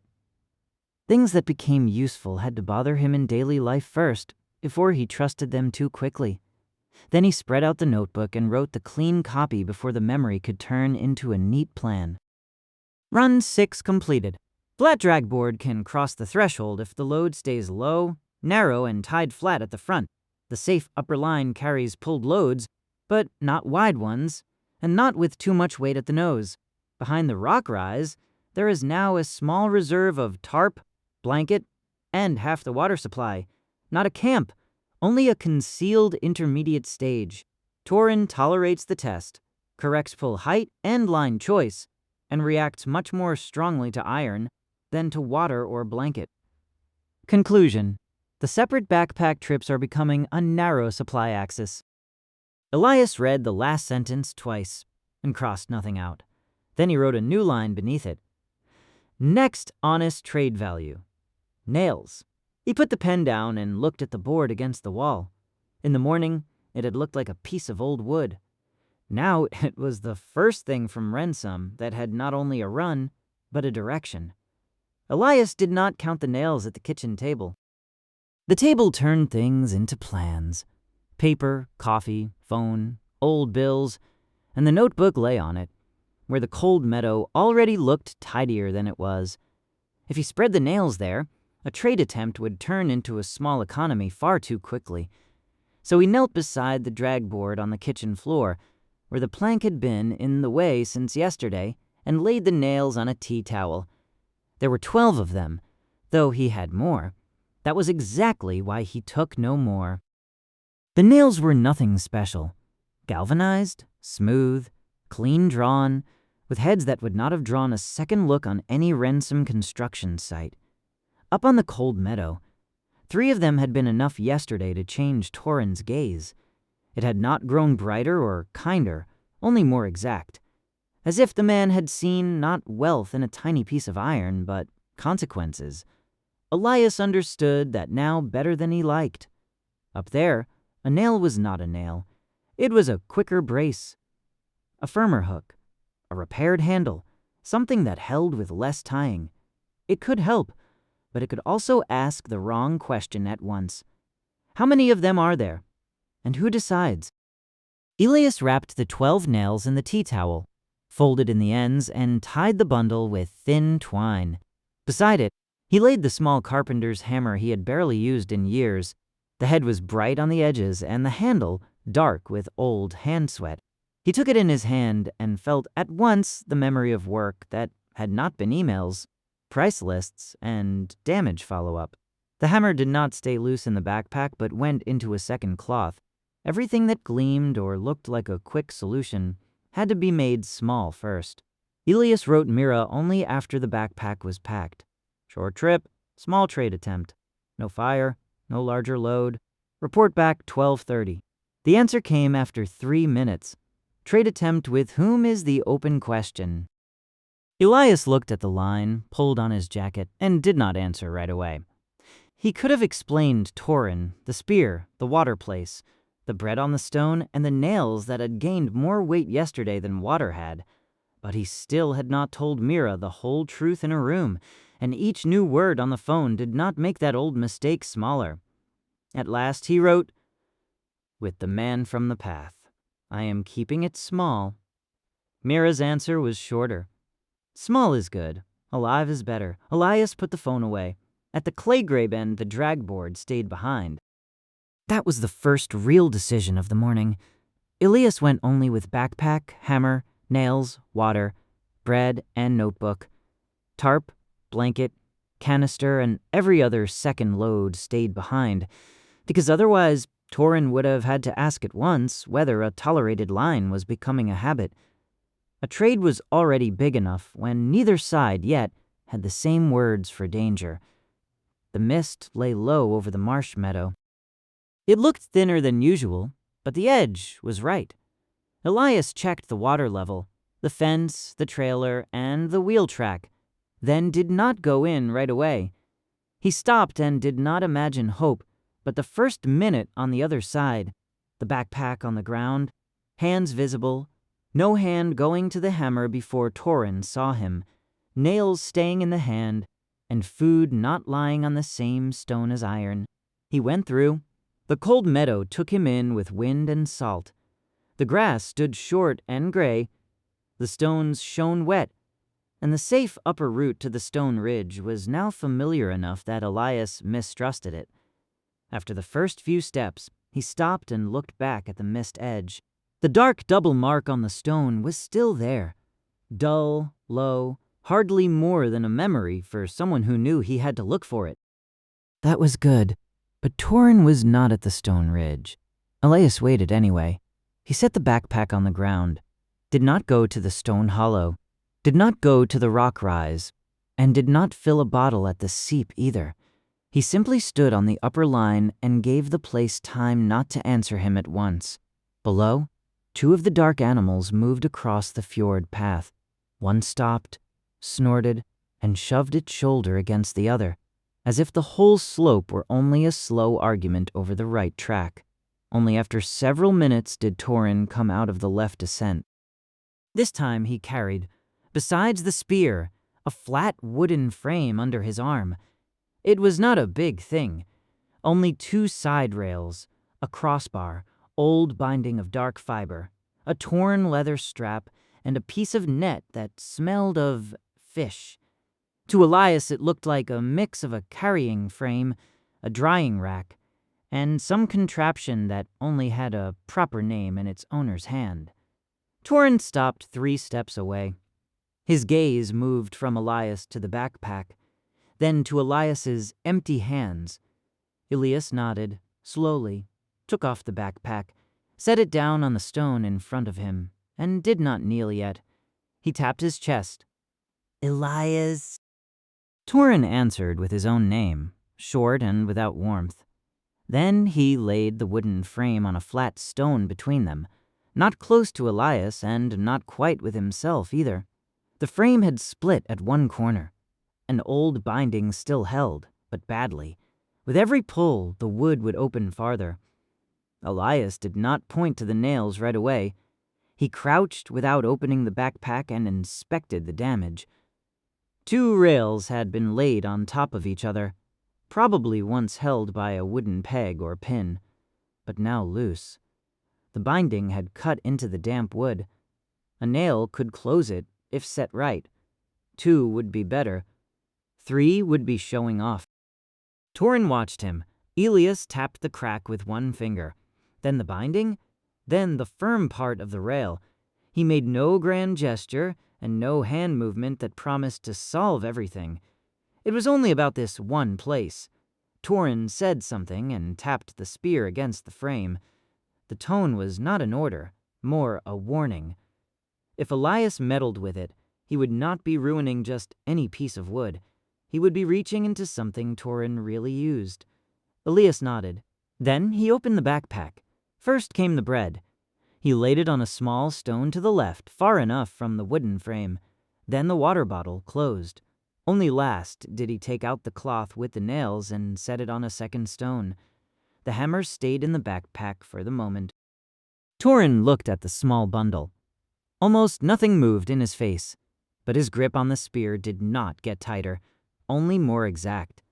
Elias opened the cloth just enough for 3 nails to show. The others stayed covered. He took one nail between thumb and forefinger, held it against the gray light, and set it back down. Then he pointed to the crack in the frame, to the nail, and to the stone where the frame lay. Toren stepped closer. He did not take the nail. He only looked at it, then at Elias. The question was not in words, but in the way Toren looked first at the nail and then at the backpack. It meant, how many? Elias pulled the cloth halfway back over them, so the answer stayed wordless too. Not all. Toren, perhaps, did not understand the limit. But he saw it. Elias now pulled out the hammer. That was the dangerous moment. A hammer was no miracle on the cold meadow, but this hammer was too cleanly made, too even, too much from a world where iron was not counted at every grip. Toren did not lift the spear. He only grew quieter. Elias did not put the hammer near himself, but on the stone beside the frame, handle toward Toren, head toward himself. Then he took his hand away. Toren leaned forward and touched the handle with 2 fingers. He did not pick it up, and that too was a decision. Elias pointed to the crack and held up 2 fingers, meaning 2 nails. Then he laid his hand flat over the rest in the cloth and shook his head, because nothing more should come of today. Toren said a short sentence. At the end came the word Elias now recognized as no. Then Toren lifted 1 finger. Elias understood at once and was irritated by how much he liked reason. 1 nail, then. Elias nodded, because 1 nail was the poorer repair, but the better trade. It showed usefulness without taking the thing entirely out of Toren's hand. If Toren wanted a second later, that would be a new decision and not an accidental gift. Elias did not set the nail right away.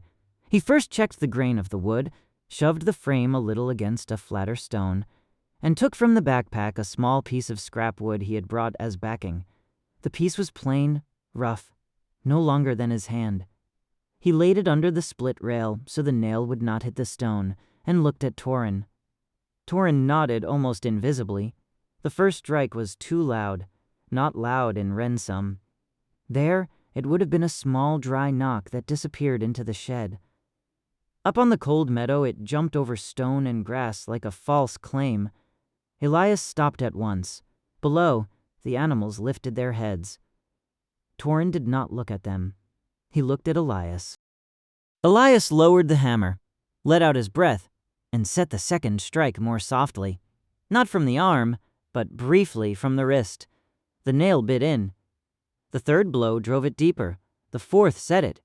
Elias tilted his head, checked the fit, and did not drive the nail flush. A small head stayed proud, enough to help the binding hold later. Not enough to snag easily. He laid the hammer down. Then he pushed the frame back toward Toren with both hands. Toren did not pick it up right away. He crouched and checked the spot with his thumb. First on the nail head, then on the rail, then on the old binding. He gave the leather strap one hard pull. The wood did not give, and the second pull did not tear anything either. The look Toren gave him afterward was not friendly, but it was more useful. Elias felt how much that hit him. Friendliness might have relieved him. Usefulness put him in a place. It made him not just a strange foreigner with smoke and red mistakes, but someone whose things could make a damaged thing useful again. That was more power than a bread crust on a stone had ever had. More danger lay in exactly that. Toren set the frame down in front of him, stood up, and reached into the net bag at his side. Out came a small piece of leather tied with a string. It was so plain that at first Elias thought of bait, fat, or dry herbs. Toren opened it, took a pinch between his fingers, and let it fall onto the dark stone. It was coarse salt, not white like in Elias's kitchen, but grayer, damper, with tiny dark specks in it. The wind did not carry the smell, because salt barely smelled at all. Even so, Elias's mouth filled with saliva at once, as if his body had understood faster than his head. Toren first pointed at the nail in the frame and then at the salt. Elias nodded slowly. The trade was small. Precisely because of that, it was large enough. Toren tied the leather piece closed again and laid it on the stone where the bread had been before, not in Elias's hand. Then he reached into the bag once more and pulled out a narrow strip of dried fish. He did not add it to the salt, but laid it beside it, as if that were a different account. Elias looked at salt, fish, and nail. He could have offered 2 nails now, or 5. The part of him that compared prices in ransom, calculated delivery quantities, and made an order out of every small opening saw the possibility at once. A few kilos of nails in small bundles, in exchange for salt, fish, local knowledge, maybe later hide, wax, wood, and names. An axis that pulled not only goods, but value. He laid his hand on the cloth with the remaining nails and closed it, because today was not the day to open that door any farther. Toren saw the movement. Elias instead took the bread, broke off a piece, and laid it on the stone near the fish. Then he took the water bottle, drank a sip himself, and set it back down without offering it by hand and without hurry. After a short hesitation, Toren took the bread. He left the fish where it was. Only when Elias slowly took the leather packet with the salt did Toren push the fish toward him too, with 2 fingers. Elias understood the correction. The fish was part of the trade, not a remainder, not a gift, not an accident. He took it. The salt bundle was heavier than it looked, not in weight, but because of everything attached to it. Salt meant roads, fireplaces, water, people who had more fish than 1 day of hunger, and probably a place where someone made or gathered enough of it to bind it into little leather packets. It meant Haldvik, perhaps, though Elias still could not tie the name safely to salt and boats. In any case, it meant that Toren did not come out of the slope alone, just as little as Elias came only out of the mist. Toren tapped the wooden frame and then the cloth with the nails. After that, he held up 2 fingers, laid them flat in the air, and moved them slowly from the mist to the ridge. The gesture meant flat again and slow again, but this time there was a new meaning in it. It was not only about load, but also about iron, about trade, and about whether Elias understood that every piece he dragged up left a trace in other people's heads. Elias nodded, took a single nail from the cloth and laid it not toward Toren, but between them on the stone. Then he pointed at the repaired frame, at Toren, and at the nail between them. He shook his head when Toren looked toward the backpack afterward and tapped his own chest with 2 fingers. He could not say the words, so he made the calculation slowly. That 1 nail there was not for Toren. It was proof that Elias did not open everything just because the first trade had succeeded. Toren looked at the single nail for a long time. Then, he did not take it. Instead, he pulled the old binding on the frame tighter around the head of the set nail, checked the repair once more, and lifted the frame. He shook it hard. The net fluttered, the leather strap held, the rail stayed shut. He said a single word. Elias did not know it, but this time it did not sound like warning, not like no, and not like the name of a place. It sounded like a finding. The word sounded to Elias like usable. He would not get more than that, and more would probably have been a lie. Toren took the wooden frame under his arm, then reached for the nail between them. For a moment, Elias thought he had misunderstood the gesture altogether, but Toren did not pocket the nail. He laid it on top of the closed cloth with the others and pressed it down with 2 fingers, as if to say iron did not go missing and did not lie open. Elias packed it away. After that, Toren pointed at the salt in Elias's hand, at the fish strip, and then down the slope toward the fjord path. He said a short sentence with 1 word in it that stood differently from the others. Lighter, more open. Haldvik, said Toren. Elias did not repeat it right away. The name came too quickly ready. A name could turn a place into an intention, and he had not yet earned the right to put that name in his mouth as if it were a plan. He only looked down the fjord path where it disappeared behind the rock spur. Down there had to be water, maybe boats, people drying salt, hanging fish, breaking frames, and sending men like Toren onto paths that strangers were better off not speaking about too loudly. Toren said the name again, this time more briefly. Elias laid his hand to his chest. Elias! Then he did not point down, but to the upper line, to the mist edge, and to the cloth with the nails. That was his own ground, his boundary for today. Toren looked at him. For a moment, the old first look was there again. The look from the spear, the smoke, the red strip. Then it did not soften, but it became practical. Toren had understood that Elias had heard the name and still had not followed it right away. That was perhaps the more important part of the trade. They stood for a while in silence at the edge of the stone ridge. Below, the animals moved on. The wind came from the water, hard and even. On the Rensum side, only a few steps through the mist away. The first office doors would be closing properly by this time. Coffee machines would be gurgling, delivery mails would be piling up, and people would be talking about prices that had nothing to do with hunger. Elias held in his hand a small leather packet with gray salt and a strip of fish that smelled of smoke, fat, and cold sea. For the first time he had gotten something that did not come from Rensum, not a stone, not grass, and not merely proof, but value. That did not make things easier. Toren stepped back. He took the frame, the piece of bread, and his spear. Before he left, he tapped once with the spear shaft against the stone where Elias had laid the hammer, then against the place in Elias's backpack where the cloth with the nails lay. Then he pointed to the stone hollow and shook his head. Elias understood that no hammering should be done here, especially not where smoke had once drawn the wrong gaze. He nodded and put the hammer back into the backpack, not into the quick outer pocket, but deep inside the cloth between water and bread. Toren watched him until the hammer had disappeared. Only then did he turn away and go down the left ascent. After a few steps, he stopped once more. He lifted the repaired frame, not high, not like thanks, only far enough for Elias to see the set nail in the rail.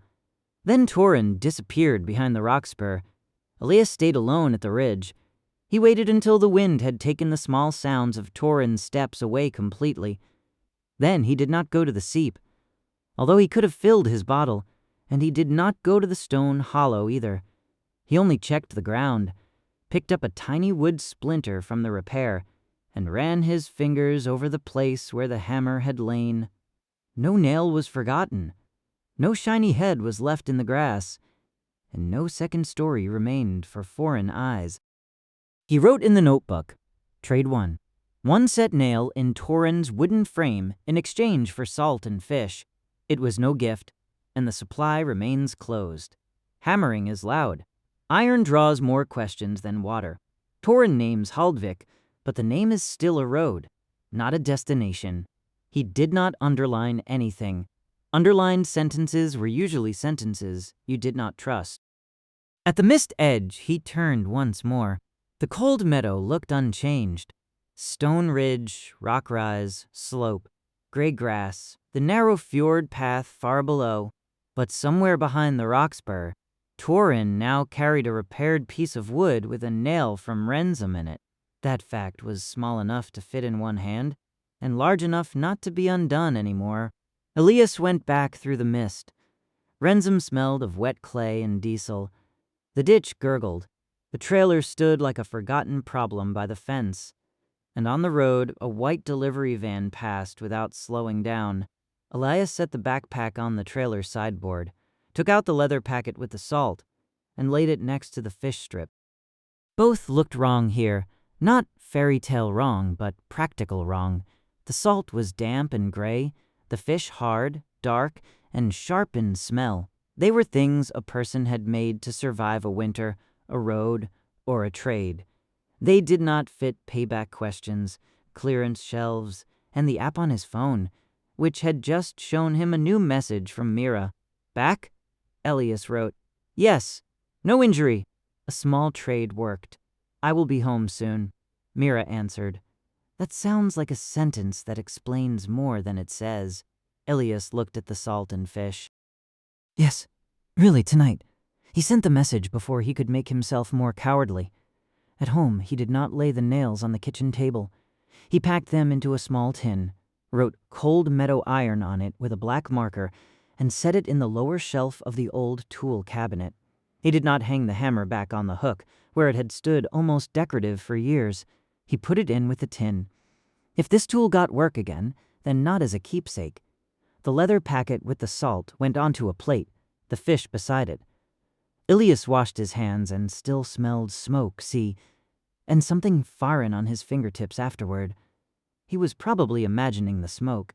But the fish, the salt, Toren's frame, and the set nail were real. He wrote the clean copy before Mira could come or call. Run 7 completed. First real trade with Toren Skal. Toren brought a damaged wooden frame from the fjord path.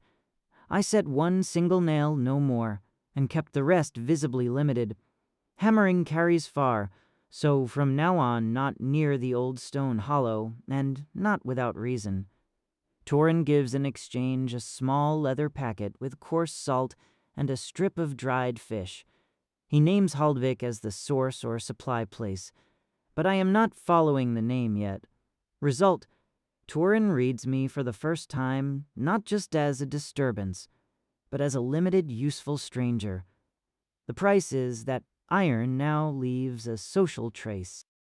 Elias set down the pen. Then he took a single grain of salt between thumb and forefinger and laid it on his tongue. It tasted of sea, smoke, and stone. Most of all, it did not taste of Renzum. For the first time, the other world had given him not only danger, evidence, or work, but an answer. The old post stump stood lower on the slope than Elias remembered. From the mist edge, it first looked like a dark disturbance in the grass. A crooked stump, hardly higher than his knee, weathered gray and half sunk back into the cold meadow. The first time Elias had seen a promise in it, almost too quickly. The second time he had slipped nearby and come back with bloody hands. Since then, the stump had taken up more room in his head than a piece of old wood really deserved. Today he did not go straight to it. That was the first test of the morning. He stayed on the edge of the safe upper line, backpack set down, hands free, and let his gaze move from the stone ridge to the rock rise and onto the old place. Behind the rise lay the small reserve. Water, blanket, tarp. A good hidden point for a man who only wanted to survive. The post stump lay more open, deeper in the wind, and closer to everything that could be seen. That was exactly why it bothered him. Elias had not been able to explain everything to Mira the night before the way she deserved. Too much sounded wrong the moment it was said at a kitchen table. Mist, fjord, Toren, salt, a nail in a foreign wooden frame.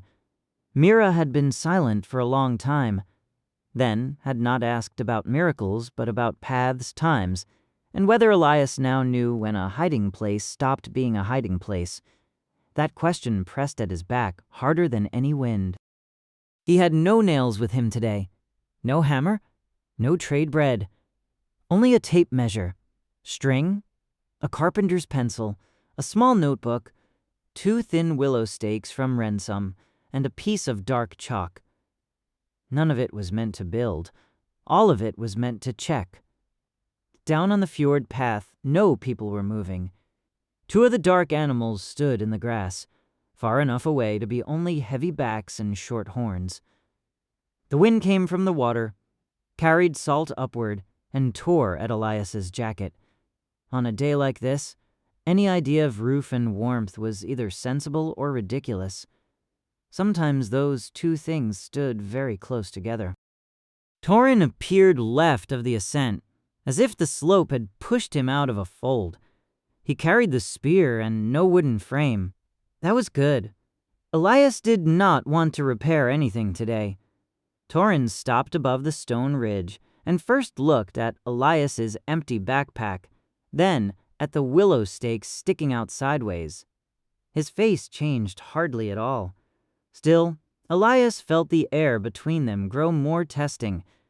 Elias raised both hands, then pointed to the stakes, to the notebook, and finally, to the old post stump lower on the slope. Toren followed the line. His gaze did not stay on the stump. It kept moving over the slope to the fjord path, to the rock spur, and back to Elias. Then he did not shake his head. He only twisted his mouth, as if Elias had pointed to a place that contained too many answers. "I just want to see," Elias said quietly. The word did not help. The tone might have. Toren tapped the safe upper line with the spear shaft. Then he drew a line in the air, not straight to the stump, but far left around a damp runnel. Elias understood the most important part at once.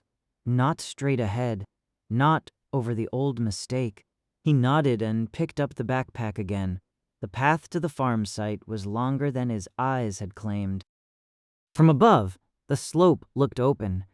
While walking, it broke into small decisions. One stone held, the next tipped. One grass seam was dry, the next glistened so thinly that the damp only showed under the boot. Toren walked 3 steps ahead, not as a guide in the friendly sense, but as a man who wanted to avoid damage he could already see coming. Twice, he raised his hand before Elias had even recognized the wrong step as a possibility. Elias did not say thanks. He placed his feet more cleanly. After a few minutes, they reached a flatter shoulder between the stone ridge and the lower fjord path. There the ground changed. The grass stood shorter, not because it was poorer, but because something underneath broke its growth. Stones lay in a line too regular for chance, and too incomplete for a wall. Between them sat dark hollows, half filled with earth, half with old root hair. Farther right, 3 larger blocks formed a corner the wind had not made. Elias stopped. All at once he saw the place. He did not see it as a finished picture with roof, smoke, or people, but as an old order under the weathering, a low stone row that could once have carried a wall, 2 post holes at a useful distance, and a flat space large enough for a small first build, but not so large that it could be puffed up with false dreams. Behind it lay a slight rise against the wind from the water. To the side, A narrow drain carried rain away when opened again.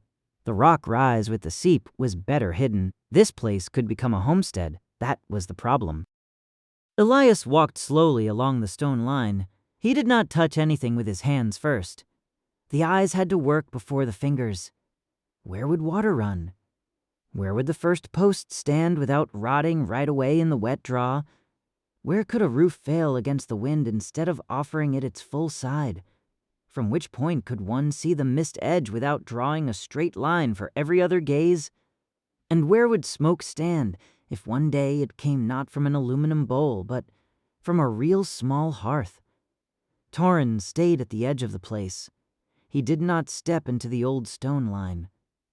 Elias only noticed that after a few steps, Toren could read the slope, recognize tracks, and lead animals through wet edges. But here he kept his distance. Not from fear, more from an old caution around things that had once belonged to others. Elias stopped and looked at the stones by his feet. Old? He asked. Toren did not understand the German word, but he understood the direction of the gaze. He touched one of the half-sunk blocks carefully with the spear shaft. Then he said a short sentence. He repeated one word in it, harder and slower. It did not sound like Haldvik. It did not sound like a warning either. Elias could not hold on to the word. Only the meaning he got back through stone, stump, and Toren's distance.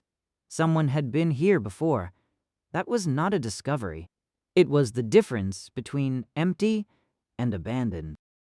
Elias took out the notebook and crouched at a spot outside the stone line. He did not draw at once. First, he laid his hand flat on the ground. Cold, firm, stone underneath. Then he took the pencil and drew the first line.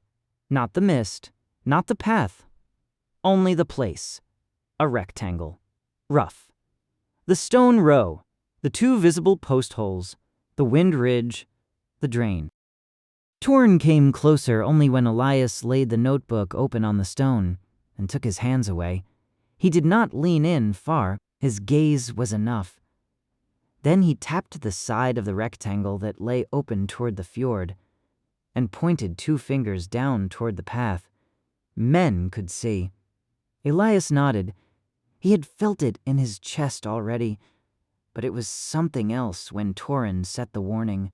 The rock rise hid a man, a tarp, and a bottle. That shoulder hid nothing.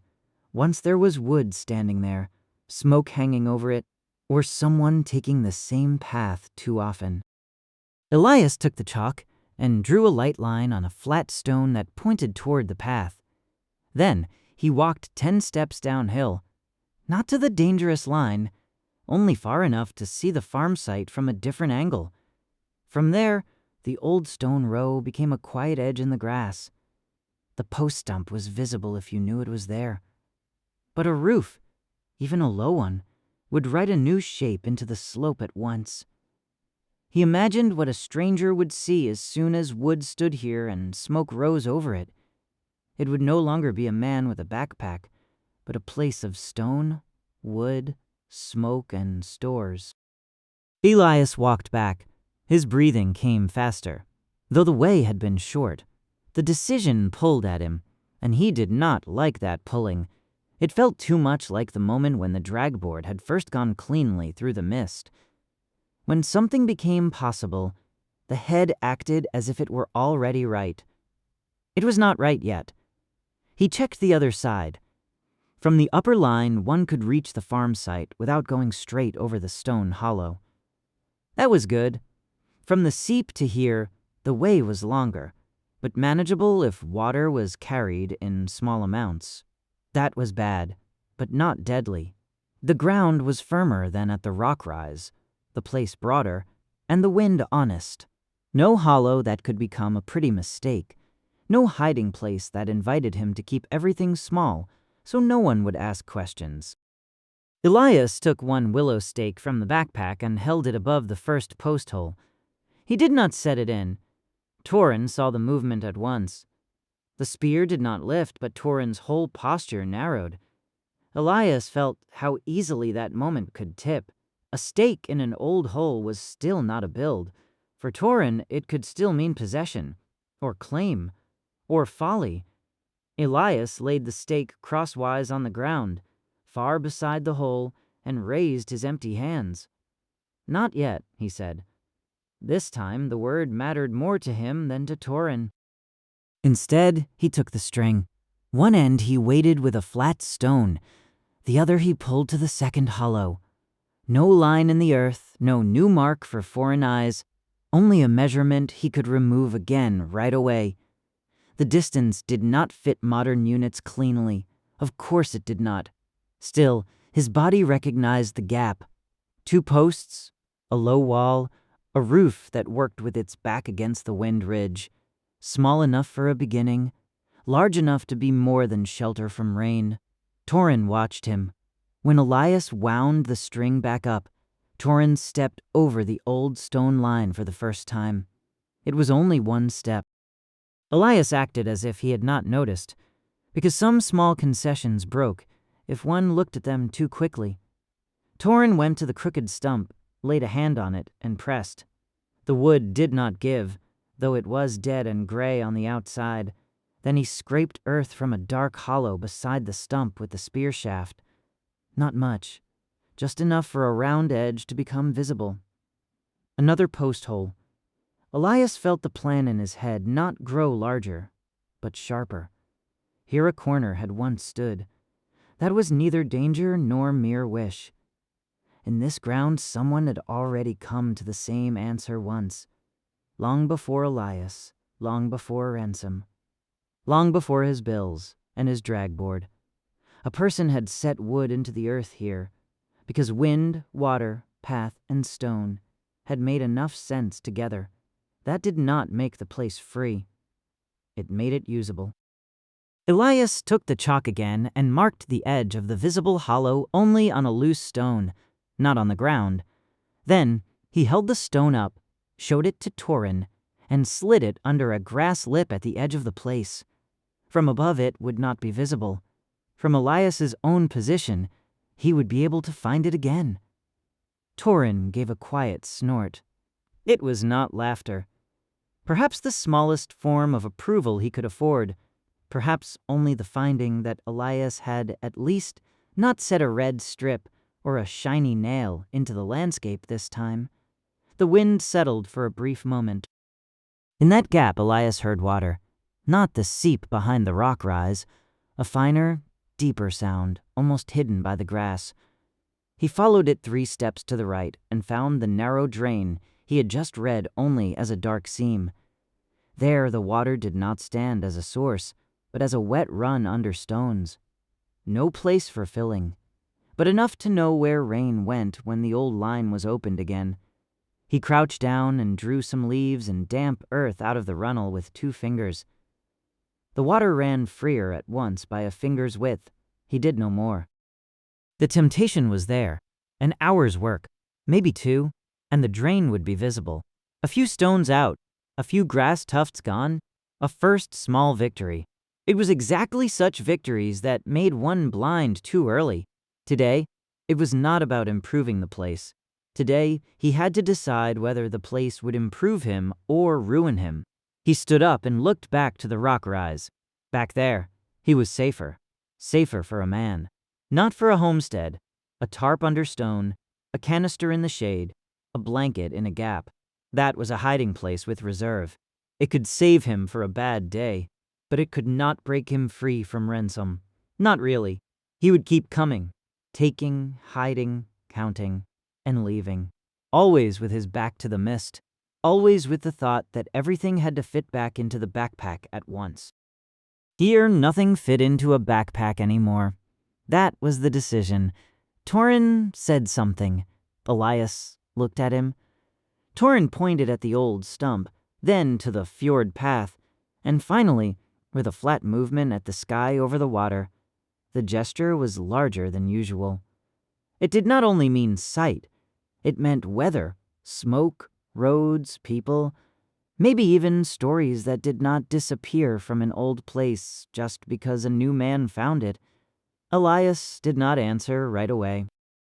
He went to the middle of the old stone line, to where the floor of the small build had probably once been. From there, he could not see the mist edge directly. He only saw the upper line, the stone ridge, and the rise hiding the seep behind it. Good. The crossing stayed hidden. Toward the fjord he saw, between two dark stones, a piece of water, gray and wide. Bad, but a homestead that could never see who came was only a hole. He turned slowly once. A first build would have to be low. No broad wall toward the water. The entrance, not toward the path, but across it, with its back against the wind ridge.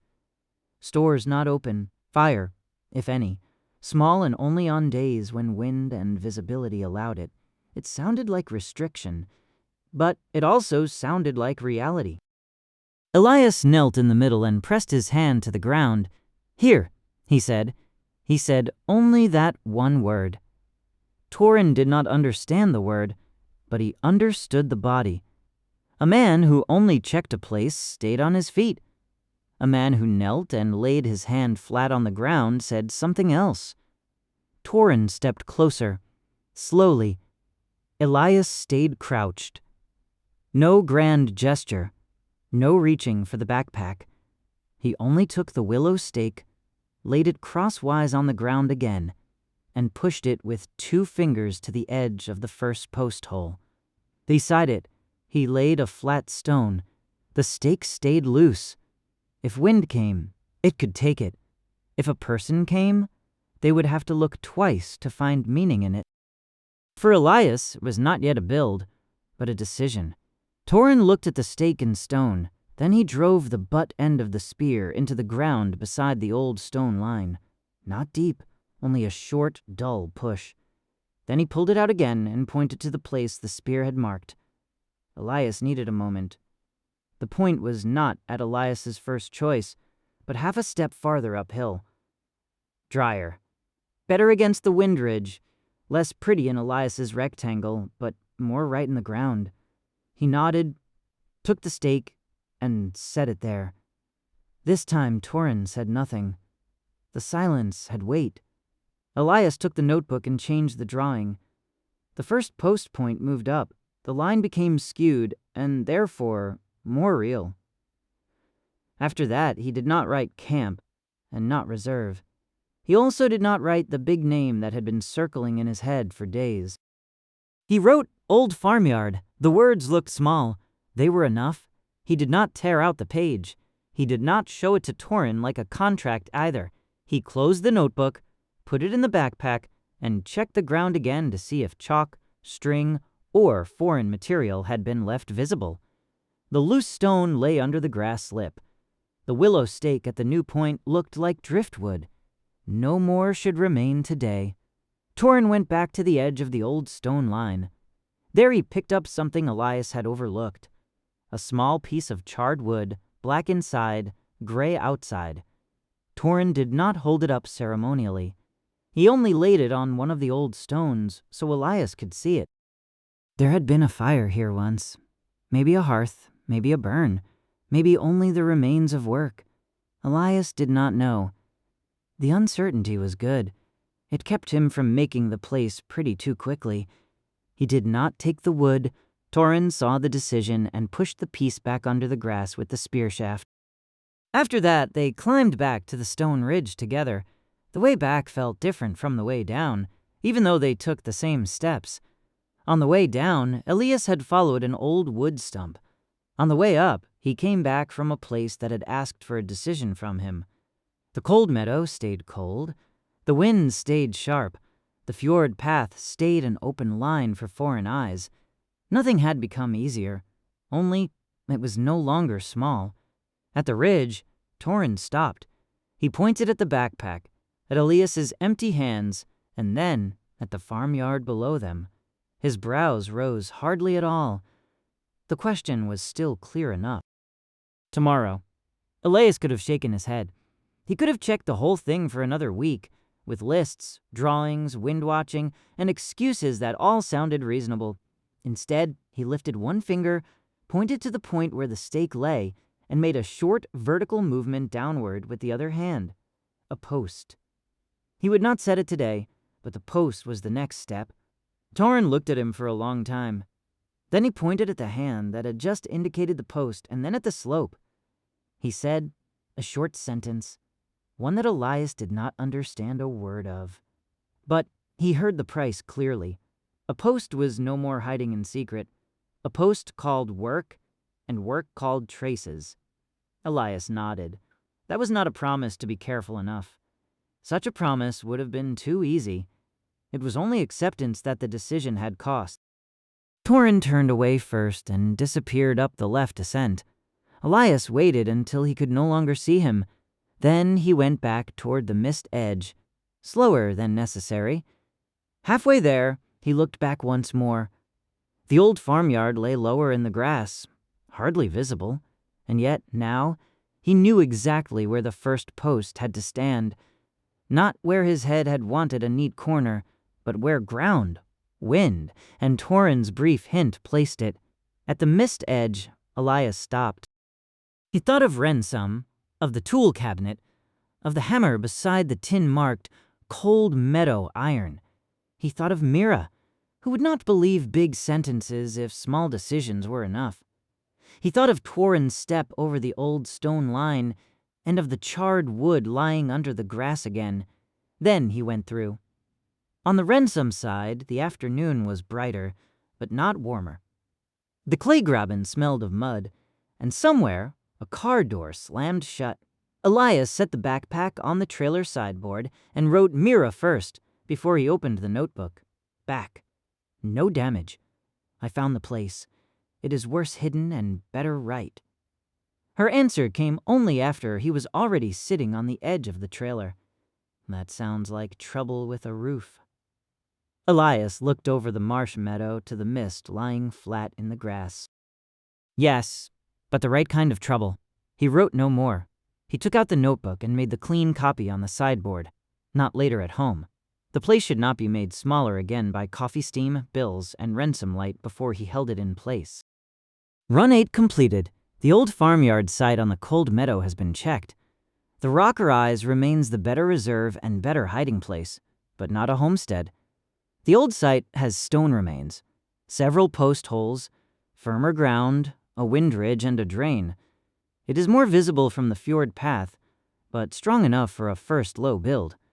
Toren warns clearly about visibility and shifts the first post point half a step uphill, where the ground is drier and the wind more favorable. No build today, no nails, no hammer. Result: the place is chosen. The next step is a single first post if I am willing to pay its cost. Elias set the pen down. The sentence stood there, sober and uncomfortable. It did not make the cold meadow into an adventure and Elias into a brave founder. It only showed that a hiding place no longer was enough. Tomorrow he would not just look. Tomorrow the place would need a post. The post and secrecy did not go together. It lay crosswise on the sideboard of the old trailer, roughly sawn, darker than the wet wood around it, and heavy enough that Elias could not make it sound like anything else on the Ransom side. It was no new beam from a hardware store. He was not going that far today. The post came from a leftover stack behind Broderson's old pasture shed. Bent on one side, but sound at the core. Elias had peeled it the night before, tapered it to a slant at the bottom, and rubbed the fresh-cut face with earth until it no longer shone pale out of the grass. Still, it was a post.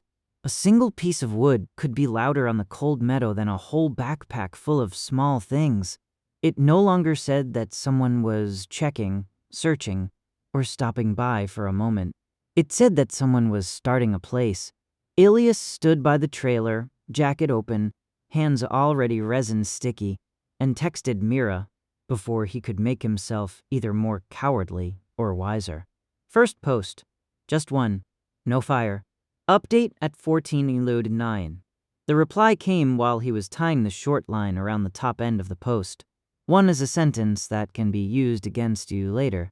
Elias looked at the line and did not need to smile. It was too close to the truth. Then I will write it down carefully.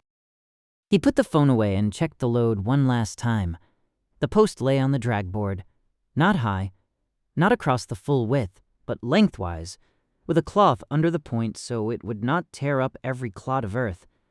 Beside it lay a narrow folding spade, a short wooden mallet, 2 wedges, a piece of string, a small bundle of willow rods, and a remnant of sackcloth. Elias took neither nails nor hammer, even the one shiny piece of iron. The spade stayed wrapped deep in fabric. The drag board moved worse than on the last test. Elias expected nothing else. A post did not have the forgiving weight of a tarp or a water canister. It wanted to tip as soon as the line ran off angle. It wanted to bite into wet earth with its point. Already on the short stretch from the trailer to the ditch, Elias had to stop 3 times, correct the position, and pull the front cloth wrap tighter. At the 3rd stop, he stayed crouched and listened for a moment to nothing but the wind over the marsh meadow. He felt the old temptation to put the post back on the trailer and measure one more day. One more day would have been reasonable enough to pass for wisdom. Only Elias already knew how often his reason in Rensum had been nothing more than a clean name for delay. He pulled on. At the ditch, he crossed the narrow stretch without the load first, tested the footing, and came back. Then he took the line lower, almost at knee height, as Toren had shown him with the drag board. The post slid slantwise over the edge, hung for a moment with its point in the wet lip, and then came free. Elias did not pull harder, but slower. The wood followed, scraped over grass, and finally lay in front of the mist. The crossing took the load. At the first step, Rensum did not vanish, but it became duller. At the second, the scraping behind him stopped for a breath, as if the board were in a gap between 2 floors. Elias held the line taut, kept going at the same small speed, and waited for the tear, the tip-over, or the snag. None of that came. Then the wind from Fjord hit him in the face, and the post lay behind him in the cold grass of the cold meadow. Elias stopped until his breathing matched him again. On the other side, the wood seemed larger. Not longer, not heavier, only clearer. It no longer belonged to an old trailer and Broderson's leftover stack. It lay on a slope that saw every new mark. The dark trunk pointed back toward the mist edge, like a line drawn too roughly. Elias pulled it to the first stone, adjusted the cloth at the point, and waited. Toren came later than usual. He did not emerge from the left ascent, but from lower down the slope, almost level with the fjord path. Elias only saw that when the spear briefly lifted against the gray grass. Toren stopped, looked not at Elias but at the post. Then the mist edge. Then the post again. This time his face held no question about the post itself. It was the question of the year ahead. Elias let go of the line, raised both hands, and pointed first at the post, then downhill to the old farmyard. After that, he lowered his hand straight down, slowly, only once. Toren came closer. He tapped the post with the spear point. Not the tip, not the wood as a whole, but the fresh patch Elias had darkened with earth. Then Toren rubbed his thumb over it and looked at the pale fiber that came back through the damp earth. Elias understood the warning at once. Freshness talked. He took the sackcloth from the backpack, rubbed in earth, wet grass, and some dark mud, and wrapped the lower part of the post again more roughly. It looked worse than before. That was exactly why it was better. A neatly prepared post would have looked like intent out of a world that loved smooth edges. This one looked more like work that wind and earth had already touched. Toren said a brief sentence, then he pointed at the dragboard and held 2 fingers flat in the air, slowly, low. Elias nodded. They did not go side by side to the homestead site. Elias pulled, Toren walked farther down and a little ahead of him, where he could see whether the load slipped from the safe upper pull into a wrong line. The post made the route harder, but also easier in the mind.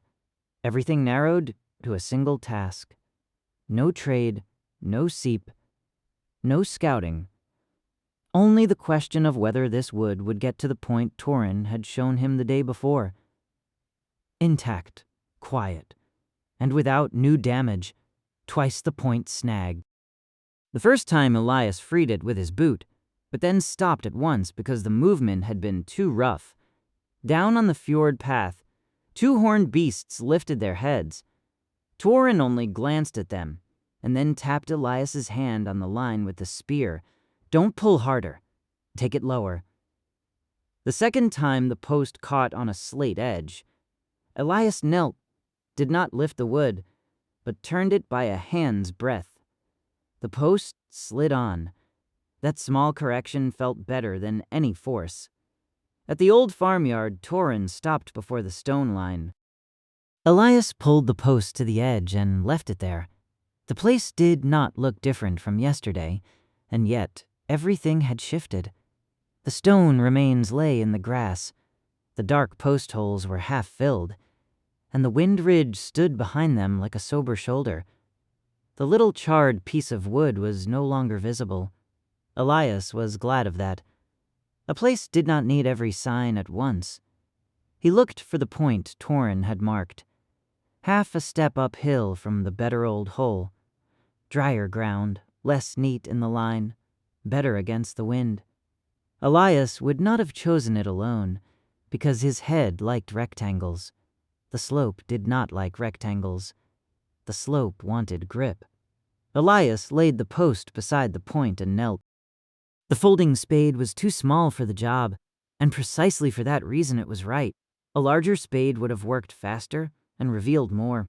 Elias unwrapped the cloth, opened the blade, and did not stab at the ground as if he were setting up a garden. He first cut a narrow sod, set it aside, and then scraped earth out of the old, firm ground. Every strike had to stay short. Every lifted clod went onto the sackcloth so no pale scar would stay open in the grass. Toren watched for a long time without helping. That suited Elias. If Toren had stepped in right away, it would have been too easy to read the post as shared approval. As it was, the work stayed with Elias first. His hands, his decision, his hole in the ground. After a quarter hour, the spade hit stone. Elias did not curse out loud. He set the spade aside and kept working with his fingers. The stone was not big, but it sat exactly where the point of the post should find hold. He could pry it out. He could shift the point. He could widen the hole and immediately show more than he wanted. Now Toren stepped over the old stone line. Again, only one step first, then another. He crouched, took the spear crosswise in front of him, and with the blunt side pointed not at the stone, but at a darker patch below and to one side. Elias only saw it after the hint. The stone did not have to come out. It could become the wedge side if the post stood just beside it, and smaller stones were packed against it. Elias nodded slowly. The hole became slantwise. He liked it less at once, and it worked better at once. He cleared the side, laid the sods neatly on the cloth, and took two small wedges from the backpack. Toren looked at the wedges, took one in his hand, and tested the wood with his thumb. Then he gave it back. No rejection, only the quiet finding that Elias had brought things this time that did not shine, and promised nothing more than hold. When the hole was deep enough, Elias set the point of the post into it. The wood did not stand. Of course it did not stand. Elias knew that, and still the slant hit him harder than it should have. The post tipped toward the fjord, as if the slope had immediately decided who this place really belonged to. Elias held it. The weight pressed against his shoulder, and for a brief moment everything was ridiculous. A man from Ransom, an old post, a hole too small, and a world that did not care about a good plan. Toren said something. The tone was not mocking. That made it easier. Elias did not push the post upright. He pulled it back out of the hole, scraped at the fjord side wall, freed the stone at the bottom, and tried again. This time, the post stayed longer in the correct direction before tipping once more. Toren laid the spear aside, though only on a stone within reach. Then, he stepped to the post and held it against the wind ridge with one hand. That was no grand help and no ceremonial joint beginning. It was a man holding a piece of wood, because otherwise it would fall. For Elias, it was still the moment when the post truly began. He took the first packing stones from the old line, only loose lumps that no longer held any visible order. He placed each one so the ground could cover it again later. None was allowed to break bright. None was allowed to look fresh. The post got a hard side against the existing stone below, and a second side from 2 flat pieces Elias set carefully with the mallet. The first blow sounded too far off. Elias stopped at once. Wind ran over the slope. Down below, the horned beast did not move. No call came from the fjord. Toren waited, hand on the post, his face calm and unyielding. Only when the sound had gone did Elias set the mallet again, this time shorter and lower. A dull note, then another. Stone closed against wood. Not neat, not pretty, tight. The post stayed standing when Toren let go. It was not fully straight. Elias saw that at once. The upper part leaned a finger's breadth toward the wind ridge, and the line to the old stone row was slantier than his craftsman's eye liked. But below it sat against stone, sideways against drier earth, and behind with enough packing that it would not fall on the first shove. Elias stepped back. The wood was not tall. It was no roof, no wall, no shelter. A child could not have hidden behind it. A strong man would have struggled to get it out of the hole again. Still, the post changed the farmyard more than any notebook, string, or thought of the past days. Before, the place had looked old. Now, it had begun to become present again. Toren did not look at Elias, but downhill. Elias followed his gaze. From the fjord path, the post might not stand out immediately, at least not in gray light and wind, but it was a new vertical in the grass, a straight line where there had been only stump, stone, and decay. Anyone who often walked here would see it. Anyone who knew the old place might see faster what it meant. Elias took the set-aside sods and pressed them back around the foot of the post. Not enough to make it look untouched. That would have been a lie.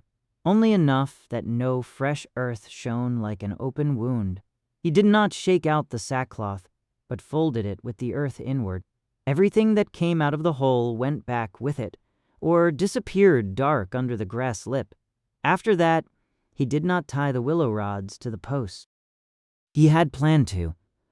A small cross support, just for the eye and for later. Now he saw it would have been too much. A post was enough for today. Any further line would have made construction out of the beginning already, and the next step needed its own price.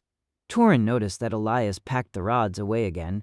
He said nothing, but his look stayed on Elias's hands a beat longer than needed. Elias took that as approval, because it was not a warning. He could not make more out of it. They stood beside the post for a while. The wind passed it by and made no special sound. That was good. A post that sang had been set badly, or was too vain. This wood only stood there, rough, dark, a little crooked, with earth at its foot, and the old farmyard behind it. Elias laid his hand on it, not long, only long enough to feel that the wood did not give. In that moment, no great sentence rose in him, no image of a finished homestead, no moved speech to a new world, no clear answer to Mira, Toren, or himself. Only the plain realization that tomorrow he could no longer pretend the cold meadow was just a place he visited. He had left something behind that was meant to remain. Toren picked up the spear again. Then he went to the edge of the old stone line, took a small dark stone from the grass, and did not place it on the post, but on a flat stone 2 steps away. There, it was hardly visible. Elias did not understand the move at first. Toren tapped the dark stone with the spear point, then the post, then downhill toward the fjord path, a sight point. Not for strangers, for them, a point from which they could later check whether the post had moved, whether the earth had given way, or whether someone had been there. Elias nodded. That was the post's first protection. Not strength, but recognition. Toren turned away before Elias could make anything out of it. He went back to the left ascent, but after a few steps he stopped once more. His gaze moved over the post, over the old stone line, and to Elias. Then he said a short sentence. Elias did not hear his own name in it, nor Haldvik. Only one word stuck, because Toren spoke it a little slower. Elias did not know what it meant, but Toren then pointed at the ground and not at the mist. That was enough for today. When Toren was gone, Elias did not stay long. That was harder than the work. The post pulled at his gaze. He wanted to test it, press it again, look at it from 3 angles, and already turn it over in his head into a wall. Elias forced himself to pack the tools, close the sackcloth, and set off back before a beginning became a secret build. At the stone ridge, he turned around. From there, the post looked small. That did not comfort him. Small only meant the place had time to grow larger. He pulled the empty drag board back toward the mist. It ran easier than on the way there, and was almost cruel. The hardest part stayed behind, and exactly because of that, everything Elias carried with him became less. At the mist edge, he stopped, looked once more at the farmyard, and could only see the post because he knew where it stood. He went through. Rensum greeted him with wet earth, the narrow ditch, and the old trailer that suddenly no longer looked like a secret reserve, but like the messy beginning of a decision. Elias pulled the board over the ditch, set it against the sideboard, and texted Mira with cold fingers. Back, no damage. The first post stands. This time the answer did not come immediately. He stowed the spade, mallet, and empty sackcloth in the trailer, took the line off the board, and kept looking toward the mist. Not because he wanted to go back, because something was standing there now in the wind without him. Then the phone vibrated. Then it is no longer a test. Elias read the sentence twice. He wrote, "No." That was all she needed. Moore would only have tried to make the thing smaller or larger than it was. At home, his hands smelled of resin, wet earth, and old wood. He did not wash them at once. First, he sat on the floor beside the drag board and copied the notes into the notebook, dark rings still under his fingernails. Run 9 completed. First post set at the old farmyard.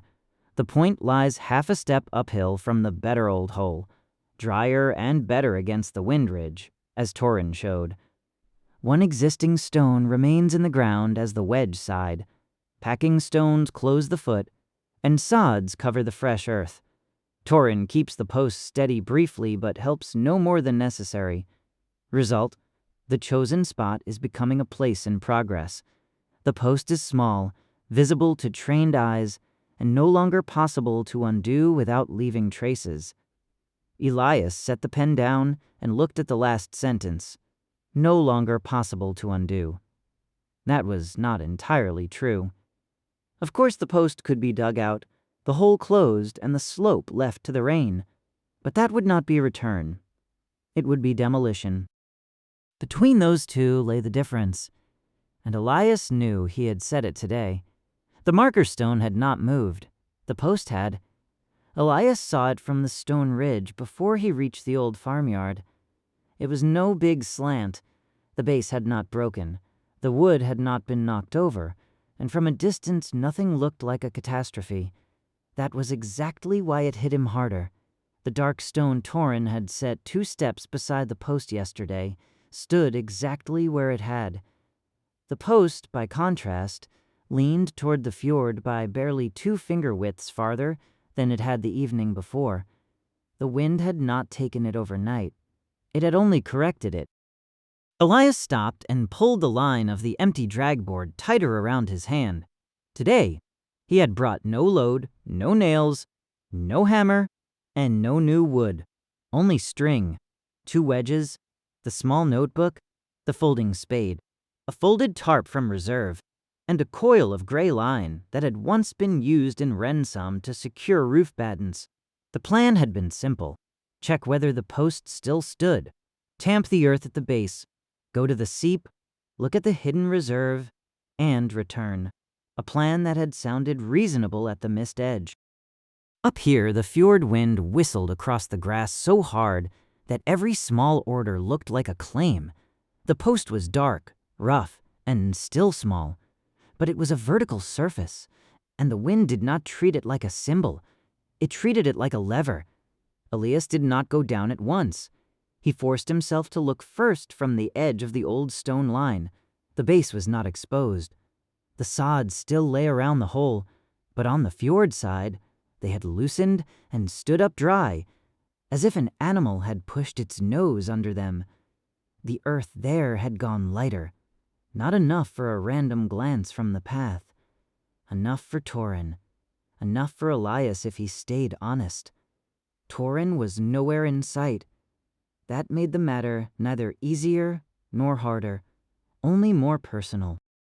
Elias set the drag board down below a flat stone so the wind would not turn it and walked to the farmyard. Every step over the old stone line felt like stepping into an unfinished sentence. Yesterday, the post had held as long as Toren, Elias, and the quiet evening had been around it. Today it stood alone in the weather. That was the real test. At the post, Elias first put his hand on the base and not the trunk. The earth was cold and wet, but not firm enough. The existing stone still served as the wedge side. 2 packing stones sat neatly. The third had shifted outward almost invisibly because the sod beside it had given way. Elias pressed his thumb against it and immediately felt how easily the error could grow. He could have just pushed the post upright. His shoulder wanted to. His craftsman's eye wanted it even more. The upper part was off the line, and everything in him knew the old reflex. Align, hold, reset, done. But a crooked base did not get better if you pushed harder at the top. You only made the hole bigger and called the next mistake a repair. Elias let his hand fall. The post stayed crooked. That was the first real step of the day. He knelt, cut the loosened sod cleanly free with the folding spade, and laid it on the sackcloth. Beneath it, a thin, wet trail had formed. The night's rain had not brought much water, but enough to run under the sod and soften the earth on the fjord side. The wind had pressed from above, the water had yielded below, and the post had made the smallest possible movement between them. Small was no excuse here. Small was the beginning of later large. Elias did not clear the light earth widely. He lifted it out with his fingers, pressed it dark into the cloth, and looked for stone rather than a prettier shape. 2 flat pieces lay beside the old line, half in the grass, so inconspicuous that he had missed them yesterday. He loosened them carefully, turned them in his hand, and laid the first against the windward edge of the hole. The stone did not fit at once. It fit only when Elias shifted it away from where he wanted it and tilted in a direction the ground asked for. The second stone closed underneath. It looked worse and held better. Elias took out the wooden mallet, but for a moment he only held it.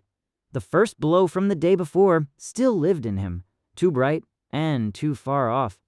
Today, the wind was louder, but that did not make noise harmless.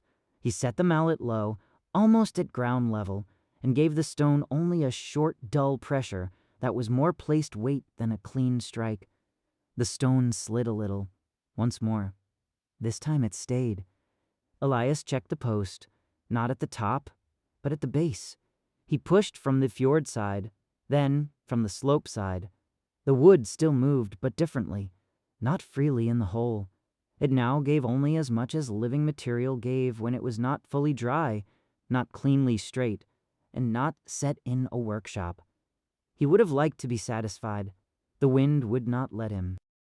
A gust came over the slope and caught the post so suddenly that Elias felt the pressure in his hand. The trunk held, and though there was no break and no visible new damage, the message was clear. A single post was not the beginning of a wall unless he could think it against the wind. Elias sat back on his heels. In Ransom, wind had often been an interruption. Delivery delay, tarp on the yard, a complaint about wet insulation. You cursed and sent an email. Here, wind was not a circumstance. It was a force that came first and left last. He wrote in the notebook, still kneeling. Wind before measure, water before beauty, foot before line. The sentence was not pretty, that was good. Toren came when Elias took the line from the backpack. He did not come out of the left ascent, but from above the fjord path, half sideways against the wind. His coat snapped tight around his legs. The spear lay low in his hand. He looked first at the post, then at the marker stone, and then at the loosened sod on the sackcloth. In that order, there was more judgment than Elias wanted to hear. Elias raised both hands, even though he was in the middle of the work. Toren did not answer with his name. He walked to the post, put his free hand on the trunk, and pushed once slowly from the fjord side. Not hard, not to shame Elias. Only the way a man checked whether a thing gave itself away. The post yielded a finger's width and came back. Toren looked at Elias. Elias nodded. He did not need to defend anything. The wind had already said what had been wrong. He pointed to the base, to the new packing stones, and to the line in his hand. Then with 2 fingers he pointed diagonally toward the wind ridge, not high on the post, but low to the ground. His thought was still unfinished. A low tie-down, no visible brace. Nothing that would look like a second line from the path. Toren studied the gesture and did not shake his head. That was not yet agreement. He took the line from Elias's hand, not roughly but without asking, and did not loop it around the post. Instead, he walked 2 steps uphill to a flat stone that lay half under grass. He did not pull on it. He stood beside it, tested the earth with the spear point, and showed Elias the edge. Then he laid the line flat around the stone, ran it back to the post base, and held both ends so low that Elias immediately understood what had been wrong with his first idea. The tie-down did not need to sit high, because up there, a line turned hold into sail and sight at once. Low held the base. Elias took the line back and knelt by the stone. He worked slowly, because fast knots in cold wind almost always became lies. The line ran around the flat stone, then through a gap between 2 packing stones at the post base. The pull stayed low, the angles stayed unreadable from a distance, and both together made a short, hard hold against the direction from which the wind had corrected the post overnight. Toren did not crouch with him. He stood beside him and watched. When Elias had tightened the knot, Toren pushed once more against the post. This time, it moved less. Not nothing. Nothing did not exist in this ground, but the force no longer ran straight into the hole. It ran into stone, line, and slope. Elias let out his breath. Toren said, one word Elias did not know. It sounded neither like praise nor warning, more like the sober finding that an error had grown smaller, but had not yet gone away. The post deserved more than that. The next error lay behind the rock rise. Elias noticed it when they went to the seep. The wind did not move there as freely as at the farmyard. It jumped over the rise, dropped into gusts behind it, and then looked for every loose edge. The small reserve Elias had tucked behind the stone was not gone. That would have been easier. Instead, it had half opened. The tarp had worked at one corner. A folded edge fluttered between 2 stones, slapped against the grass, and made a dry, ugly sound. Half the water supply was still in the gap, but a small canister had turned and pressed against the cover. The blanket itself was damp on one side, not soaked, only wet enough that on a cold night it was no longer reserve, but a promise that might break. Elias stopped before the gap. Yesterday, he would have called that supply neat, hidden, weighted, small. Today he saw only what he had not checked. Wind direction behind the rise, pull on a free corner, water under the tarp, weight that would not stay put when nobody stood there. Toren said nothing. That was worse than sarcasm. Elias crouched and took the blanket out. The damp edge smelled of stone and cold grass. He did not shake it out. That would only have shown that fabric lay where nothing should lie. He folded it anew, tighter and smaller, and did not put it back in the old place. First, he tested the backside of the rock with his hand. The ground there was drier, but the wind pressed directly into it. Further left lay a narrow hollow between two stones. Harder to get to, less comfortable. Lower. The hollow won. He laid the blanket in it, the canister in front of it, the tarp over both, but not as a smooth surface. Smooth surfaces the wind loved. He laid it broken, in short folds, with earth and grass at the edges so no corner breathed freely. Then he set two flat stones not on the center, but on the edges that wanted to work. It looked like a heap, not a store. A heap was better today. Toren came closer, caught one tarp corner with 2 fingers and pulled. It did not hold. Elias felt the anger immediately in his gut, not at Toren, at himself. He had been working for the eye again, not for the wind. The stones were heavy, but wrong. Weight was no hold if the pull could get underneath it. He took the corner out, wrapped it twice around a flat stone, and only then put weight on it. After that, Toren pulled again. The tarp stayed. Elias nodded, but not at Toren. More at the mistake, which was now clear enough that it would have less room next time. They went back to the farmyard. The post still stood crooked, but no longer differently from after the tie-down. The marker stone stayed the quiet point beside it.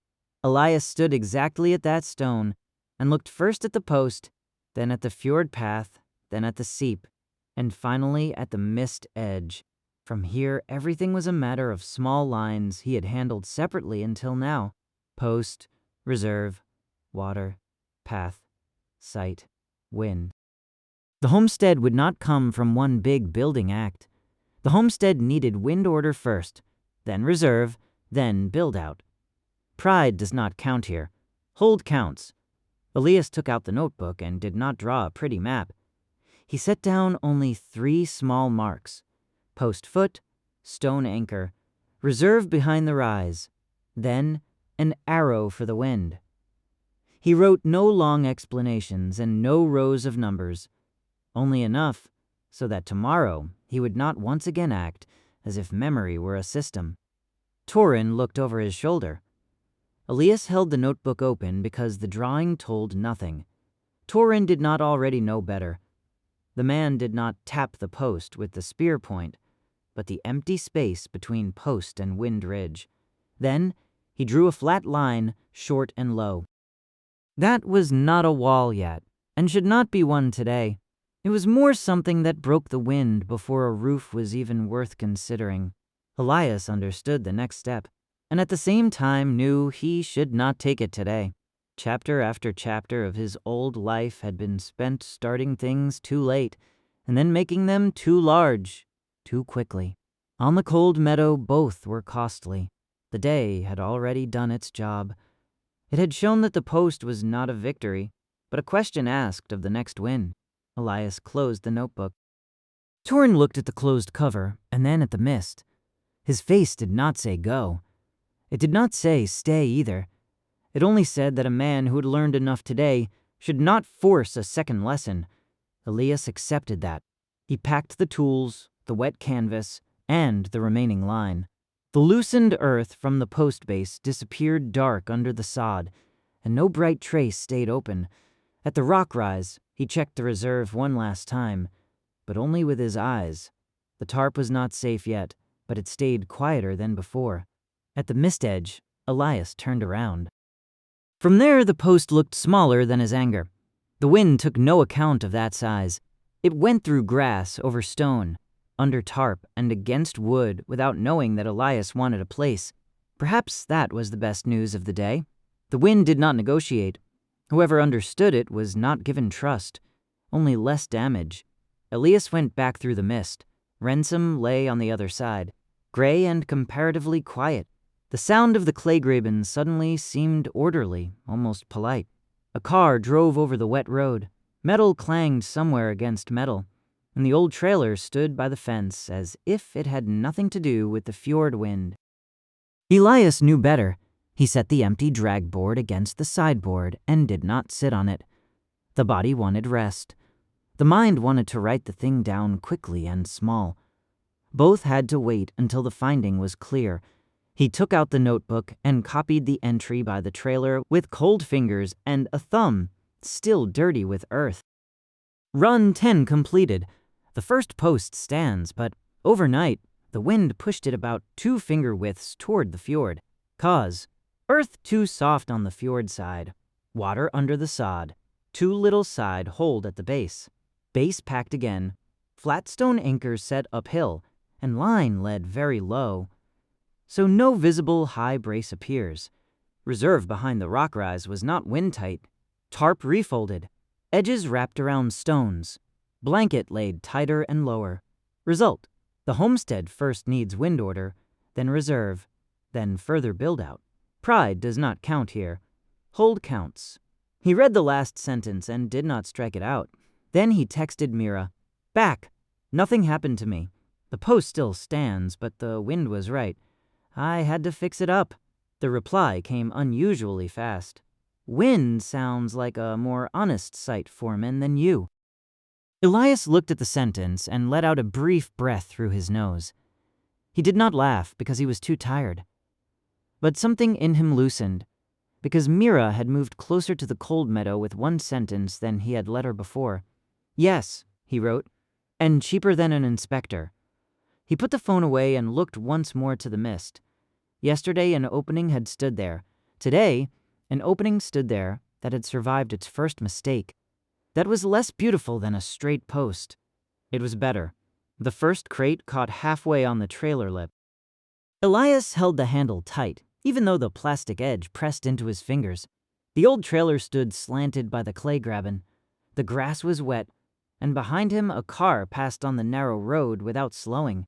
Even so, he froze for a breath. Not because of the car, because of the sound. Plastic on metal sounded wrong here. It was not loud enough to bring a neighbor out of the house, and it was not obvious enough to make Broderson step out of nowhere to the fence. But it was wrong enough to remind Elias that any order meant to help on the cold meadow had to start quietly in Ransom. He lifted the crate back onto the trailer wall and slid an old piece of blanket underneath. Only then did he pull it onward. The crate was not large. That was exactly why he had chosen it. Flat, gray, with a lid, no bright lettering. It had once carried screw fittings, leftovers, and small bits from his old shed. Now it held things that could not look like a miracle on the cold meadow. Cord, a second tarp, 2 small wooden wedges, nails in a sealed tin, a handful of short screws, a strip of tar tape, a coiled line, and 3 clean cloths. Elias had wrapped everything in fabric so nothing rattled inside. On the lid, in black marker, there was only a small sign. 1. The second crate was heavier.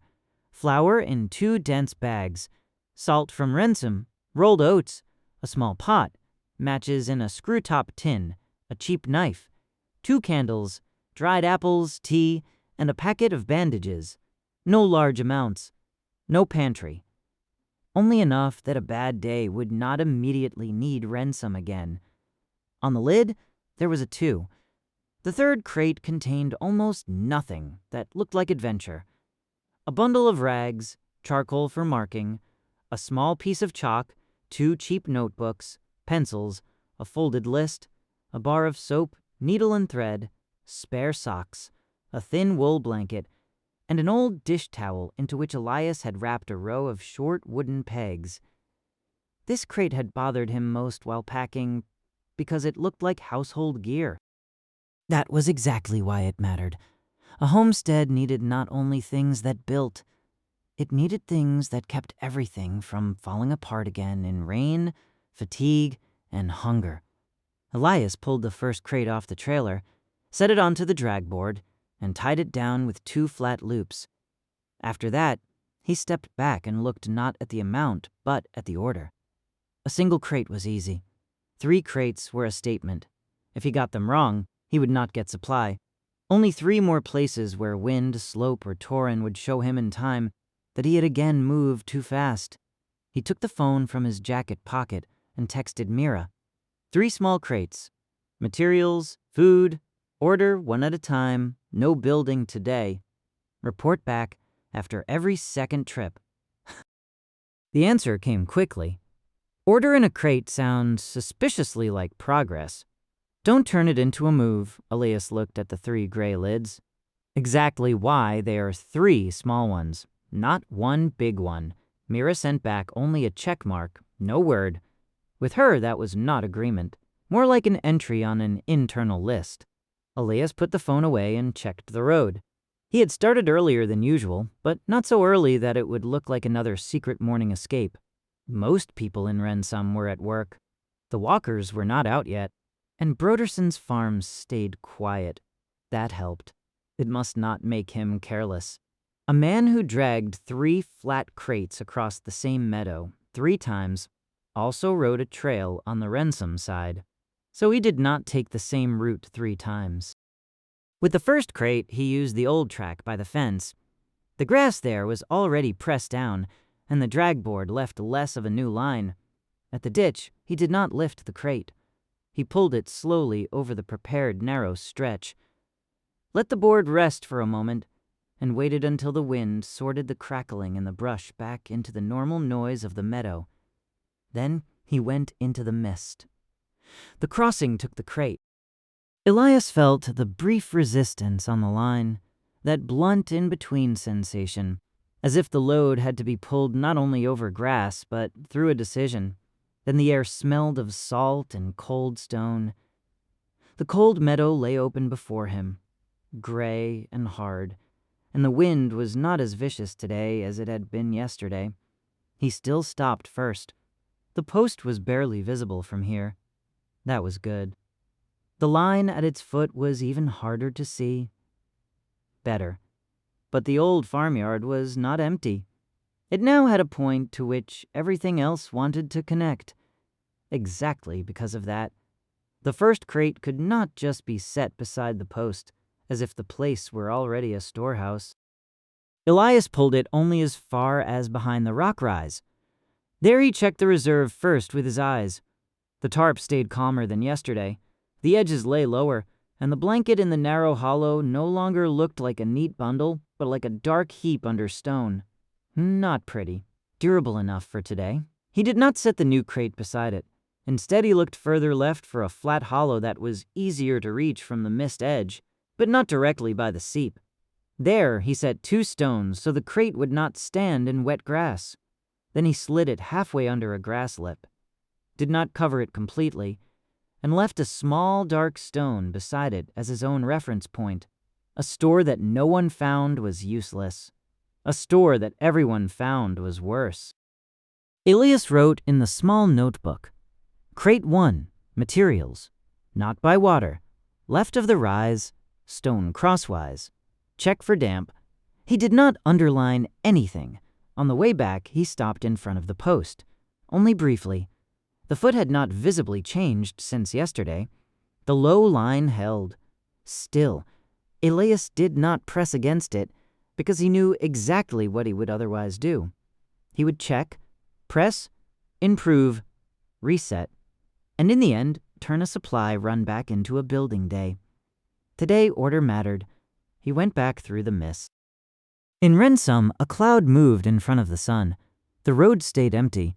Elias pulled the drag board back to the trailer and took the second crate. It was heavier, but more honest. The weight did not come from iron, but from food, waterproofing, and the question of whether he could keep the homestead detached from the present for longer than half a day.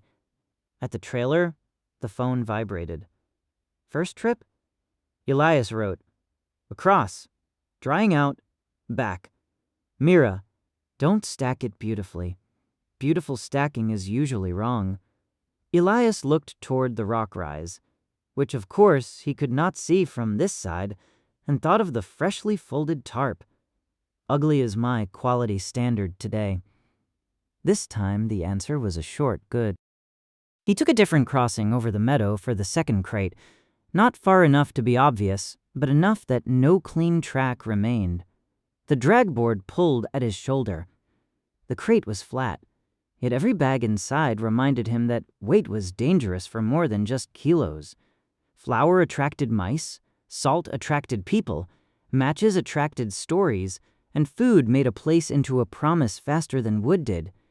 At the mist edge, Elias paused. He imagined taking the second crate straight to the old farmyard. A pot there, a candle, some flour, a knife, maybe a place under a stone.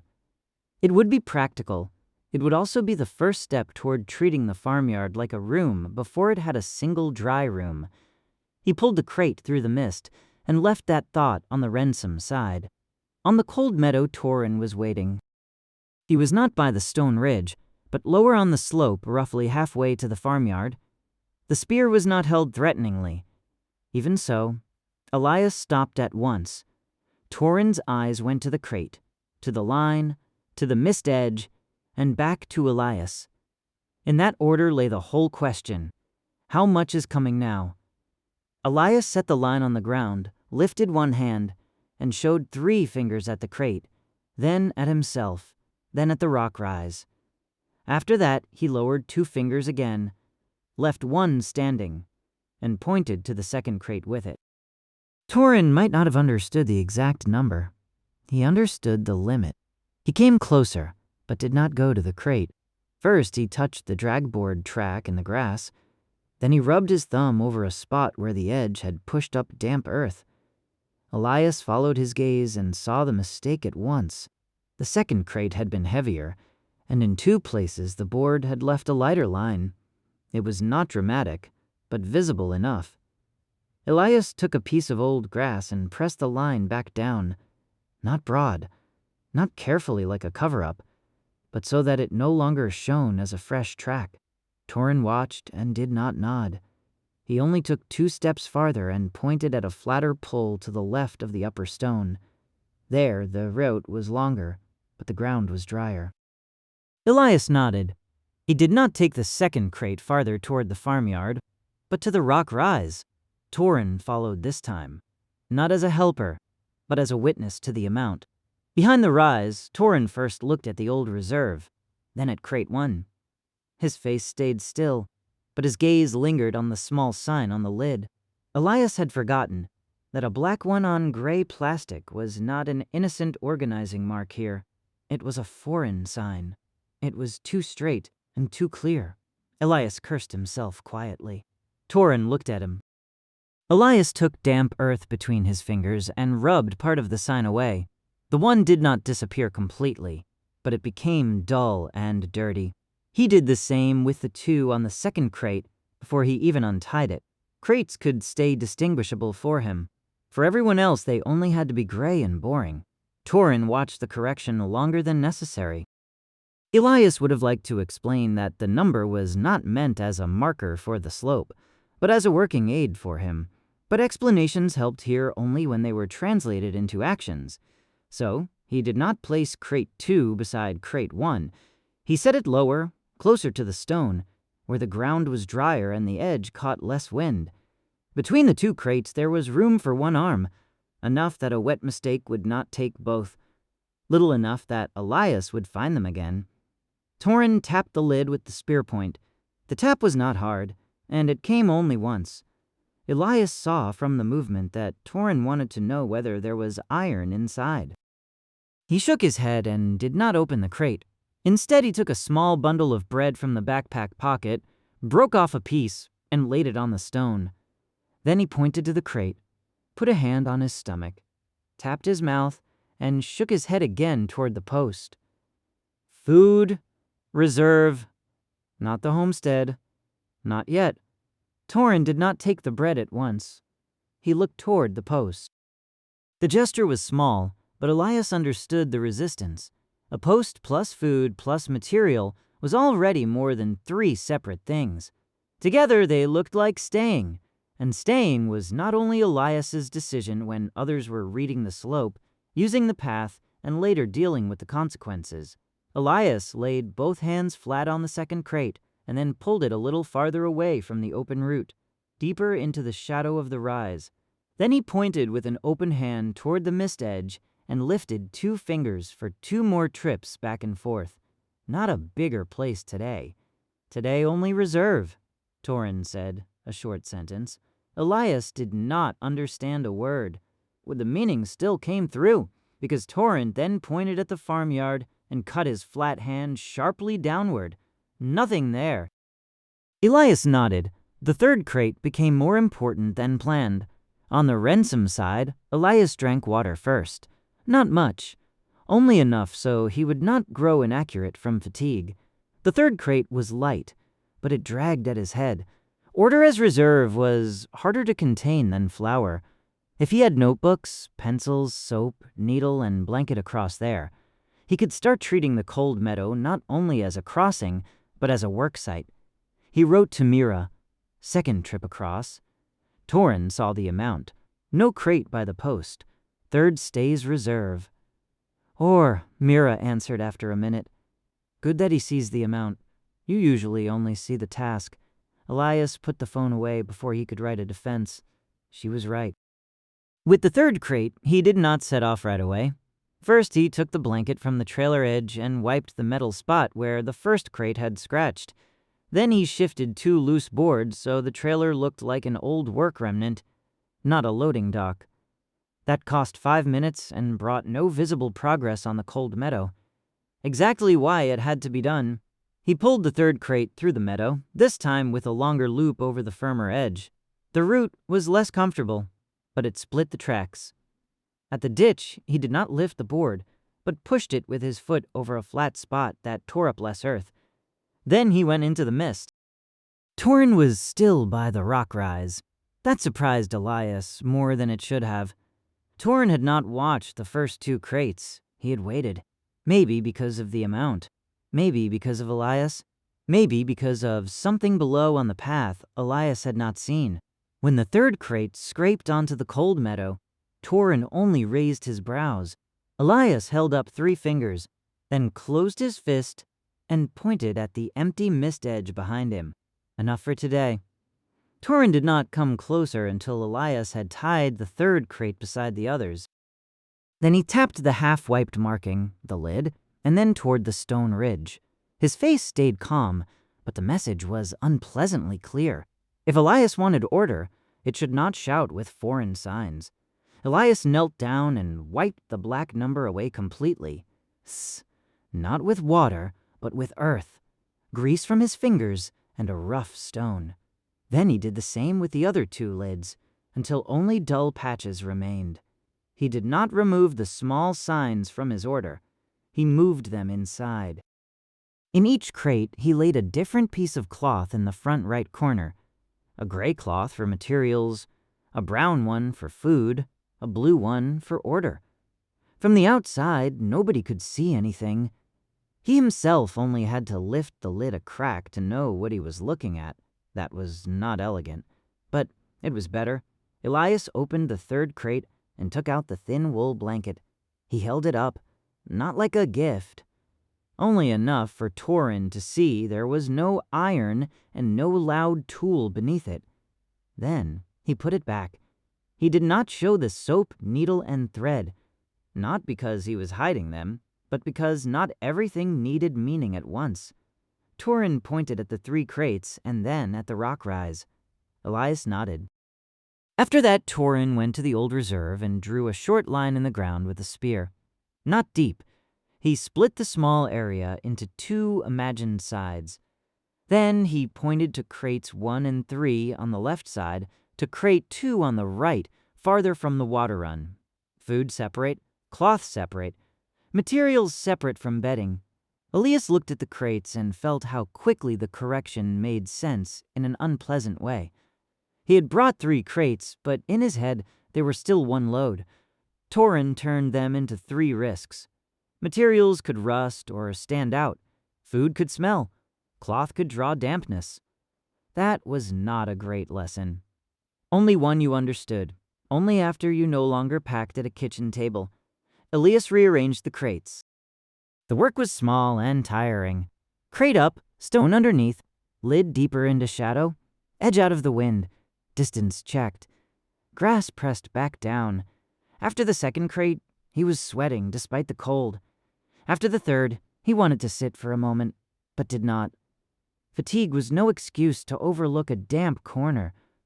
When everything lay in place, the spot stayed unremarkable. 3 crates that had looked like the beginning of a move in Rensum were on the cold meadow little more than a low gray heap under grass. Stone and poor light.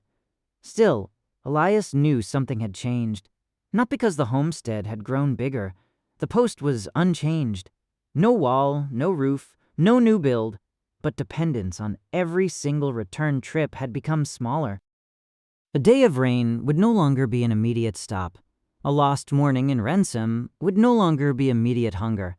A wet mistake on the tarp would no longer be the end of warmth. He did not write those sentences down.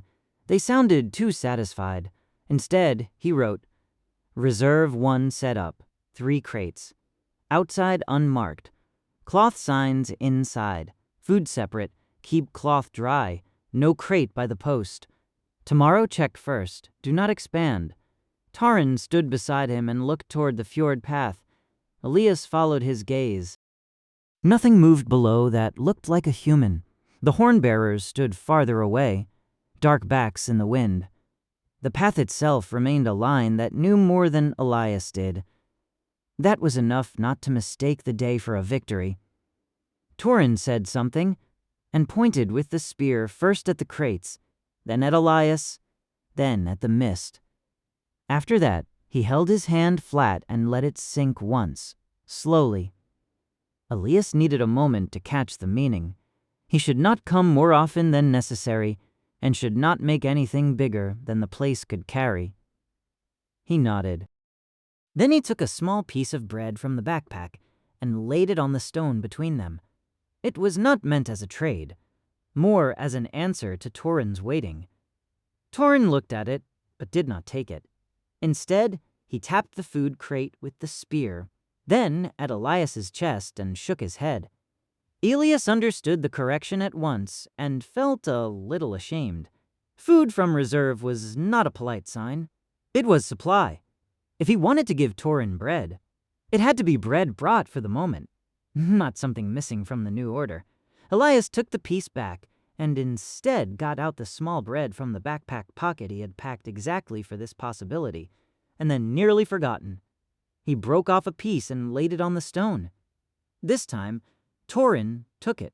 Nothing else happened, and precisely because of that, it mattered. Elias packed the backpack, closed the crates, checked every edge one last time, and stood up. His back pulled. His arms felt heavier than they should have after 3 flat crates. On paper, the day was simple. 3 small transports. No new building stage. No injury.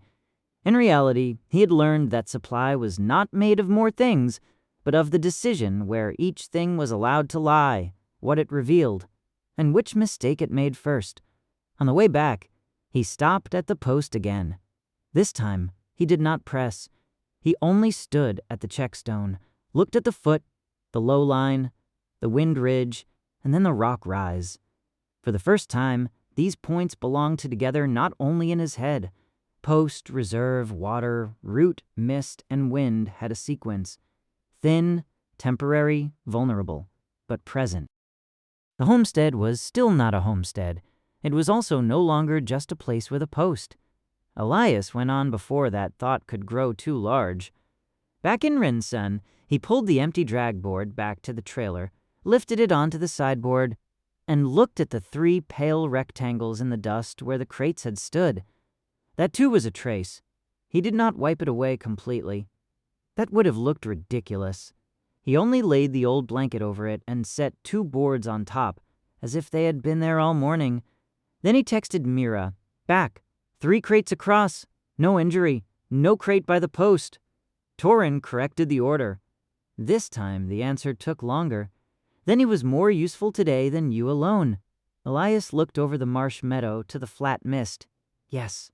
He wrote the word without softening it. At home, he did not make a new shopping list. That would have been the old reflex. More cord, more crates, more flour, more of everything. Because the first trip had worked. Instead, he sat down on the floor beside the empty drag board and wrote the clean copy with tired hands. Run 11 completed. 3 small crates brought across the mist. Materials, food, order. Renzum's side kept unobtrusive, drag board tracks spread out, and the trailer reset to look like a work remnant. On the cold meadow, no crate was placed by the post. Instead, reserve was separated behind the rock rise. Materials and order left, food dryer and off to the side. Outside markings were rubbed out. Inside, only cloth signs. Toren saw the amount, corrected the heavy tracks, and separated food as supply from polite gift.